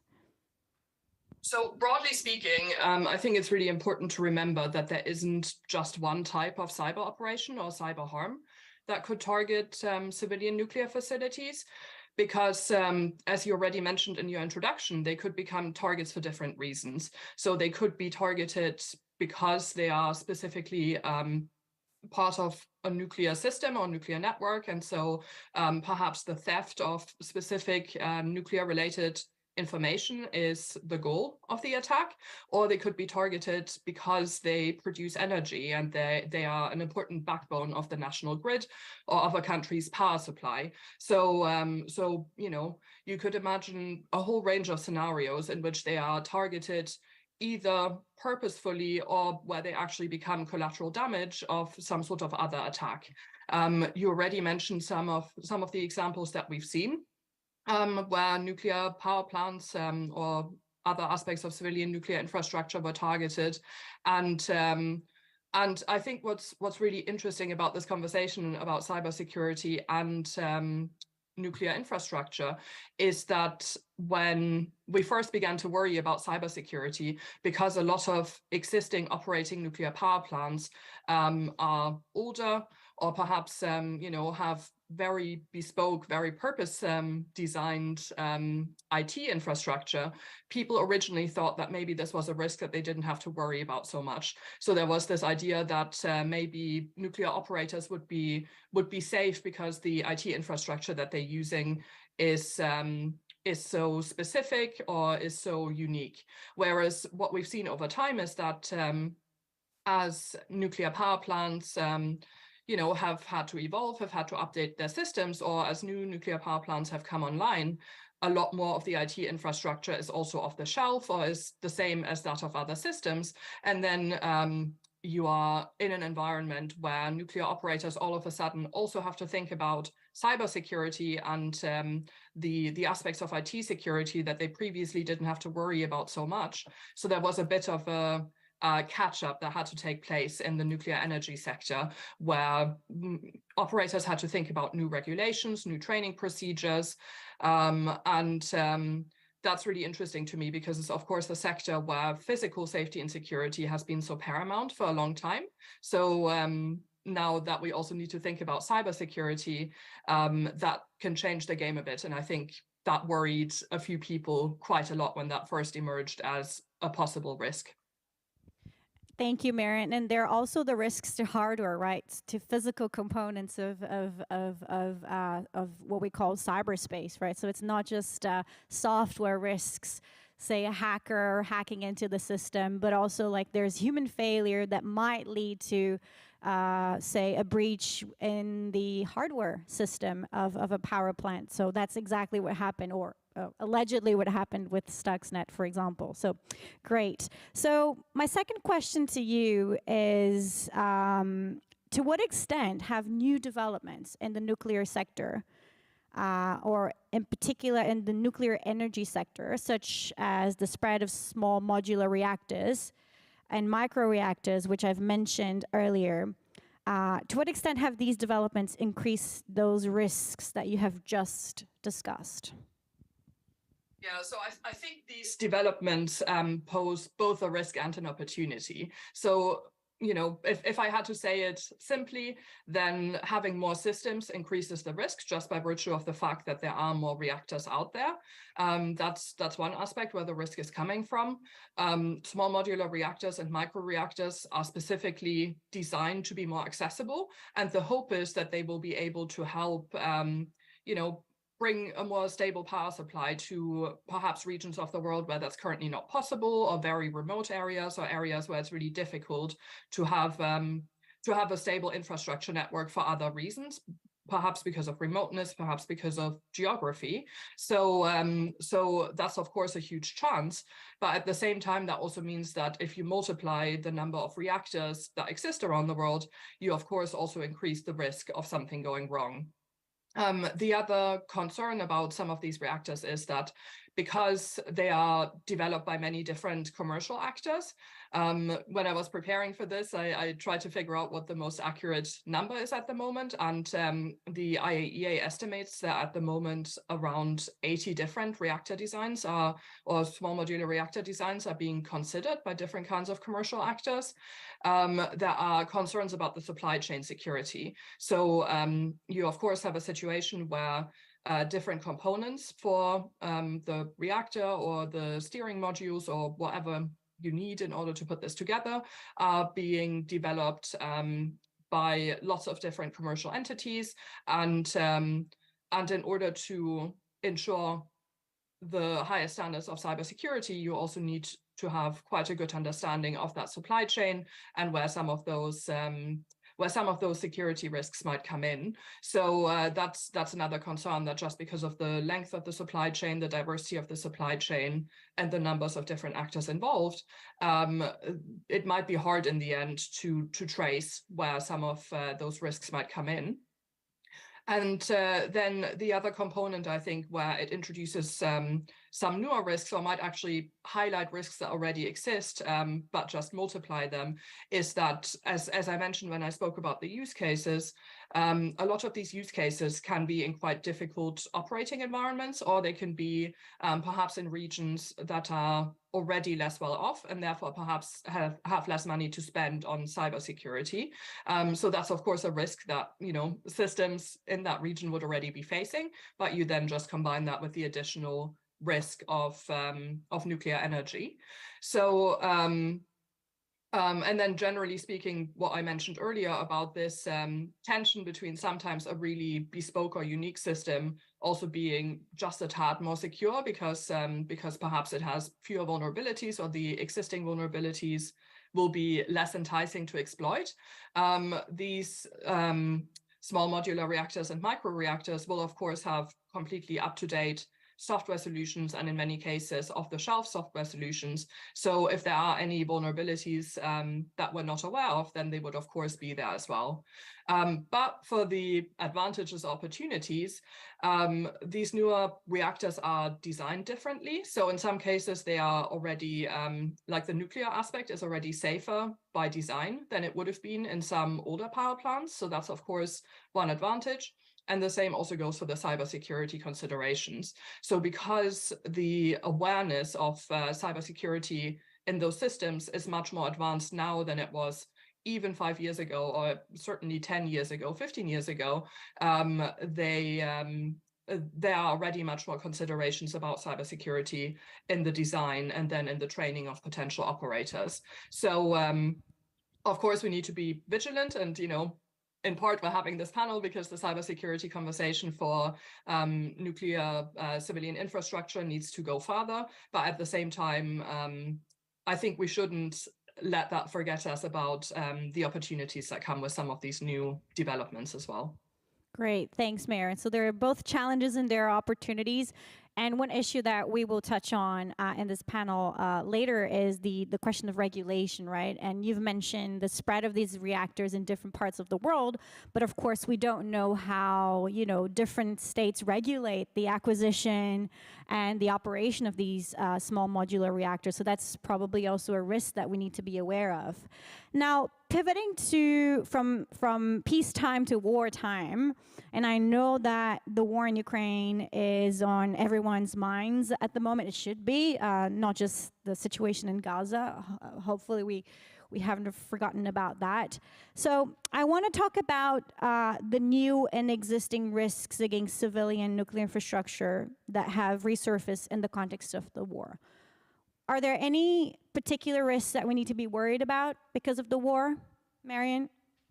I mean, what we've seen happen around the Zaporizhzhia power plant in Ukraine has of course been horrendous. And I think one of the really new things there, or maybe not new, but rare occurrences, is of a nuclear power plant being caught directly in war and directly being on the front line.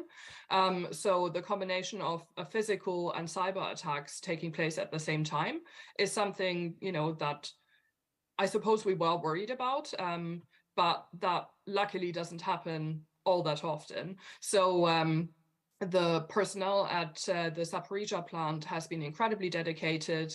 Many of them have stayed in place despite the risk to their own lives, but the power plant has had to operate with reduced personnel on site, who are of course now working under much more stressful conditions and much more uncertain conditions. And so I think the combination of there being physical attacks that are very regular over a prolonged period of time, at certain points in time being quite constant, and then also having to worry about cyber attacks at the same time, which of course have taken place all over Ukraine with regularity, has created a particularly difficult to manage environment.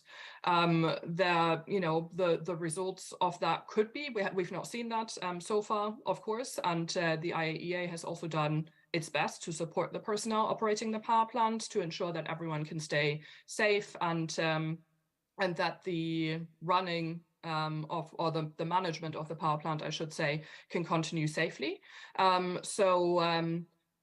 while I would say that some of the biggest risks probably were in place early on in the conflict when the reactors at Zaporizhzhia were still running, they have now all been in some type of shutdown for the past several months. So that, of course, mitigates the risk significantly. One of the things about nuclear reactors is that you can't turn them completely on or off immediately, because some of the nuclear reaction continues on, which is why I'm talking about different types of shutdown. But 5 of the 6 reactors have been in cold shutdown for several months now. And then there is a 6th reactor which has been in hot shutdown because they've had to use some aspects of the reactor for safety operations. But the IAEA has monitored, all of that and has tried to support the personnel at the power plant. So what we have been worried about, specifically with Zaporizhzhia and specifically early on in the war, is that a potential loss of power or disconnection from the grid could interfere with the cooling system for the reactor. So that's when you could get into a reactor meltdown situation, which could, of course, have devastating consequences. There were various mitigating steps taken to make sure that those risks were managed a little better, such as ensuring that there were plenty of backup generators on site so that cooling could still take place. Thanks, Marion. So I'll pause the chat with Marion for a second because we want to hear your views on this. And so Rowan, over to you. Yeah, so we have the next question on the Menti. So bearing in mind what you've just heard, thinking about both stable and context of instability, why should we be worried about cyber operations targeting civilian nuclear infrastructure? And for those of you that have just joined the session, please feel free to take part in the polls that we're running because we'd love to hear your views on this topic.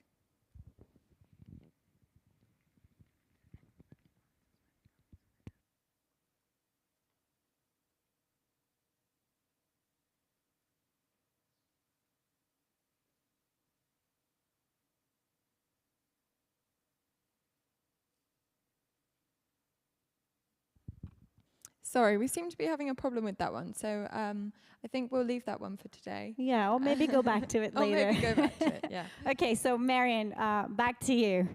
Now, since we're talking about risks and what we should be worried about, what is the actual likelihood of all these risks that we have been discussing on the environment, on lives of individuals, on health, on reputational harm of international institutions, equipment malfunctioning? What is the actual likelihood of these risks materializing? And a related question is, what would be the consequences? Concretely, what would be the consequences? Do you agree with with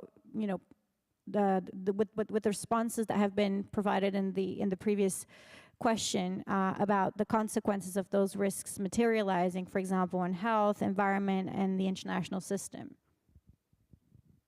Yeah, I mean, it's really hard to say how likely it is that those risks might materialize. I think what's important is that the consequences could be severe, and so we have to take the risks seriously, and we have to do our best to mitigate those risks.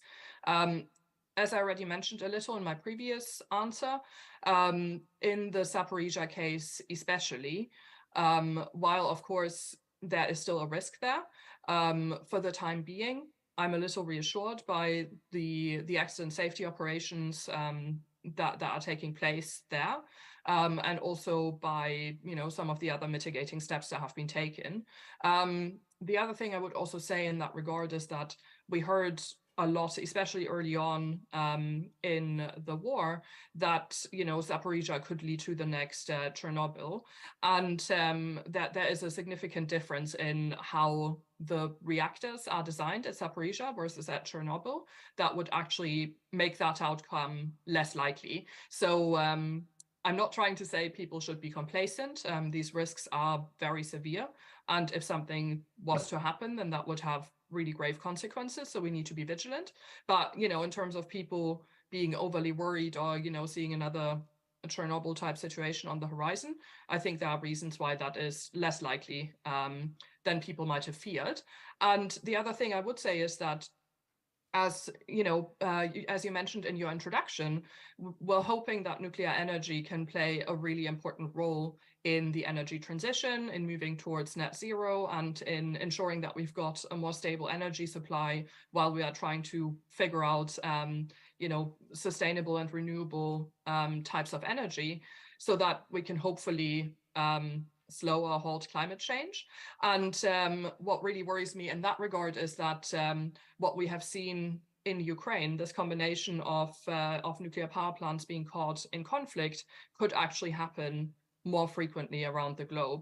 Because if more countries end up using nuclear energy as an important part of their energy supply, and you know, you also mentioned the increasing frequency of cyber attacks, then I think this unique combination of a power plant or other types of energy infrastructure being caught in conflict might become a much more frequent occurrence. So if we can think about now what we can do to manage that situation for the future, then that's going to leave all of us much better off.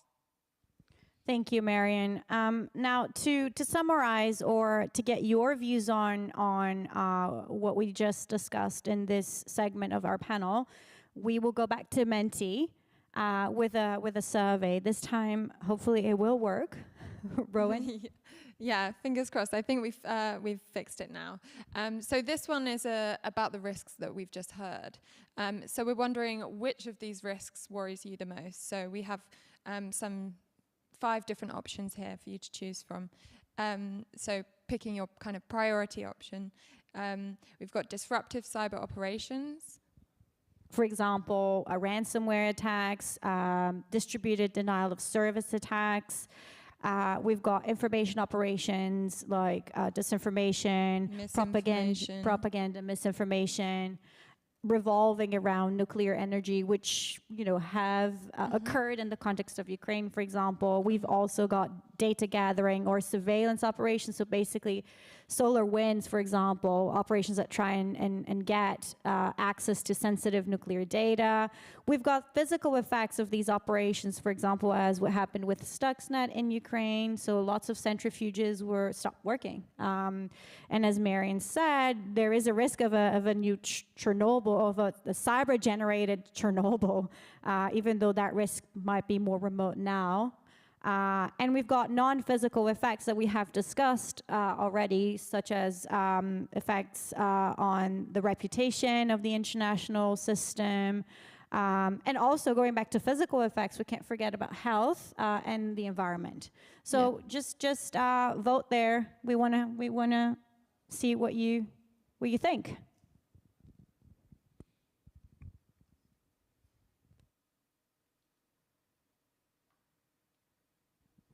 And as Michael just reminded me, there's also the psychological effects of information operations. Well, the fear of nuclear holocaust and war as well. That's a good one.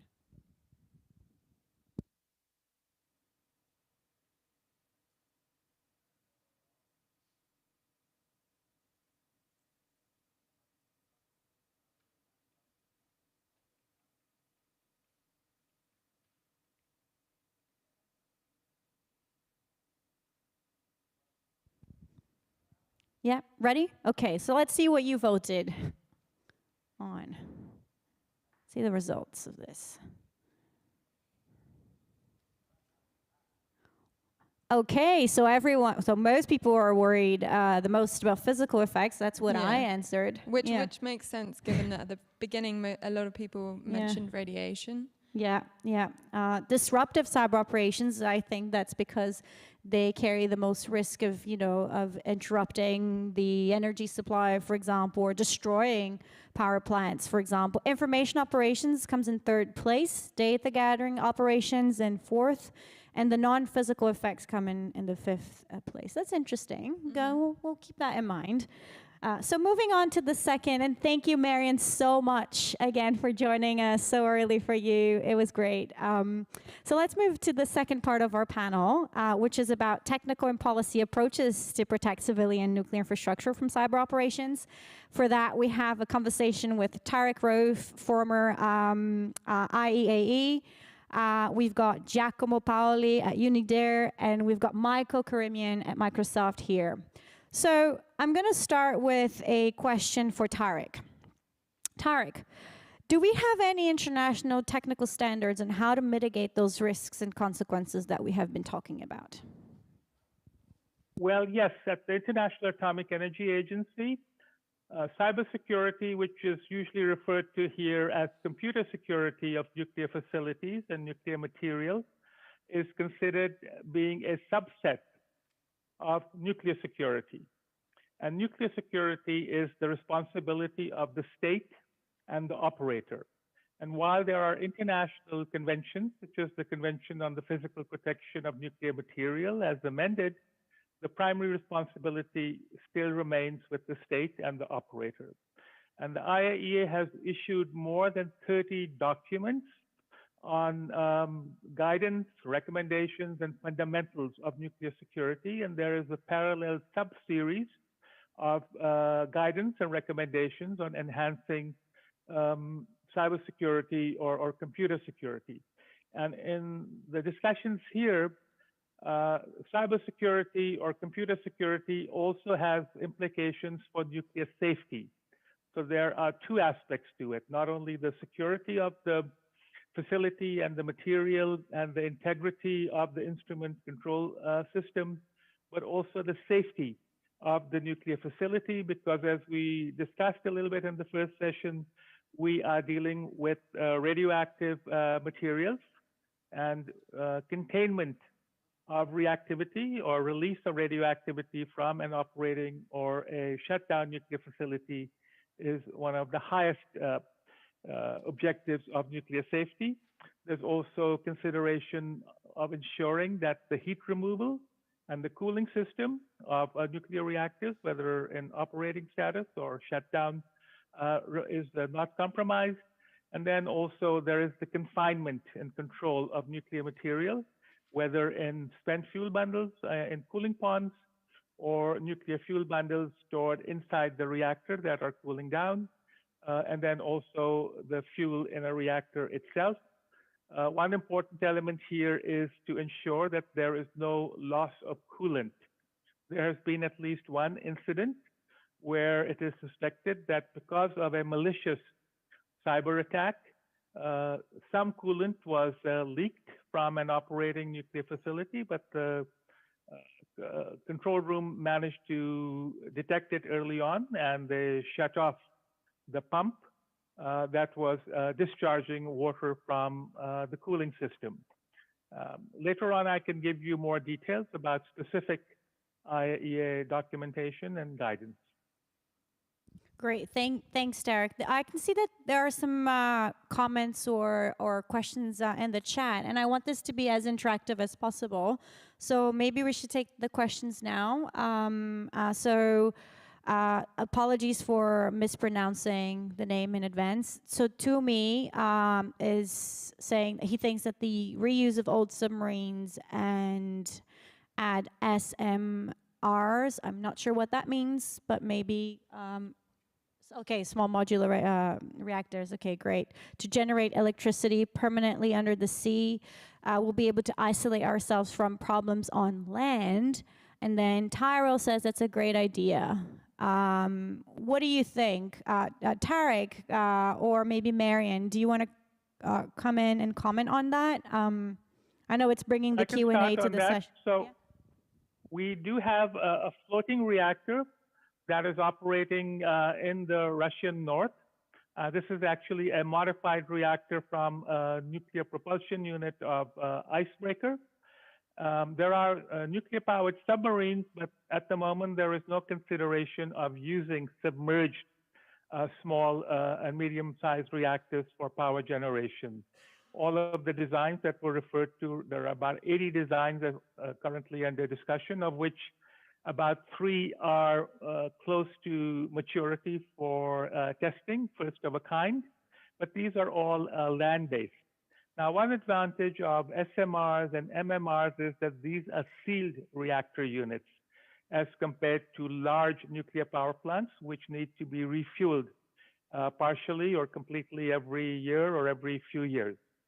So that is one inherent inbuilt safety consideration for SMRs and MMRs. But nonetheless, one needs to ensure that the integrity of the instrument control system and regulation of the reactor itself is not compromised.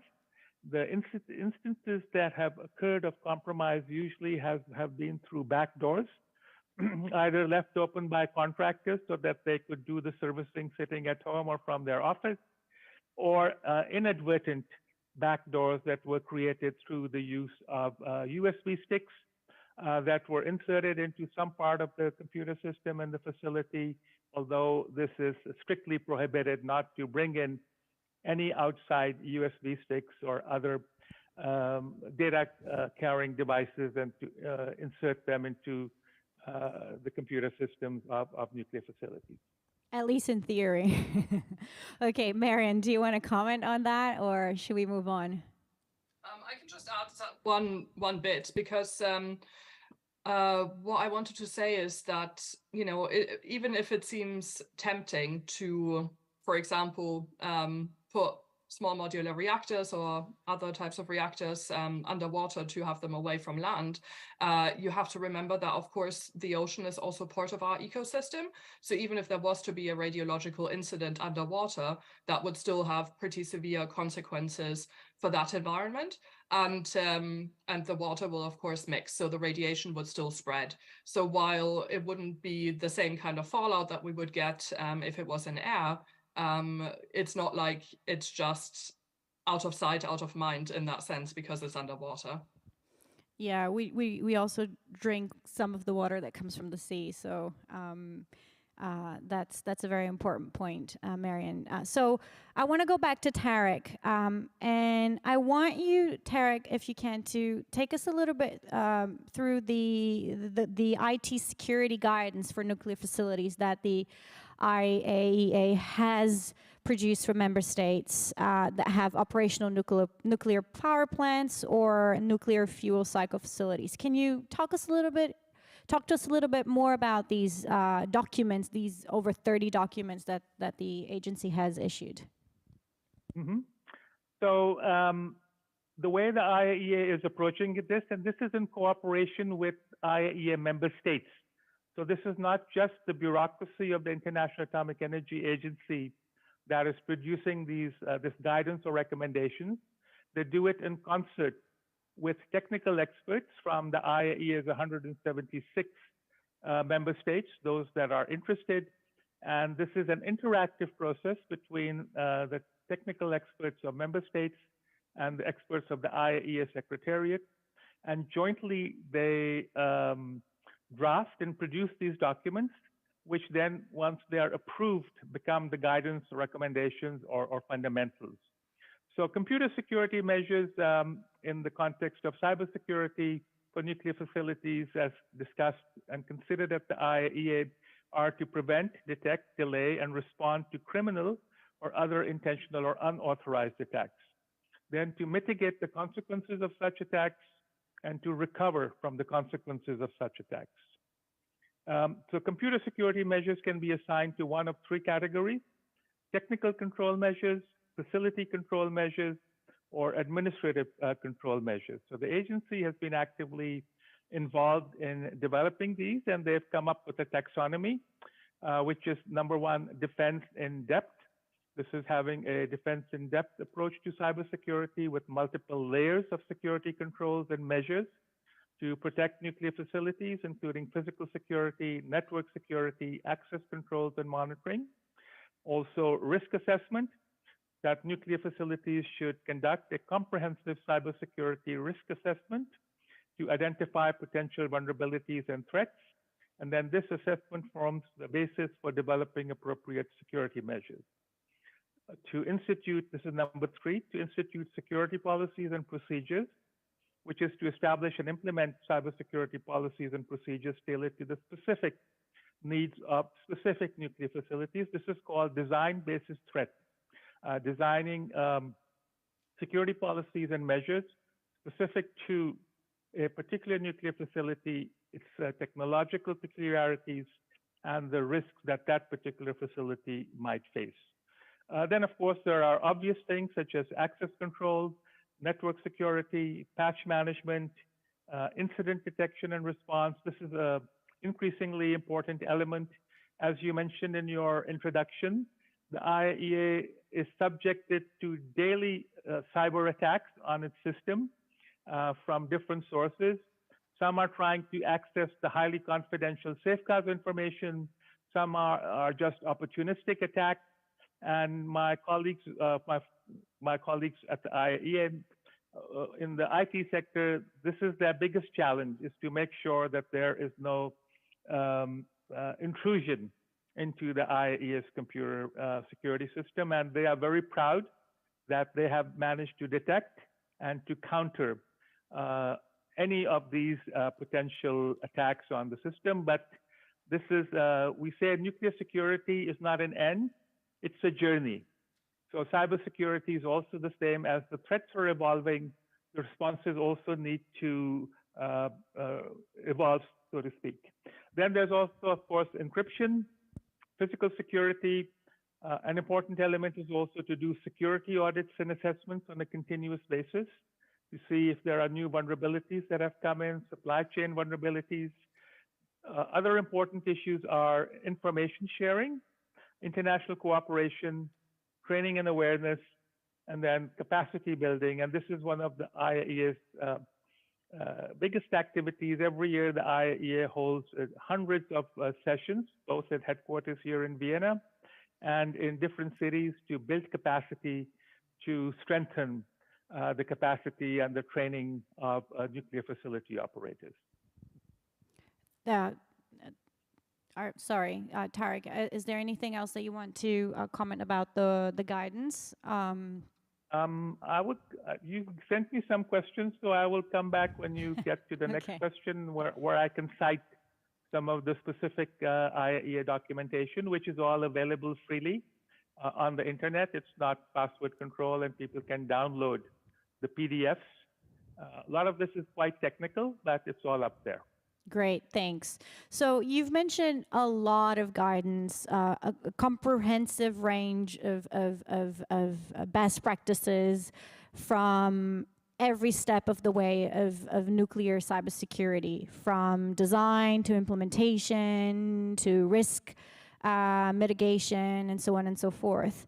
But all of those guidances, as the name suggests, they are non-binding guidances. They are documents that are not mandatory for states, right? But I want to ask you if any of those measures that have been proposed or recommended by the IAEA have been adopted by the Convention on the Physical Protection of Nuclear Material, which is a binding document under international law.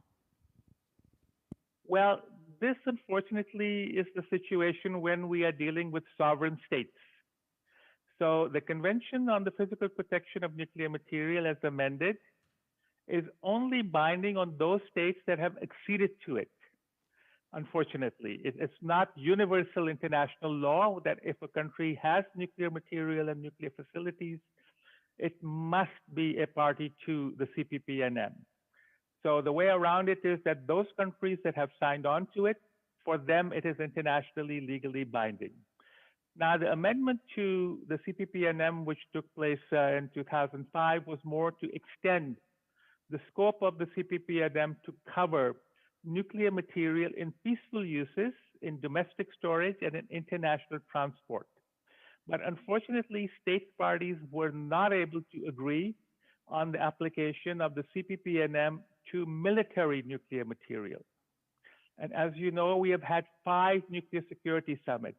People only remember 4 of them, the ones that started in 2010 in Washington, but the very first one was in 1996.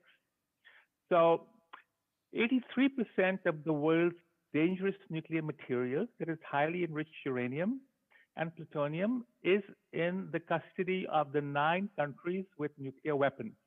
And it is completely outside of any international accountability or monitoring. Only 17% of the material is under International Atomic Energy Agency safeguards. And as part of the safeguards agreement of a state with the IAEA, physical security and safety is obligatory.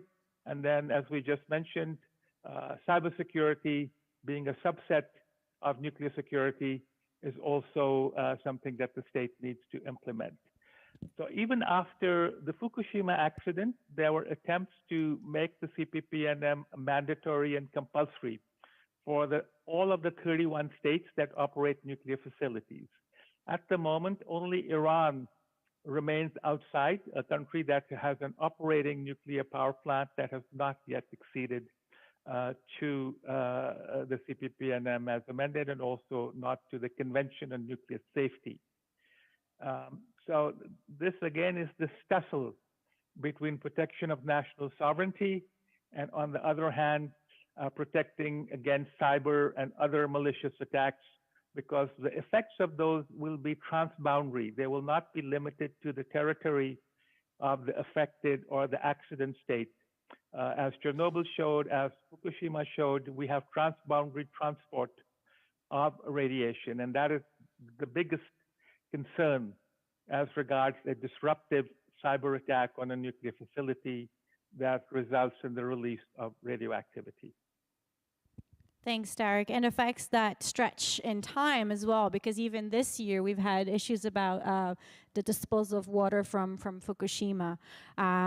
Thanks for clarifying the scope of the convention. And I guess what you said just highlights the importance of international law and strengthening international law and discussions that might lead to new norms and rules on this issue.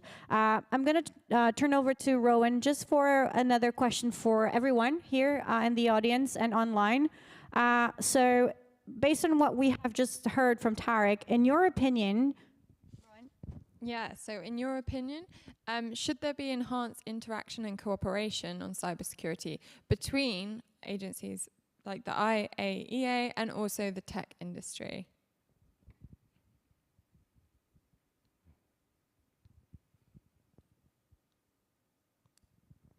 We'll give a little bit of time just as people come into it.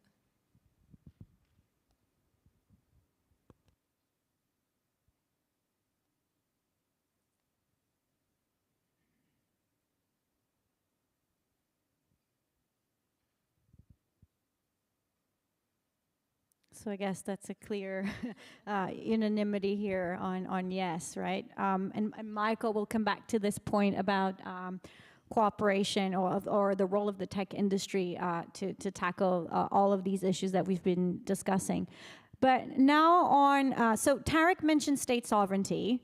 He also talked a little bit about international law, the role of the Convention on Physical Protection of Nuclear Material. And I've mentioned the need for states to be discussing this issue more often. So I want to turn to Giacomo, who's joining us from Geneva. Hi, Giacomo. Hi, good morning. And I want to ask you, how has the protection of critical infrastructure been discussed in the context of the open-ended working group on the security of information and communications technologies, also known as the UN OEWG? Thank you, Sarita, for the question, and thank you also for inviting me. It's great to be able to participate in this great panel.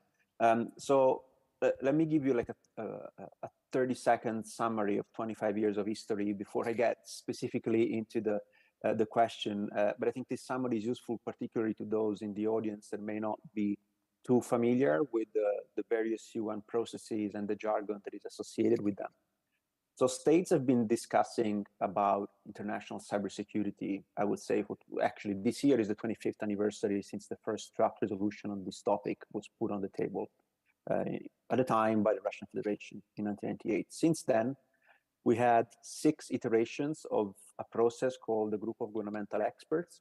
Now, this is a closed door process that on average involves about 20 countries, of which 5 are always the P5, and the 5 permanent members of the Security Council, and then others are invited to join. The specificity about this process is that the only public thing that exists, public trace, is the mandate that sets up the process and the report at the end of it, which means that there isn't really a lot of visibility as to what the discussions actually are. And if states do not agree on a consensus report at the end of it, the report that we have at the end of the deliberations, it's a very procedural one that says, we came, we met, we didn't agree, move on. Now, the situation started to change in 2019, where in parallel with the last, at least to date, group of governmental experts, another process was set up, the Open-Ended Working Group. Now, the Open-Ended Working Group is open to all membership of the UN. It has a multi-stakeholder component to it as well, but most importantly, it's all public. So all statements that are made can be consulted online. All sessions can be followed on UN TV. And the chair has the opportunity, even if there isn't a consensus report, to publish his own or her own summary. So there is definitely more visibility in the actual workings of the process. Coming to your question, I think it's important to realize that one of the most significant achievements that states collectively had is dated since 2015, when a framework for responsible state behavior in cyberspace was adopted. And as part of this framework, there are 11 norms. The topic of critical infrastructure is probably the topic that features the most, either directly or indirectly. 3 of these 11 norms focus on the topic of critical infrastructure, whether it is to basically call states to protect their critical infrastructure, whether it is calling states to not target critical infrastructure of others. And then there is a dedicated norm that focuses on ensuring that international assistance is provided to those states whose critical infrastructure is being targeted by cyber attacks. Now, these 3 norms have an explicit reference to critical infrastructure, and there are a whole set of others which are more indirectly related, particularly related to vulnerability disclosure or the supply chain security. You can see how some of these topics may be indirectly relevant to critical infrastructure protection as well. I'm probably bridging to the next question here, but by design, these norms, and until very recently, I didn't really go too much into the detail of which type of critical infrastructure. The OEWG is probably not the correct forum to have in-depth discussion as to how each of these general purpose norms applies to specific sectors or specific type of infrastructure. However, it is definitely a topic that is being discussed quite extensively, both in relation to how the threats are evolving, in relation to how norms can be implemented, as well as what could be some of the consequences from an international law perspective. Thanks, Giacomo. So, in your opinion, it's not the best forum to discuss specific risks to particular types of critical infrastructure, but to your mind, and you've been, deeply involved in this process as part of UNIDIR, and does it come to mind that any state has specifically raised the issue of cyber nuclear risks within the OEWG or perhaps other UN forums? Can you remember if any state has ever raised this issue? So it's a very interesting question, because if you look at the consensus reports, we couldn't really find any explicit reference to nuclear itself in the consensus reports.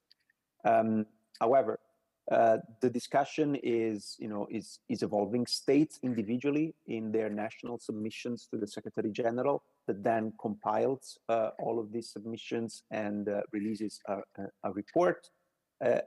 did flag the nuclear security issue, characterized in different ways, whether it is more, again, expressing growing concern over the threats that cyber capabilities and cyber operations can pose to civilian nuclear infrastructure, so more on the threat side, or to highlight some of the efforts that they've put in place at the national level to protect kind of their nuclear infrastructure as part of kind of wider interventions.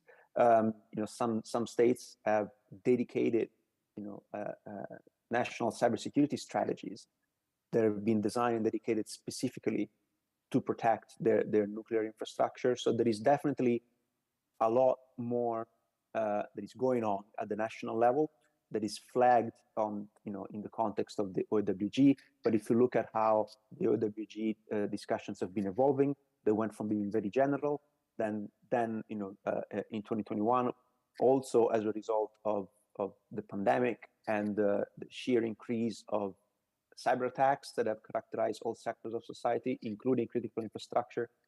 The report of the OWG that concluded in 2021 did mention things explicitly, critical infrastructure types such as medical infrastructure or energy or financial, etc.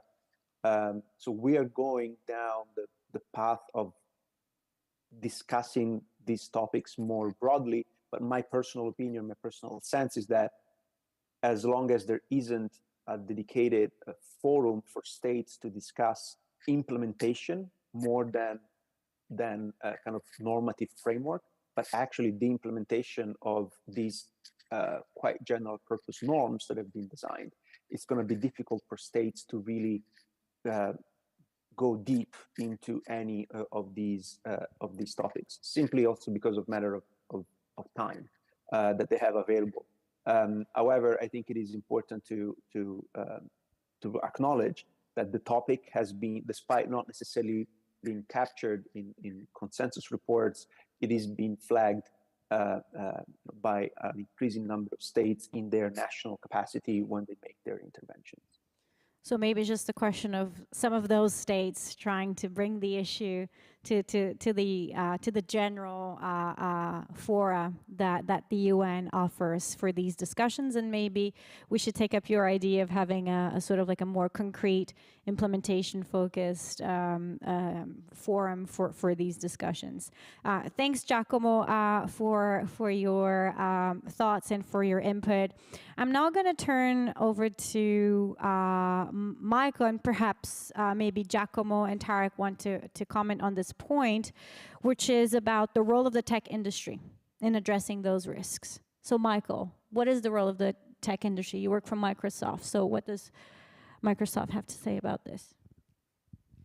Thank you, Talita, not just for being our moderator, but of course to yourself and the team at Chatham House for being essential partners in this session and brought a project in the same to Priya from the University of Oxford. I'd like to underscore a couple of topics or key points, I guess, in this regard. One is that, of course, the tech sector broadly, and as Marion mentioned, there are many companies who supply ICT infrastructure to this industry that we're looking at. Of course, that the tech sector plays a central role in providing the digital solutions that underpin quite a broad range of operations, safety, and security of nuclear systems, but also, to be frank, just mundane, everyday processes and applications like payroll or accounts receivable.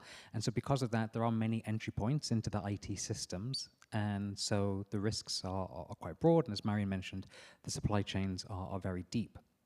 As we've been discussing, of course, there is this convergence of cyber and nuclear risks, which has this poses a quite serious threat to national security and global stability. So with that in mind, I think it's important to recognize that as a provider of these systems, we have quite serious responsibilities accordingly. And so to address these risks effectively, the tech sector can and should, more broadly, take a number of proactive steps, including but not limited to, of course, cybersecurity by design.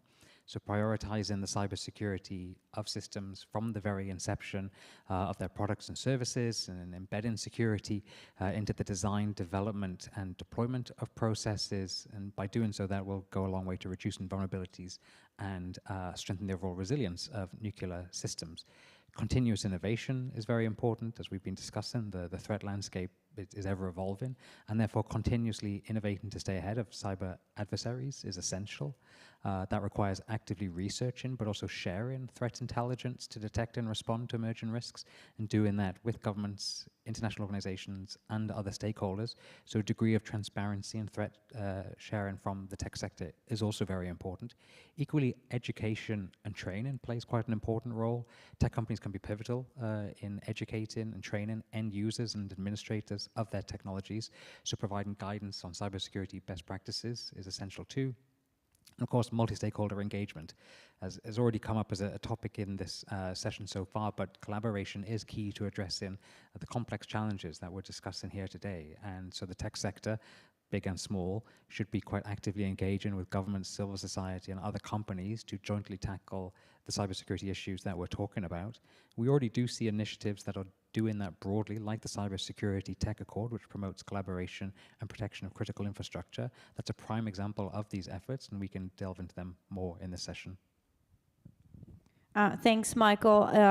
Giacomo and Tarek, do you have any thoughts or comments or reactions to what Michael just said about the role of the private sector in addressing those risks? Yep. Could I comment on that? Yeah, absolutely. So I completely agree what Michael just said. Again, this is the issue of state sovereignty. So international organizations like the IAEA are based on interactions with states and not with other actors such as industry. However, this pattern is changing, and more industry is being brought in to provide its expertise and experience in providing technological solutions to these new problems. But a main challenge for an international organization like the International Atomic Energy Agency that is dealing with highly classified information about the nuclear activities of over 180 states is the risk of penetration into the system by state actors, not so much non-state actors, given the high politics involved. And Talita, you in your introduction mentioned the cyber attacks on Iran's enrichment facilities, Stuxnet and Olympic Games. So those were state-originated threats. And those are still continuing because of high politics here. So I don't want to name states, but there are no innocent parties, so to speak. Anyone can be a threat for the IAEA's computer security system at the agency here in Vienna. And then the IAEA has to buy commercial products. So one product that the IAEA bought some time back was Palantir, which is to manage big data. Palantir was originally developed for the intelligence agency. So an international organization's IT experts will never be able to match the expertise and the capabilities of offensive IT capabilities of states if they choose to deploy them against the IAEA. So there is this inbuilt suspicion, which is one potential roadblock for the IAEA interaction with the industry beyond a certain level. And I think we need to overcome this and build more trust and build more patterns of cooperation and interactivity. Thanks, Tarek. Giacomo, one or two thoughts very quickly. Yes, conscious of the time, very quickly, I can only agree with both Michael and Tarek here. I think it's important that even in relation to what we're discussing with the AWG, this is, the AWG covers state behavior.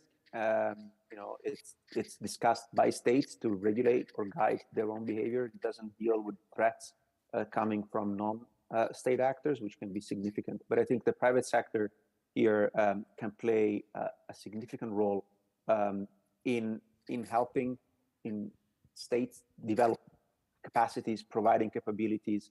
Public-private partnerships have been almost at every single session flagged as a way forward that really needs to be investigated as a general purpose tool to really increase cyber resilience of member states.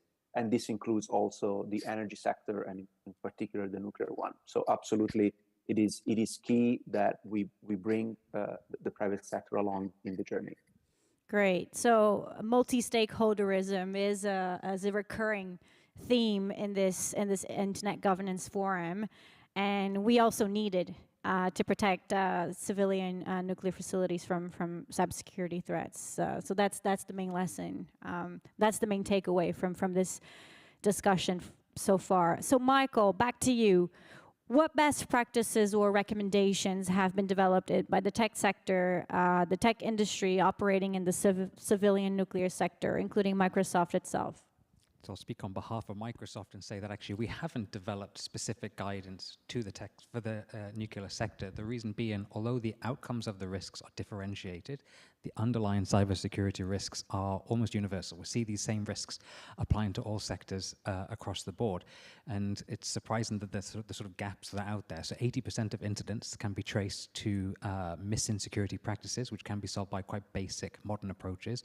Over 90% of accounts which have been compromised by password-based attacks did not have multi-factor authentication or any strong authentication in place. According to a study, 78% of devices are not patched within 9 months of a critical patch being released, and the number of users who use multi-factor authentication is actually only around 26%. It's pretty low. But what's interesting here is that attacks by nation-state actors can be technically sophisticated. However, many of these actors use relatively low-tech means, such as spear phishing and other efforts to deliver quite sophisticated malware into the systems. And actually, we mentioned the case in Germany. The case was mentioned about a USB stick. The case in Germany, as was publicly reported, was the entry point there was a user brought in a USB stick, and then the rest is history, so to speak. So a lot of these issues can be mitigated by good yet basic cyber hygiene practices, and that's meant to be holistic, adaptive, and global in nature. And a lot of that can happen better in the cloud than on premises. So the general guidance which would apply to all sectors, and include in this sector, is to protect the identity of users, apply updates as soon as possible, use extended detection and response anti-malware and endpoint detection solutions, and also to enable the auditing of key resources, and quite importantly, prepare incident response plans. That's actually very much aligned with the IAEA guidelines, which really speaks to the strength of the guidelines that they have produced. Thank you, Michael. So it's all a question of putting all of this together, you know, what the IAEA has already put out, what, you know, the private sector has advised operators to do, and also what states have also agreed to do or are willing to agree in this sector. So I want to pivot to the third part, or the third segment of our panel today, of our workshop today, which is about international law and norms. We have, for this segment, Priya Urs from Oxford joining us online, and Tomohiro Mikanagi from the Japanese Ministry of Foreign Affairs, and Michael will also join us for this discussion. I've noticed that there are a couple of questions about international law, international legal regimes, agreements, so I'm gonna take those questions later from the chat and ask to our panelists in this segment. But I want to start with Priya and Tomo with a question, a very general question about the applicability of international law to all of those issues that we have been tackling today. So to what extent can a cyber operation that targets civilian nuclear infrastructure breach existing rules of international law? I don't know who wants to start, but maybe Priya, because you're online and it's very early for you. Do you wanna kick off? Absolutely. Thank you so much. And it's been a fascinating discussion so far.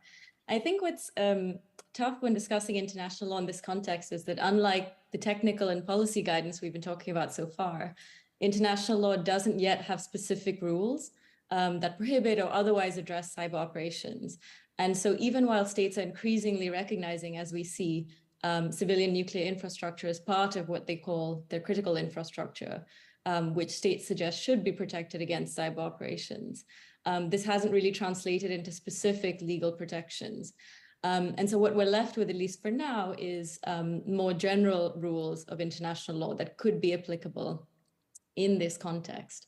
And this includes not just treaties, such as one we've already discussed with Tariq, but also rules of customary international law, including rules governing the use of force by states, the rule prohibiting intervention by one state in the affairs of another state, any other conduct that could also be prohibited as a consequence of a state's sovereignty over its territory. And also, on the other hand, due diligence obligations for states. And so maybe I'll just say for now that although none of these rules was actually designed with cyber operations in mind, and certainly not thinking of civilian nuclear infrastructure, they can in principle be applicable to this context. But of course, the particular application could raise some challenges. So I'll leave it there for now. Thanks. So Tom, do you want to address this question about international law in general, but also a more specific question that I have for you on sovereignty?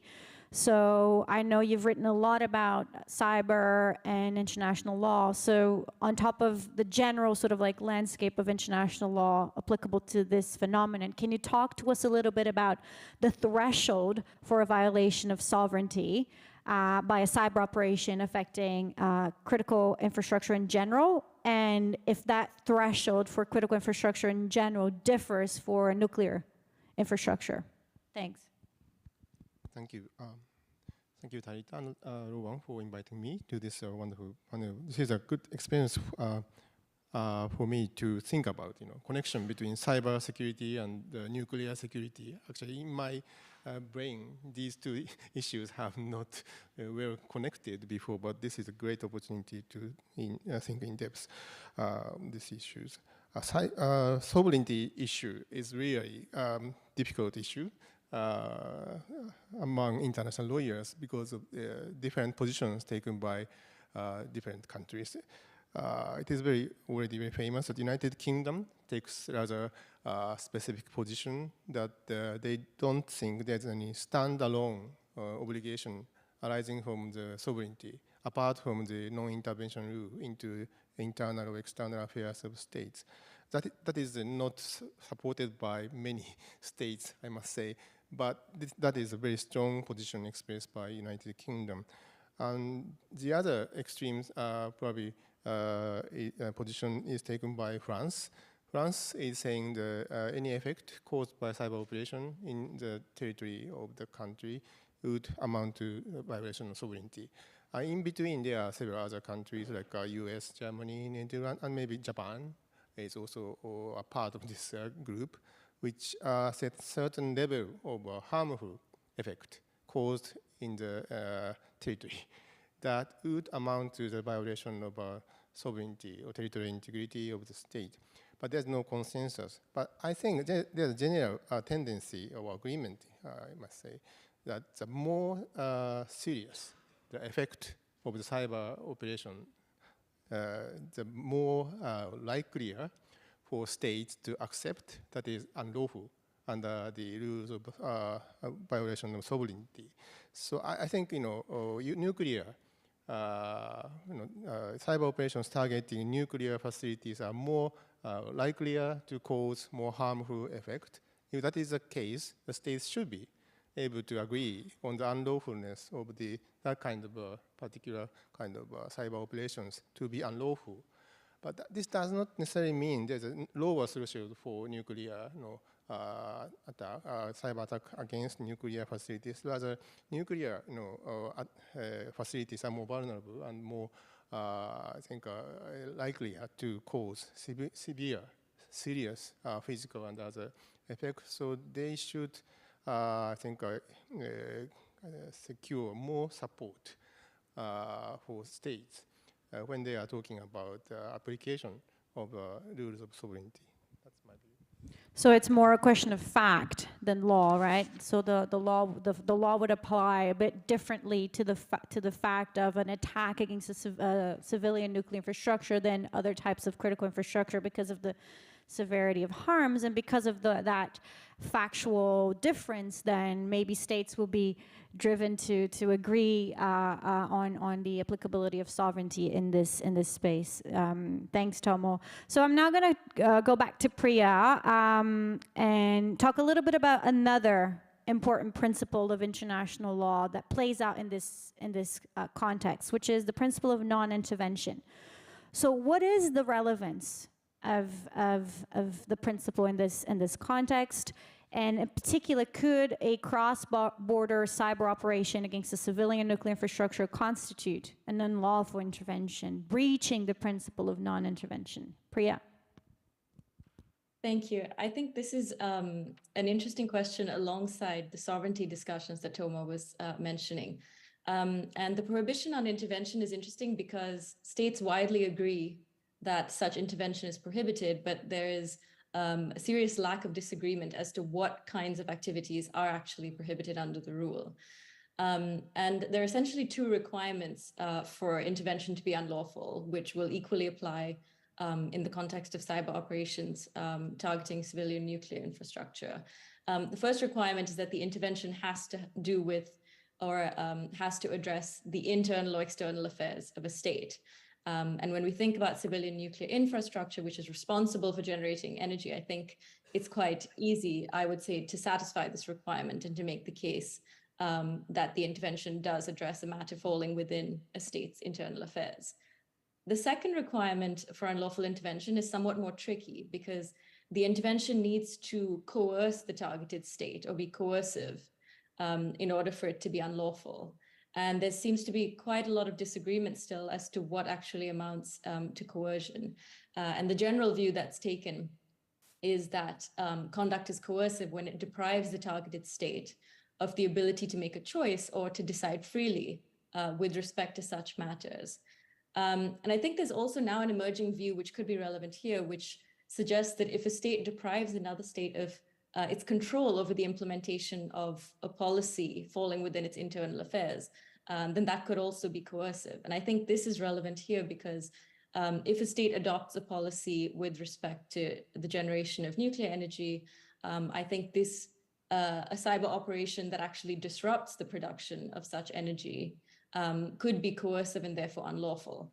But on the other hand, what this implies is that other kinds of cyber operations that involve surveillance or data breaches may not be coercive and therefore may not constitute unlawful intervention because they're not actually interrupting the implementation of a state's policy. So of course, just to conclude, there's still a lot of clarity that's needed in the context of the prohibition on intervention. But I think tentatively looking at these requirements, it could be that this rule is implicated in the context that we're discussing. Thanks, Brian. I think most would agree that nuclear, deciding on nuclear policy is part of a state's internal affairs. And so insofar as a cyber operation can be seen or deemed as coercive, then the principle would be violated. Now, bearing in mind, and there's a question here in the chat, so someone other than the attacker is to blame. All of these rules that we are discussing presume that the cyber operation in question can be attributed to a state. So we're talking about state responsibility as opposed to the responsibility of individuals. Now, maybe I should just jump into that question of individual involvement in cyber operations because it has come up in the chat. Maybe Tom, you can talk to us a little bit about the rule of due diligence, or the principle of due diligence, which precisely addresses this question. When we have a non-state actor that is involved in a cyber operation, and the cyber operation cannot be linked to a state, and then what are the obligations of states? What does international law have to say when that's the case, when the operation comes from a non-state actor? Tomo. Thank you. Yeah, due diligence, the name of due diligence obligation is probably not very well defined by international, but when we talk about due diligence obligation, we often think about something which was announced by International Court of Justice in the 1949 Corf Channel case. It was between UK and Albania. In that judgment, the court mentioned obligation not to allow knowingly the territory to be used for acts contrary to the rights of other states. So this obligation is interesting because it talks about territorial states' obligation to prevent or mitigate the acts done by the non-state actors inside the territory. But because this unique, structure or feature of the obligation, there is not a clear consensus among states whether this obligation or principle applies to cyber operations emanating from the territory. And again, UK is probably the most skeptical state in this regard again. And the US is also a little bit skeptical about the application of this rule to cyber operations. Japan, Germany, Netherlands are more flexible. But how this principle should apply, that is not clear yet. But in the area of environmental law, there is more discussion, advanced discussion going on, like International Law Commission, UN International Law Commission adopted a document called Draft Articles on the prevention of transboundary harm from hazardous activities in 2002, I think. And this draft articles is not binding, and it does not specifically talks about cyber operation. But I think when there is a transboundary harm to the environment, especially, there is more agreement among states that there should be a due diligence obligation applied to the territorial state. So I think here again, there's no lower threshold for due diligence obligation in the area of nuclear security, but I think it is likelier for state to accept the existence of due diligence obligation in the area of transboundary harm, especially caused to environment, I think. Thank you, Tomo. And I can see some questions about negligence of the operator, and I can also see questions about accidents. And the principle that Tomo has been referring to, which is called as a no harm principle, which addresses transboundary harm, also covers non-intentional operations or incidents. So I hope that answers your questions. There's also a question here in the chat, which is very interesting. From Rohana, is it better to develop generic cybersecurity best practices for nuclear plant operators and employees, and aware them is a must? Is there such a global initiative about cybersecurity best practices for nuclear plant operators? So does anyone want to answer that question? Maybe Tarek. And there's also a question, an interesting question about prospects for a multilateral agreement on cybersecurity of nuclear facilities. So what do our panelists think? And anyone feel free to jump in. Tomo? May I respond to the latter question? Since I was given this question about the relationship between nuclear security and cybersecurity, I studied some conventions, and Tariq, mentioned the Convention on the Protection, Physical Protection of Nuclear Materials, which was amended in 2005 and covers nuclear facilities as well.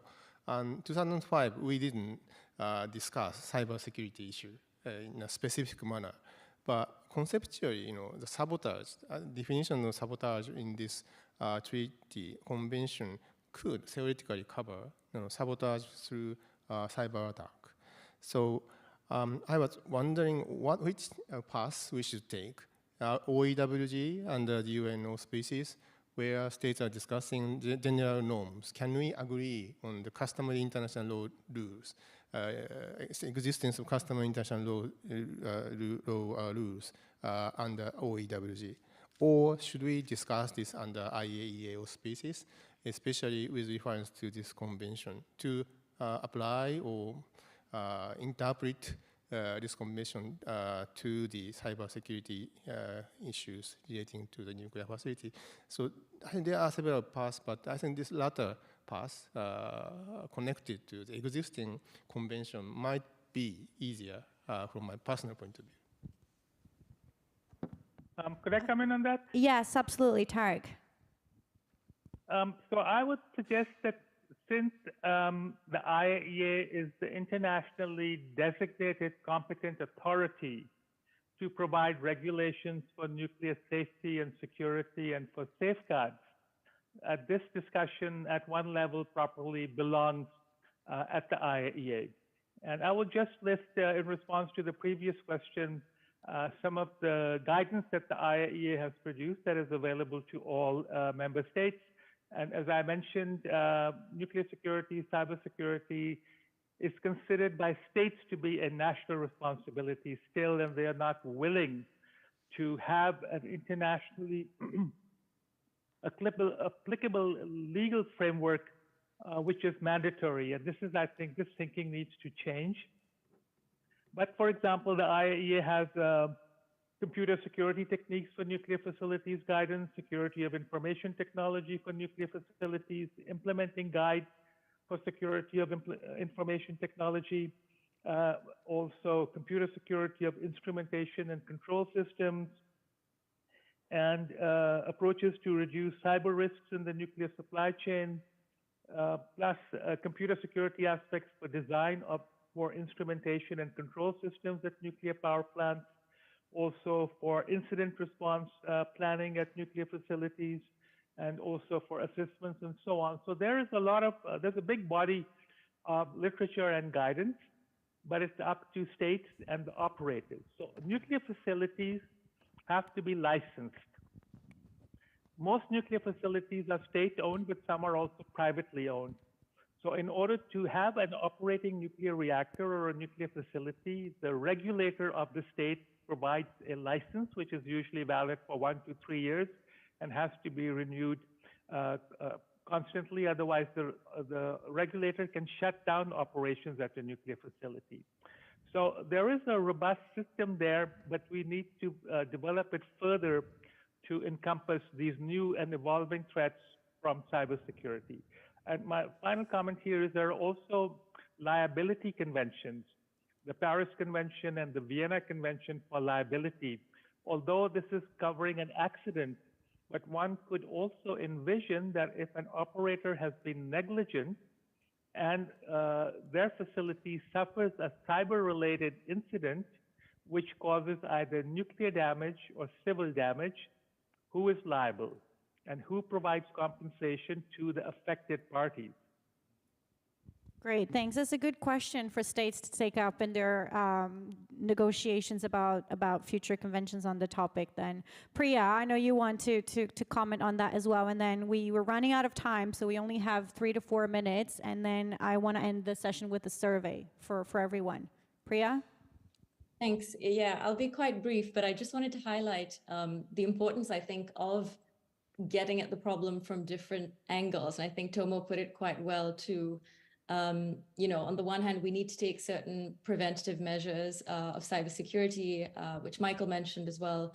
But we also, when incidents occur, need to be able to address them and address questions of legal accountability as well. And I think it probably remains to be seen how useful it will be to apply general rules of international law in this context, and also to admit where those general rules might not apply and where there may be a need for some sort of further regulation. And whether that actually happens is, as Tariq mentioned, up to states at the end of the day to decide that they want to implement certain measures or not. So I'll just, end it there. Thanks. Thanks, Priya. So to end the session, and thanks once again to our brilliant panelists, we have a question for you in the audience, online and in person. So in light of everything that we have just discussed, the risks, the initiatives, the approaches that have been developed, Rowan? Yeah, we wanted to ask you, so what else should states, private companies, and all the other stakeholders that we've discussed today be doing to address the cyber nuclear risks? So we'll give just a couple of minutes.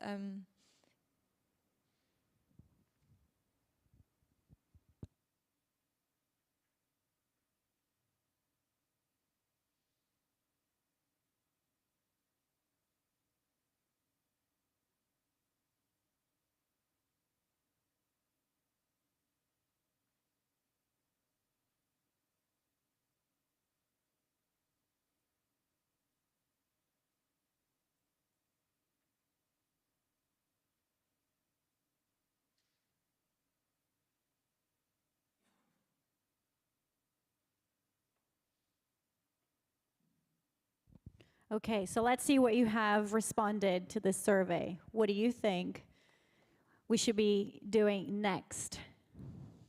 Okay, so I think everyone, I think the highest priority here, Rowan, is? Yeah, we've got we've got modernized the cybersecurity and civilian nuclear infrastructure that scored moving three. It's still moving. Yeah. 9.1. 9.1. I guess. Yeah. Yeah, and then coming in at second, we've got to better understand the threat landscape. Currently 8.6. Yeah, so I guess that's what Marion spoke to us about at the beginning. We need to better understand the threats, so both the cyber attacks that are out there and the types of cyber attacks that are out there, accidents that might happen as well, but also the consequences of those harms. And we also need to hear improved dialogue between the cyber and nuclear sectors. I think that's an important step forward. And now on law, do we need cyber-specific, cyber-nuclear specific norms, rules, or best practices? That got a 6.4, so maybe we should stick to what we already have. Okay, everyone, thanks so much for joining us today for this panel. Thanks to our speakers, thanks to your involvement, thanks to your answers to the survey. It was a real pleasure to be with you today. If you want to know more about our work, just go on our website. We also post things regularly on Twitter. Just follow our work, the work of our panelists, and yes, we will keep you informed about future developments that we are doing in this space. Thanks everyone again. Thank you. Bye. Greetings from Kyoto. Bye.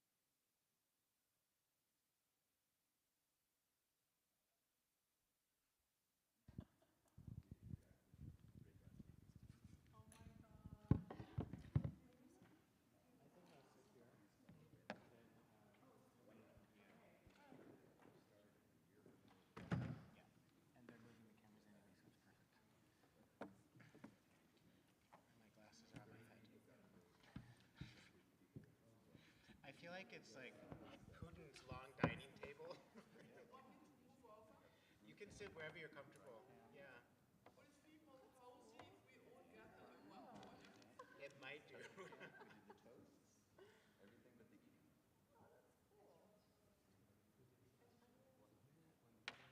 Exactly. This is not exactly a turnout for a town hall.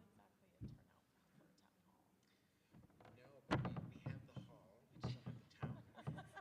That's okay. All right. We will. Should invite everyone to join all 3 people to join the table. Yes, you should.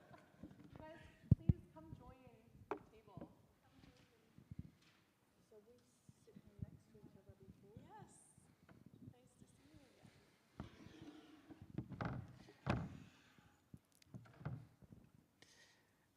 All right. So we do have we have a town hall scenario. We have the hall. We're a very tight-knit community, so please feel free to sit as close as you'd like. I think we'll start since we're at 3:04 and some people need to leave to get some trains. Welcome to everyone who's here and those who are online joining us. The weather is beautiful in Kyoto, and we have all held out to the very end, one of the last sessions on the last day of a very interesting week. Let me just again say thank you for sticking it out until the end. My name is Michael. I'm the new executive director for the Forum on Information and Democracy. I came into this role after a 25-year career in international development, working on democracy promotion, peace building, human rights, and then 5 years working in policy for a tech company. So I've really been able to see which one. I'll tell you secretly. No, I worked for Meta for 5 years. It may not seem, looking at me, but my career has been one from the periphery looking in. My work has largely been in Southeast Asia. It's where I've spent most of my life. It's also been fascinating to see the development of technology and its applications for areas that are important to me, like democracy and human rights, evolve over that time period. And so now I'm really happy to join the Forum. It's a Paris-based organization. I'm in Bangkok still for the time being. But it's enough about me. I'll share a few words for those who don't know much about the Forum. I'll share some thoughts about that and the announcements that we're going to make today about the work that some of the members of our steering committee for our observatory will be embarking on. As I mentioned, when I worked in democracy promotion early on, I really embraced the use of new technologies. Social media, for example, seemed to be the holy grail of democratizing people's access to information and their ability to use that to improve their lives. And I think in the interim, in the years that have passed, we've seen that our democratic governments aren't always as equipped as they need to be to address the harms that have arisen and the impacts that are being had on our institutions and our shared values. We've seen public space for real dialogue shrinking rather than expanding due to disruptions that technology is creating in our lives. It's not enough to rely on companies to regulate themselves. We tried that. We were promised that that's the best way not to stifle innovation, and it didn't work. And so that's why many of us have spent the last few days here in Kyoto, because we don't want to accept the false choices that have been presented to us, or the argument somehow that working at scale is an excuse to not always have to do the right thing. And democracies have noticed too. In 2019, a dozen or so democratic governments came together under the International Partnership on Information and Democracy. It's an international process outlining some principles that democratic governments strive to implement to ensure that technology serves democracy and information integrity, and not solely private interests. That's now grown to 51 states who have signed on to the partnership. Brazil was the last country to join in August, so just a few weeks ago. The partnership mandated the creation of an entity called the Forum on Information and Democracy. And so as an organization, we stand kind of in between states who give us a mandate, yet as a civil society-led entity, we are independent of states. So our board members, all 11, represent civil society organizations.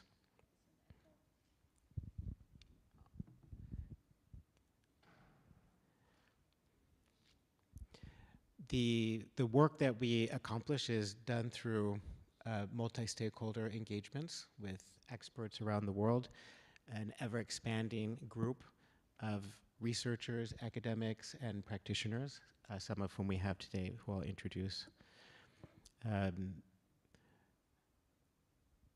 I think that the governance structure that we have is quite innovative. You know, to have a direct relationship with government where we can engage and act on recommendations around policy that we have while working with multiple stakeholders. Our organization is focused on 3 key areas around evidence, policy, and collaboration. On the policy work, we conduct research and develop policy recommendations that can be acted upon by states and by civil society and by companies. That is done through working with regional and national experts from around the world. The collaboration element is our emphasis on developing value creation within our network of civic partners, academic partners, research institutes around the world to contribute from the bottom up, from the sides up, into the outputs that we're creating. So that these are not just generated by Northern thinkers, that it's informed by thinkers and practitioners from all over the world. And the last area is evidence. That's the first one that I said, but I skipped. And that's because that's what today is about. Evidence is about collecting and pulling together our common understanding of what we're facing. Our evidence work is embodied by the observatory, for which some of our steering committee members have joined us in person. We've all found that an element that's much lacking in this space is a common understanding and appreciation of the impact that this technology is having on our institutions and our values in a way that's systematic, and that policymakers and others who are making important decisions can turn to and look to inform the decisions that they have to make. The observatory is working on a regular process of meta-analyses, bringing this information together. The observatory's architecture was developed by Professor Shoshana Zuboff, who we all know from her book and her work, as well as Angel Gurria, former Secretary General of the OECD. They spent about a year working out a governance structure and a process to make this a reality. So it's a real honor to be able to meet our steering committee members in person. It was part of a global call for people who are experts in their field, who bring a wealth of knowledge and experience to apply it to this idea of creating this common understanding. And so after looking at more than 100 submissions of candidates, we settled on 19 people, of which we have 3 in person with us today and 2 online. And their work over this coming cycle is to oversee the production of the first output from the observatory, the first meta-analysis. Now, there's a lot to cover. There are a lot of topics and issues, and we can't do it all at once. And so the team met recently to talk about prioritization and where the group should focus their efforts over the coming year.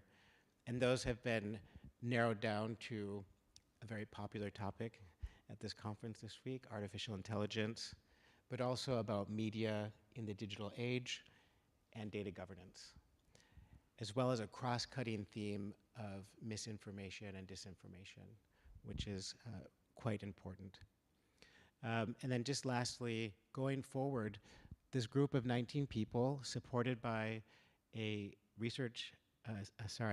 scientific director and rapporteurs, will be soliciting information, inputs, research, conducting working group discussions, and so forth, to gather information to fold into this meta-analysis.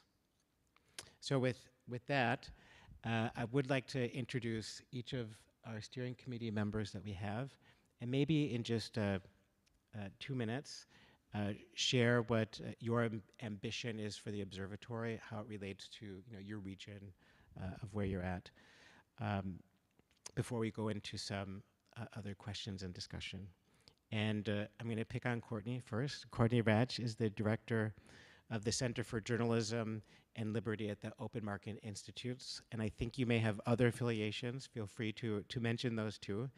And I'll give you a couple of minutes to share. Great, thank you so much, Michael, and excited to meet the other steering committee members as well. So my name is Courtney Radsch. As you said, I am the director of the Center for Journalism and Liberty, but I have a background for the past 20 years as a journalist, a scholar, and a human rights advocate.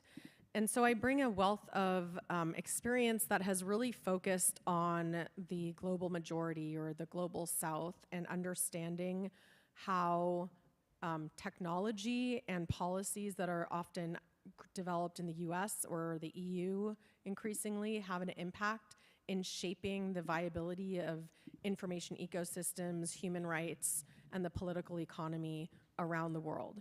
My interest in being part of this initiative is actually because I'm also involved with the International Panel on the Information Environment.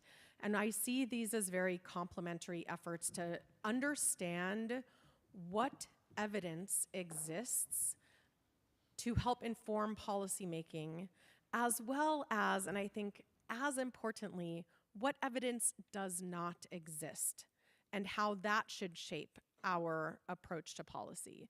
And so what I would hope for this, this initiative is that as we seek to harness the evidence, is what do we mean by evidence?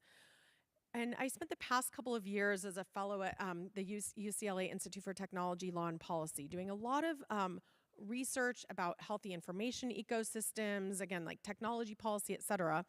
And one of the things that stood out is there is a lot of information embedded in NGO reports, in books that are not peer-reviewed and therefore, not part of the domain of the IPIE, that are published in reports, by international organizations, et cetera, that include empirical research on the ground, qualitative and quantitative research, and yet they all exist in their silos. There's so little, I think, conversation between them, and so I think we know more than we think we do, but it is embedded in all these, kind of individualized efforts. And so my ambition here is to help us figure out how do we learn from the evidence that has been collected, that has been developed, especially through the on-the-ground experience around the world, and particularly how that differs by region, by country, by language,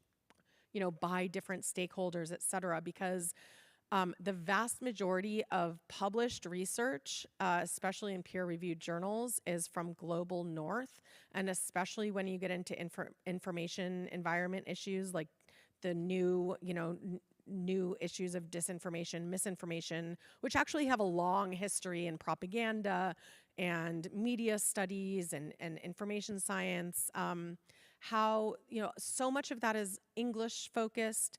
It's global north, a lot of it is either US or Europe. And so we don't know what the evidence actually tells us about what is happening globally if we think about, the hundreds of languages, cultures, politics, etc. So I'm really hoping that this initiative, together with the IPIE, will create a comprehensive understanding of what we know about these topics and where are the holes. And so I see you nodding, so I'm going to also wrap up here. But I think, as we get into the discussion, thinking about where there is an overemphasis of research, maybe where we need more, more attention because there has been an underemphasis, and that we have to consider as well how research is funded and who funds it. So if you think, for example, tech companies, when they're funding research, they're funding certain types of research. And so we also need to think about how what we know is shaped by who is funding us to ask certain questions and what questions are not being asked. And I'm also nodding because I'm agreeing with everything that you're saying too. So thank you very much, Courtney. I think we also have online Jalak Kakar, who's the Executive Director at the Center for Communication Governance at the National Law University of Delhi in India. Jalak, are you with us online? Thanks, Michael. Welcome. Wish you were here in Kyoto, but it's wonderful to have you online. Yes, I wish I was there too. It would have been really amazing. Michael, over the last decade, I've been working closely on technology policy issues within the Indian context. And sort of the lens I really come from is how the information environment is developing within the global majority. And it's something that we actively explore at the Center for Communication Governance, which is an academic research institution at the National Law University in Delhi, in India. And I think Courtney alluded to this, but if I can just take it further, is that a lot of the policy thinking and academic research that is being relied on is emanating from the West. And much of that does not necessarily directly translate or cannot be transposed into global majority contexts, which in themselves are very heterogeneous and different contexts, and you cannot homogenize them to be one sort of monolith of an environment. So I think my aspiration for the work we're going to do as part of this marvelous project is to be able to bring out the fact that we need a difference in approaches, perhaps in different contexts. And there may not be a one-size-fits-all approach. There'll be different cultural, governance, regulatory capacity contexts, and we need to take that into account. I think the second thing, and perhaps that's drawing on what you alluded to earlier, is the fact that there's this palpable sense of a false dichotomy. Like the only options we have is take social media platforms as they are. And the challenges we have today with them, maybe at the most we can, band-aid and try to tackle some of the, the harms that we see, or don't have them at all. And my aspiration for the time that we spend together over the next year working on coming out with the first report is really to understand, perhaps there are many shades in between, perhaps there are new and novel approaches, and many of those have already been sort of talked about in literature, but perhaps it's about spotlighting those particular approaches. And then the last idea I want to leave the audience with as part of opening remarks is, for instance, in India, we are in the process of drafting a new legislation to replace a 22-year-old piece of legislation that regulates the internet and online platforms. And of course, tech companies have a lot of money, power, a lot of access to relationships, and they have tremendous opportunity to shape the thinking that's sort of emerging. At the same time, there's a lot of tension between these companies and the government. And sometimes, the governments across the globe, as we are seeing, are experimenting with many different approaches. I think we have a unique opportunity as countries around the world are rethinking their approaches to internet regulation, platform regulation, to come out with a report that has legitimacy based on the fact that it arises from something that governments are also associated with, that has the backing and the work and the minds of many civil society and academic organizations across the globe really coming together, where it's not a one-off report of one institution, but really a global overarching coming together of individuals with expertise working on these issues. And I think it will create a resource that we can take to many governments around the world, and which will have the sort of heft to make them sit up and take notice. So I think we have a very, very important task ahead of us in the year ahead to live up to those aspirations, because we can really impact the way this information environment with globally moves forward. Thank you. Thank you. I absolutely agree with you that it's an important resource. I think a living resource, much like the IPCC has been for climate change. And also your note about spotlighting research, and I think on the one hand, spotlighting and then shining light on who's funding research and where that research is coming from. So perhaps next I could ask Jeanette Hoffman, who is the research director at the Alexander von Humboldt Institute for Internet and Society in Germany, to add any additional thoughts on yourself and what is your ambition for being part of the steering committee. Yeah, thank you very much, Michael. My background is in political science, and I've done research on internet governance since the early 1990s. And my recent research focus was on democracy and digitalization. And what sort of motivates me to contribute to this body are two things. First, focus on disinformation. I've noticed that most of the attention right now is on production and circulation of disinformation, but we know very, very little on about its impact on people. But at the same time, governments really use this growing worries and concern about disinformation as a legitimization for intervening in the public sphere and starting to regulate. So on the one hand, I think we really need more data, we need more research on disinformation and how it works, whether it in fact affects people's minds and voting behavior. But there's a second reason, and that has to do with high-quality journalism. As we all know, this is an essential pillar of democracy. I think it's also one of the most essential means against disinformation.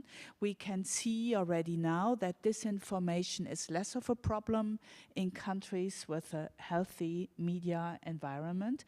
We had yesterday a workshop where a woman from Switzerland said, not an issue. I talked to a woman from the Irish government and she said, not an issue in our country. I would say the same about Germany. So really there is a tight link between the media landscape and disinformation. But at the same time, we can see that the sort of traditional business models of high quality journalism is crumbling, not only because of platforms, but also because the young generation of users is developing new attitudes towards news consumption. So we need to really think hard about what that means for the future, not only for combating disinformation, but also as a sort of condition for democracy. Absolutely agree. And just listening to the news this morning, I think it was the Washington Post is reducing, trying to buy out 250 staff. Another example of the impacts we're seeing every day. I think the other day I heard someone was saying that newspapers are folding up in Canada at a really rapid pace. Let's shift continents to Côte d'Ivoire, where we have Nene Nwakanma, who's works on digital policy and is with the Advocacy and Cooperation is it? She is a digital policy advocacy and cooperation specialist, and she's in Cote d'Ivoire. Are you with us online? No, I'm not. Hello, everyone. Great to join you online. My name is Nena. I come from the internet. I think that's all the introduction I do of myself. I think I've worked with a lot of you on different issues, open data, open source, open government, open web, over the past 25 years. And even before IGF, we've been around through the WSIS, the pre-WSIS days, we used to call them. I have been working from the advocacy point of view and mostly within civil society, and for the past 10 years as the chief web advocate of the World Wide Web Foundation. Two things. On one hand is information, and on the other hand is democracy. I like to use visualizations. I like to use illustrations. Information is like bread. Everywhere you go in the world, there's a sort of bread that is eaten. It could be flat, it could be long, it could be with sugar, it comes in different shapes, sizes, and flavors. But every people have a kind of bread they eat. So it's information is consumed everywhere in different shapes, sizes, forms. We may not even have the basic ingredients. We know it's flour basically that you use to make bread, but flour can be made from so many different types of cereal. And that I think is the same with information. Granted, we all feed on it one way or the other.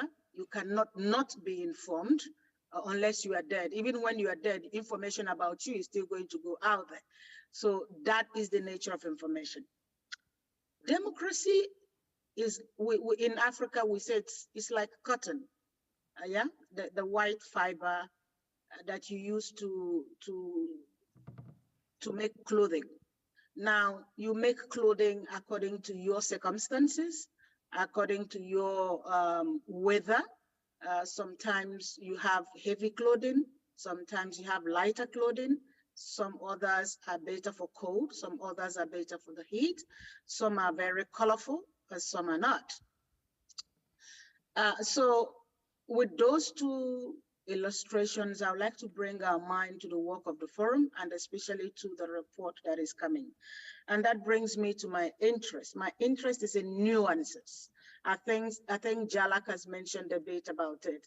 There is no one size fits it all. And my desire, my vision will be that the report and of course the forum will be a real observatory, go beyond the major headlines and look at the nuances that exist across continents, across countries, across social, political and economic circumstances, and tease out those. So in one word, it will be nuance for me, and I'm going to be having a close look as we go along to ensure that we're bringing out the nuances across countries. The other thing might be the needs, because it's not just enough.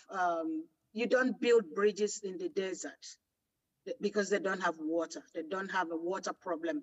I think Janet was saying that we need to respond to needs. You can't come to me in the middle of the desert and tell me you have a program for bridges. No, unless you build a river first. Yeah. So let's respond to the needs of our people. Government have needs, and once those needs are catered for, then our existence makes itself valuable. So once again, yes, we are feeding on information in different sizes, forms, and flavors. Democracy, yes, we are all constructing our view of it according to our circumstances, whether we are it could be heavy, it could be cold, it could be colorful. but everyone builds their democracy in their way. There is no one size fits it all, even in clothing. That's why we have different sizes in colors, in shades. And of course, needs are different, and we need to respond to this. Once again, thank you for having me. And thanks to all who have kept on. I mean, we've been waking up every day at 1 a.m. to be here in Kyoto. I'm in West Africa today, where it's summer all around. Please come see us. Thank you. Thank you, Nana. I do hope to see you in Côte d'Ivoire. Thank you very much for that. And I'm always going to remember the analogy of building bridges in the desert. And I will use that and credit you. Thank you. And lastly, of our 19 steering committee members for the observatory, we have with us EY's global AI ethics and regulatory leader, Angsar Kun, who is based in Brussels. Please share more. Thank you very much. Yes, indeed. So yes, I'm the Global AI Ethics and Regulatory Leader at EY, but I'm also a trustee at the Five Rights Foundation, which is a foundation that works towards the rights of young people online, and I'm a data and AI ethics advisor at Afro Leadership, a Cameroon-based Pan-African NGO. Actually, about 8 years ago is when my journey from being an academic doing research on computational neuroscience moved into the space of data, questions around data, data ethics, and the internet, recommender systems and such. And it was really by initially thinking about computational social science, there's all this great data online and we're trying to use that to understand human behavior. But pretty much before we even started that project, the research translated into what is the ethics of using online data for means that are different from what the person was thinking about when they published that data online. And it was pretty quickly then through that project that we started looking into also the role of recommender systems, how they are shaping the space online for people, what it is that they're actually even seeing in this space. And that was then also a project together with Five Rights Foundation, because when it comes especially to people like young people, but also obviously also to many outside of sort of the core economies of the US and Europe, we have a lot that people are speaking about them without actually having spoken to them and understood from their voice. So we were working with Five Rights Foundation on a report called Internet in Their Own Voice, listening to young people, what it is that they actually want to hear about this space. So it's really from that kind of point of view that I think what the observatory is going to be doing is going to be very important to look at the various sources of data that are being collected, the various research that is happening in the world around how data is flowing, what people are seeing online, how people are engaging with that, questions around misinformation and disinformation, in order to be able to, especially for policymakers, but also for companies that are setting up their governance frameworks around the information ecosystem, to make sure that they understand where is it anecdote versus where is it strongly supported evidence, which of these sources of evidence are the ones that they really need to be acting on, and how should they be acting in order to achieve true outcomes that will be beneficial. Thank you. Thanks for that, and appreciate the youth angle, which is often not as present as it should be, considering how we make up our panels and the time it takes to develop expertise and so forth. So thank you for that. Now, as we think about this ambitious agenda we have for the observatory to serve this IPCC-like function, to ensure that policymakers, as Angsar mentioned, have access to the latest understanding, the state of art research that exists, and that they understand the sources of this knowledge, because people or companies, they may have interests in producing certain kinds of research. So the next few questions I want to ask are kind of around to what extent the work of the observatory can move the policy needle in a way that protects our democracies, our shared values, and the integrity of our information ecosystem. And perhaps maybe I start with Courtney, who may have to leave to catch a train. In your view, what are the most important cross-cutting issues and methodological considerations that the observatory and this team should be keeping in mind and pursuing during this first cycle? Thanks for that. So I think we need to make sure that we're looking at qualitative and quantitative and mixed methods research. I found I'm a qualitative researcher also in political science, international relations with focus on communications. And there is a tendency to privilege big data. People really like to use big data, which can give us some useful insights, but also can leave gaping blind holes, especially if we think about issues of data sovereignty, of inclusion and access, and how that ends up replicating historical and structural conditions and biases, as well as again, like the data access and the access and connectivity issues. So I think we need to make sure that we're thinking multi-methodologically within the same questions. So how do we know what we think we know, and what is the evidence base for that? Then I think we also need to think about the different kind of methodological paradigm or the epistemological paradigm that it's based in, because again, when I did this analysis of what makes up a healthy information ecosystem, which was done for a group of donors called the Transparency and Accountability Initiative, which I think the OECD is using to analyze its disinformation and misinformation programming against. There's a tendency to focus on issues like media and information literacy or psychological effects. How do individuals respond to disinformation, for example, to the exclusion of structural analyses or structural investigations, and especially there's a lack of research into how those things are linked. And so I think we have to also interrogate where we do have a lot of evidence, but also what that means for what we don't have evidence about. And I say that because if you look at, for example, a lot of the funding as well as just simply the access to data and the type of platforms that are studied. I mean, so in the meta-analysis that the IPIE did of some of the disinformation peer-reviewed literature, there's just this preponderance of investigations into a handful of platforms, specifically those that have open APIs, which links right to data, right? So you study things that you have access to. It's a lot easier to study what's happening on Twitter than it is what's happening on Telegram because it has an open API.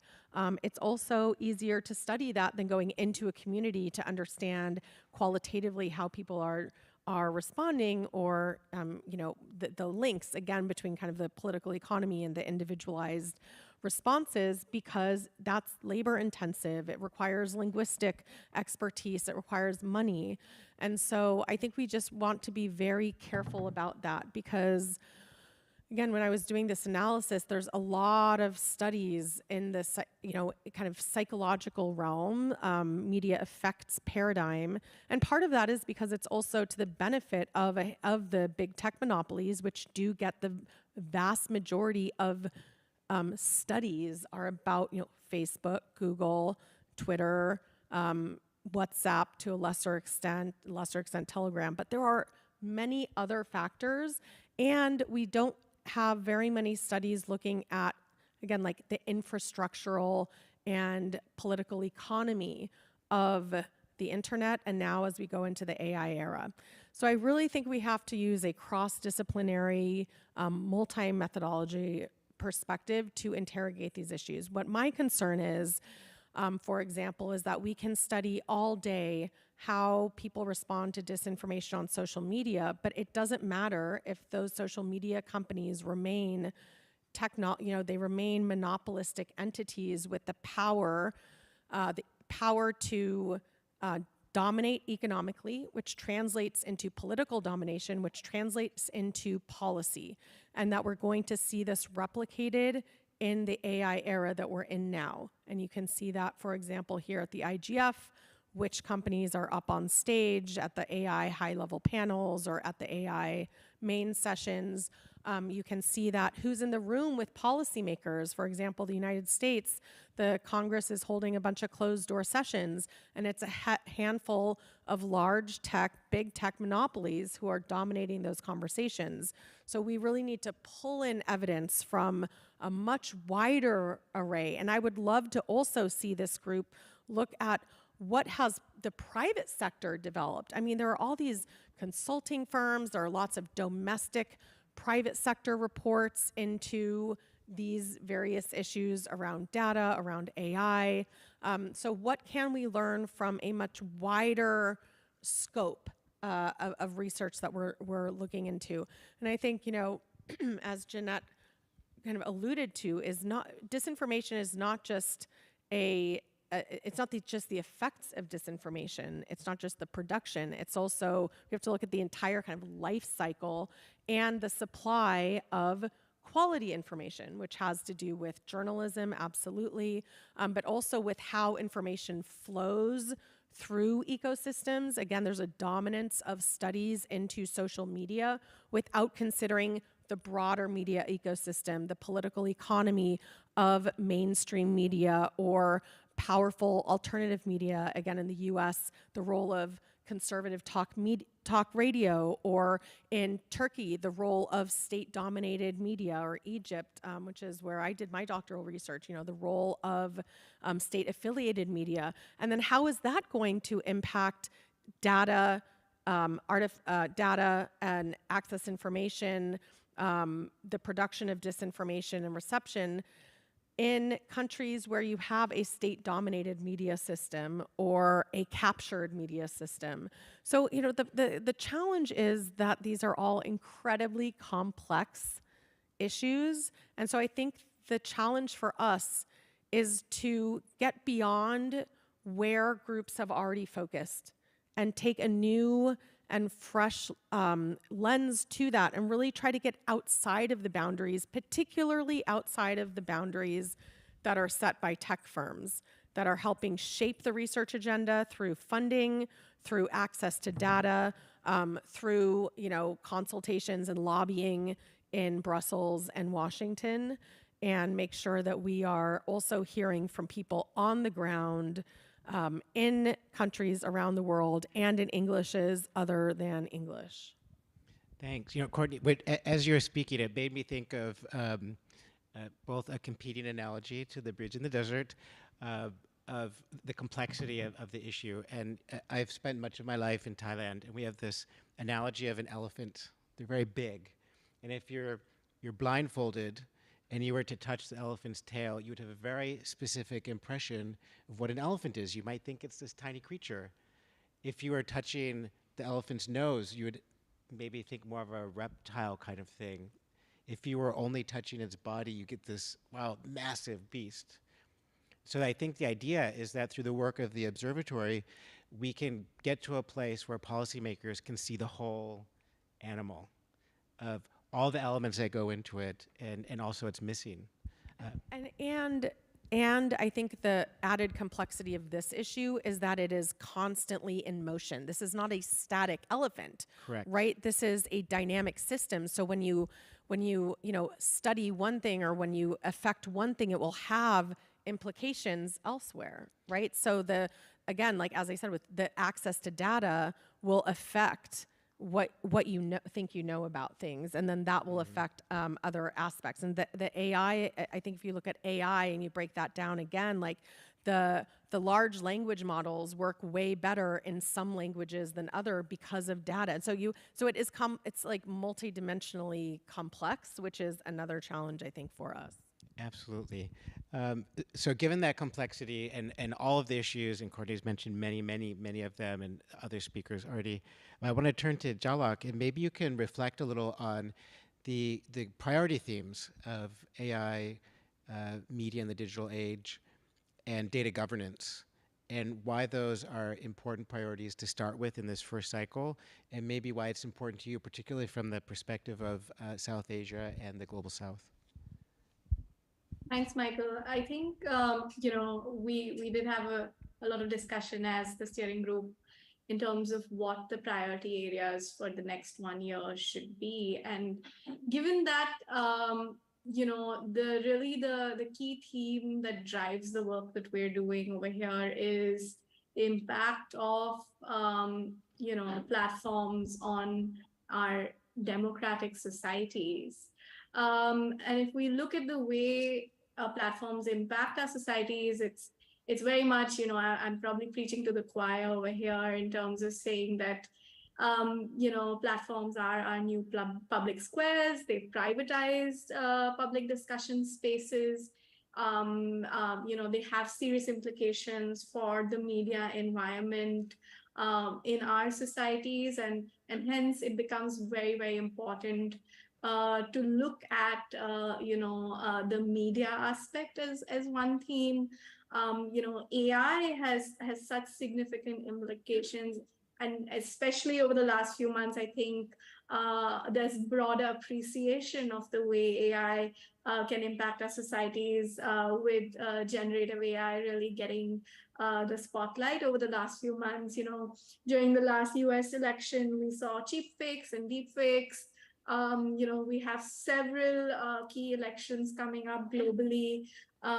India, the UK, many other countries across the global north and the global majority. And this is really going to be a playground for political parties and supporters to, unlock the power of AI for political campaigns. And some of it can be good and bring more voters into the fray and reach the marginalized and vulnerable. But there are ways that these systems and technologies can be weaponized in a way that's detrimental to democratic interests. And then really the third theme that the group has chosen to focus on is that of data governance, and really what platforms are able to do. And the whole idea of surveillance capitalism is based on the notion that large masses of data are being collected on individuals. They're being used both in personal data as well as anonymized, de-identified data forms in ways that really can manipulate and have very real world implications on the way our societies function and the way our democratic processes play out.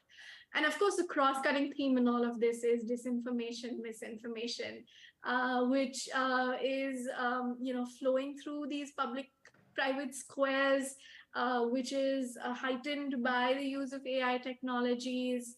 I think in the context of so many key general elections around the globe, I think these are great themes to be picking up and analyzing for our first report. Thank you very much, Jalak, for that. And your point about elections next year is a really good example of many democracies are preparing for the threats against democracy, and there could be the temptation to rush into regulations very quickly. And in that vein, I want to turn to Nena in Cote d'Ivoire, and sharing your perspective on this idea of regulations of the online space in the context of evidence scarcity or the lack of real sound evidence, and the risks of kind of moving towards quick regulation, and how the work of this group could help policymakers and advocates working in this space. Nena? Yeah, so maybe I think you're being diplomatically correct in saying quick regulation. You are in Kyoto. I'm sitting in my house. It's panic regulation. It's panic regulation. That's the correct word. I'm sitting in my house. Anybody can come and fight me here. Nothing's going to happen to me, right? But here is it. It's hype most often, right? Over the past 2 years, look at what has happened on the AI landscape. Even my personal self, I've had to go back to school to read AI and law, because it's like everywhere. Everybody is crazy and hyping about AI. And that for me, it's actually a red flag. It's a red flag because, as you know, the UN is going to set up an independent AI agency. It's setting up a high-level advisory board to work on it. In the past 1 month, 1 year, I think I've read about 50 AI regulatory frameworks. I've co-written one for Africa myself, the Africa AI Blueprint. Everywhere, it's coming up. It's coming up. My yesterday's session was on data governance as well, and I'm helping. I still advise governments on regulating digital rights and media. So here is what I think. Understand before we regulate. How does this thing work? What are the implications? And that is where evidence comes to be. That is where the work we do comes to be. You cannot regulate what you do not understand. Unfortunately, we do this hype. We are moved on hype. We are moved on electoral electoral deadlines. We are moved by panic, and we want to do something quickly. As someone in Africa, I smile. I listen very, very closely to Courtney. So now you are afraid. On the media landscape, there have been big Western media that has been dominating the space for so long. And everybody felt it was okay for these big platforms, media platforms, then to be the bearers of a discourse and send us on a bias towards democracy in a certain way. The only reason we are now being afraid is that platforms are the new media, and there's a new kid on the block, and your own power is being threatened. So I think it's a power play here. And with being someone in Africa, I am smiling about it, because governments are no longer the biggest stakeholders in the media, nor global northern media, the biggest media. Now we have media in the hands of private platforms. Okay, my last trip was to the Meta campus in Menlo Park in California, and so what is still panic. It's still panic. We want to regulate because we want to keep our spheres of influence. We are regulating because we are afraid. We're regulating because of hype. We're regulating because of electoral deadlines. And I think that all of that does not augur well. And I think that the work that we're doing needs to calm everybody down. What is the evidence saying? What is it not saying? What should we be afraid of?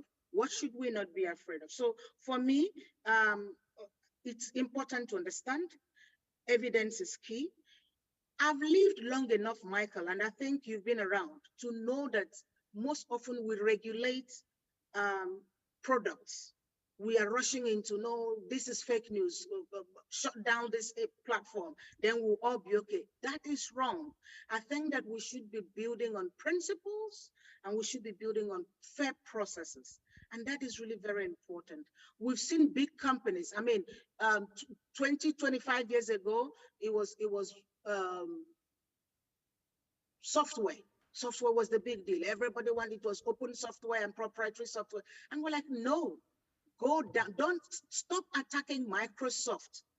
Let us look at principles of openness and accountability. Let us look at inclusivity. Let us look at these key principles. So let's not regulate products and companies. Let's regulate processes. Let's regulate principles, and let's be forward-looking. So in dialogue, let me close with that. Dialogue is also very important, and that's what brings us to the value of IGF and the forum, by the way. That's where we have this dialogue between private, public, and civil society sectors.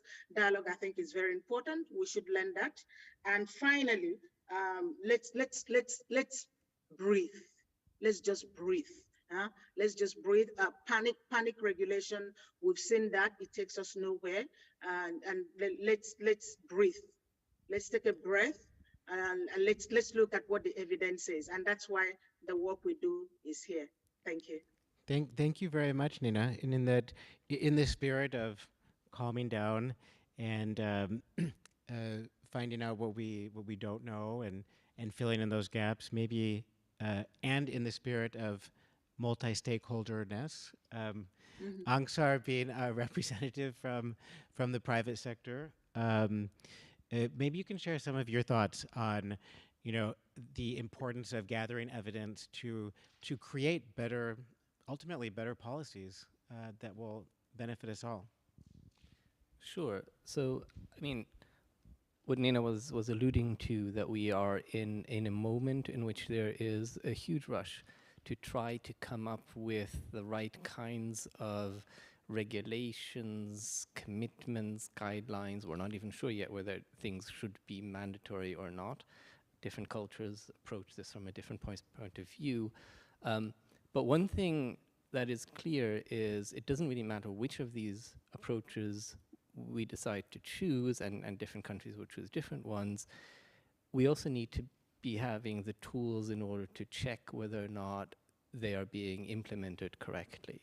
And that means we need to have methodologies. We need to understand which methodology is actually going to work in order to assess compliance with, be it compliance with the regulations, say Digital Service Act, be it compliance with commitments and guidelines.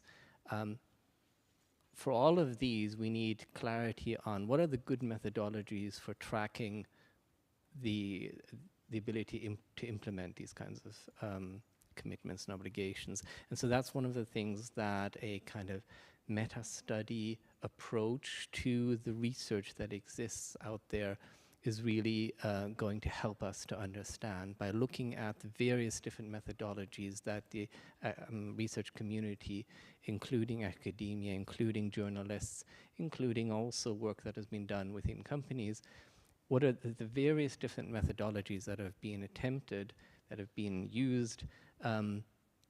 Which of these is producing the kind of evidence that is most reproducible, most applicable for this kind of an assurance process to assess, are we achieving the desired outcomes of these new policies that are being developed in the space to deal with the new challenges from generative AI, the existing challenges from social media platforms, the old challenges around disinformation that may be driven by particular interest groups, which can be governments, it can be companies, it can be other groups as well.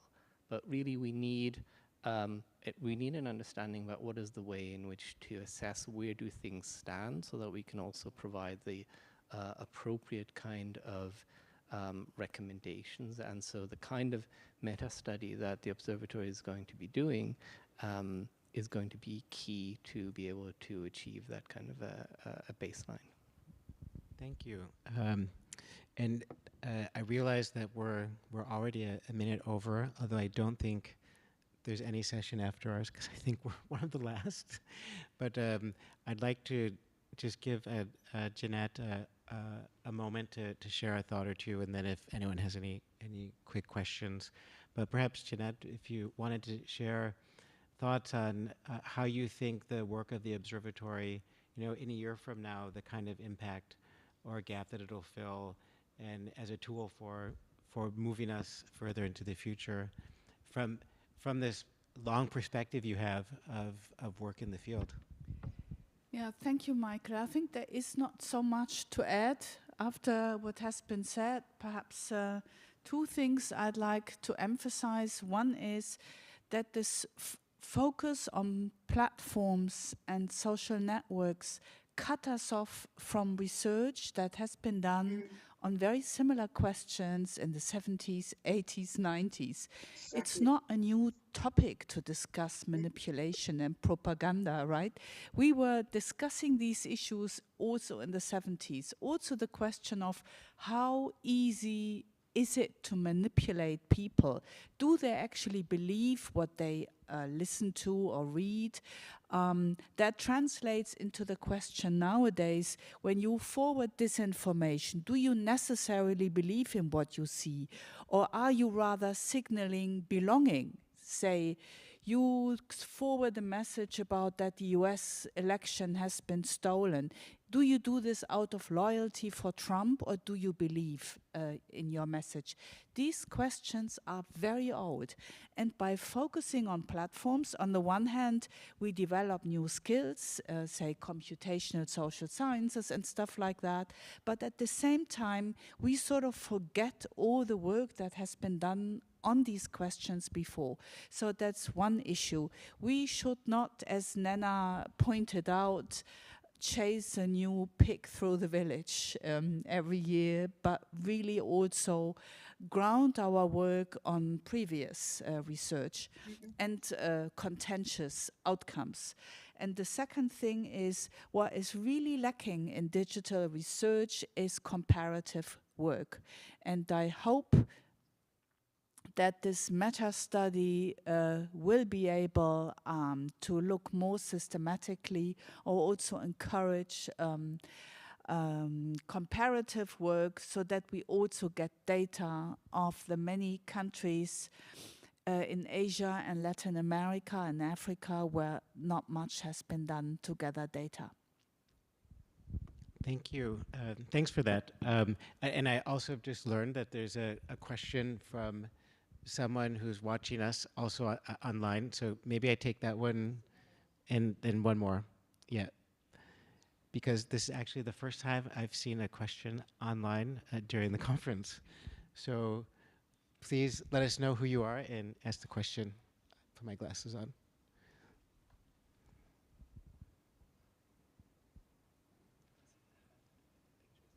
I can see a hand, but... Yeah, it's Deborah.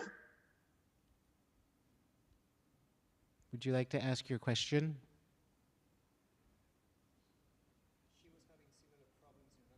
We need to unmute Deborah. Yeah. Thank you. Thank you very much. Oh my God, this has been one of my favorite panels. And Nena, I was thinking so hard to try to come up with a story about the idea of expertise, the bread, the clothes, etc. So let me just say who I am real quick, and then I'm going to go to a question on funding. So I'm, you can see my name, Deborah Allen Rogers. I have a nonprofit in The Hague called Find Out Why. And we, I think some of you might know who we are now. One of the things, and I'm also from New York City. I was a clothing designer in the 80s and 90s. So when you brought up cotton and you thought, and you made the analysis for clothing, and it's not a one size fits all, that made my heart sing. Also this time, because it's, we do know that. Any of us in the, I don't know everybody's age here, but I can tell you I'm in the above 55 crowd. Okay, so here's the reason. I'm going to go hard on the funding models. One of the things that I do, besides my nonprofit on an advisory side, is to really kind of challenge the way we fund research. Why? I got a degree in 2019 in international studies at Fordham in New York. And the thing that amazed me was how much time we spend in a curriculum studying the past. So I wanted to acknowledge I'm sorry, I can't remember your name now, but the woman from Germany, that I agree with you. We have to look in the past, et cetera. In the archive, I would look at my notes, but I want to try to get this point and not take too much time. We would sit in class, me with a lot of the very young, and then me as not very young at all.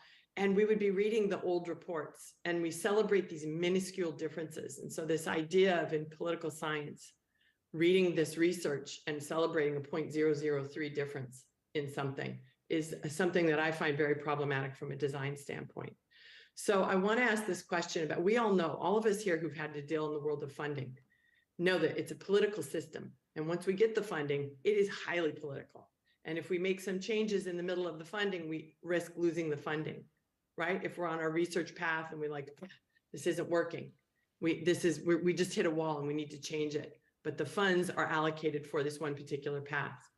So my question to everybody here is, and I would love for everyone to join in this idea of redesigning the funding models, to put in a flexibility clause that if when I'm doing my research, I find out I'm hitting a brick wall, I don't have to proceed on that research path. And I get to keep the funding so that I can go on the new path that I've just discovered must be taken. So that's that. And then Michael, you made a point about it taking time to develop expertise. And Nena, this was the thing I was trying to figure out.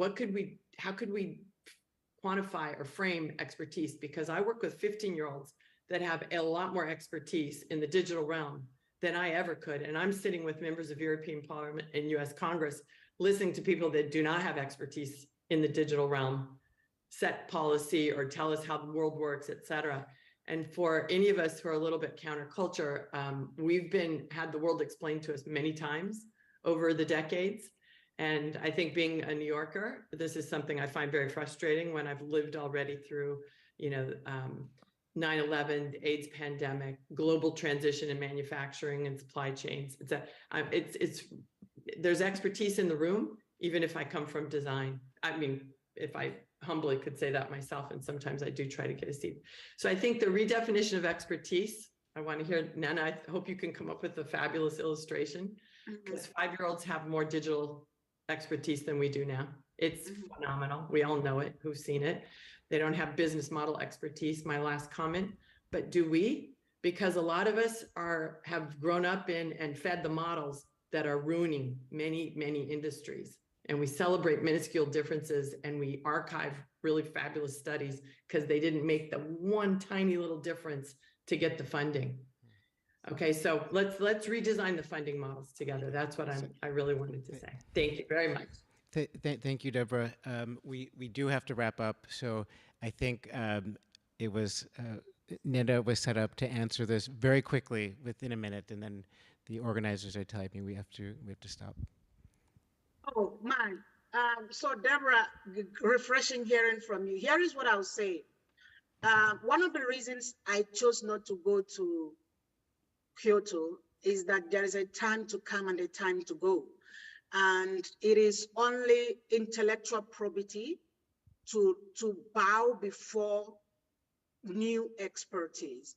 I think that my space in the digital IGF space can be taken by those I've trained. I've been training people for the past 15 years. And I think that the highest level of leadership is when we raise other leaders to take over from us. It is perfectly okay for other people that I've trained to lead IGF processes in my place. It is perfectly okay to tell a 15-year-old, I think you know this better than myself, and let them lead. Great leaders are those who, first of all, raise other leaders and are humble enough to bow before new leaders. Thank you. Thank you, Nana. That's a perfect note to end on. Thank you so much. And thank you, Deborah, for the question. Apologize that we don't have time, but feel free to come up after. Thank you, everybody. Appreciate you joining us at the end of a great conference week. Bye-bye. Thank you.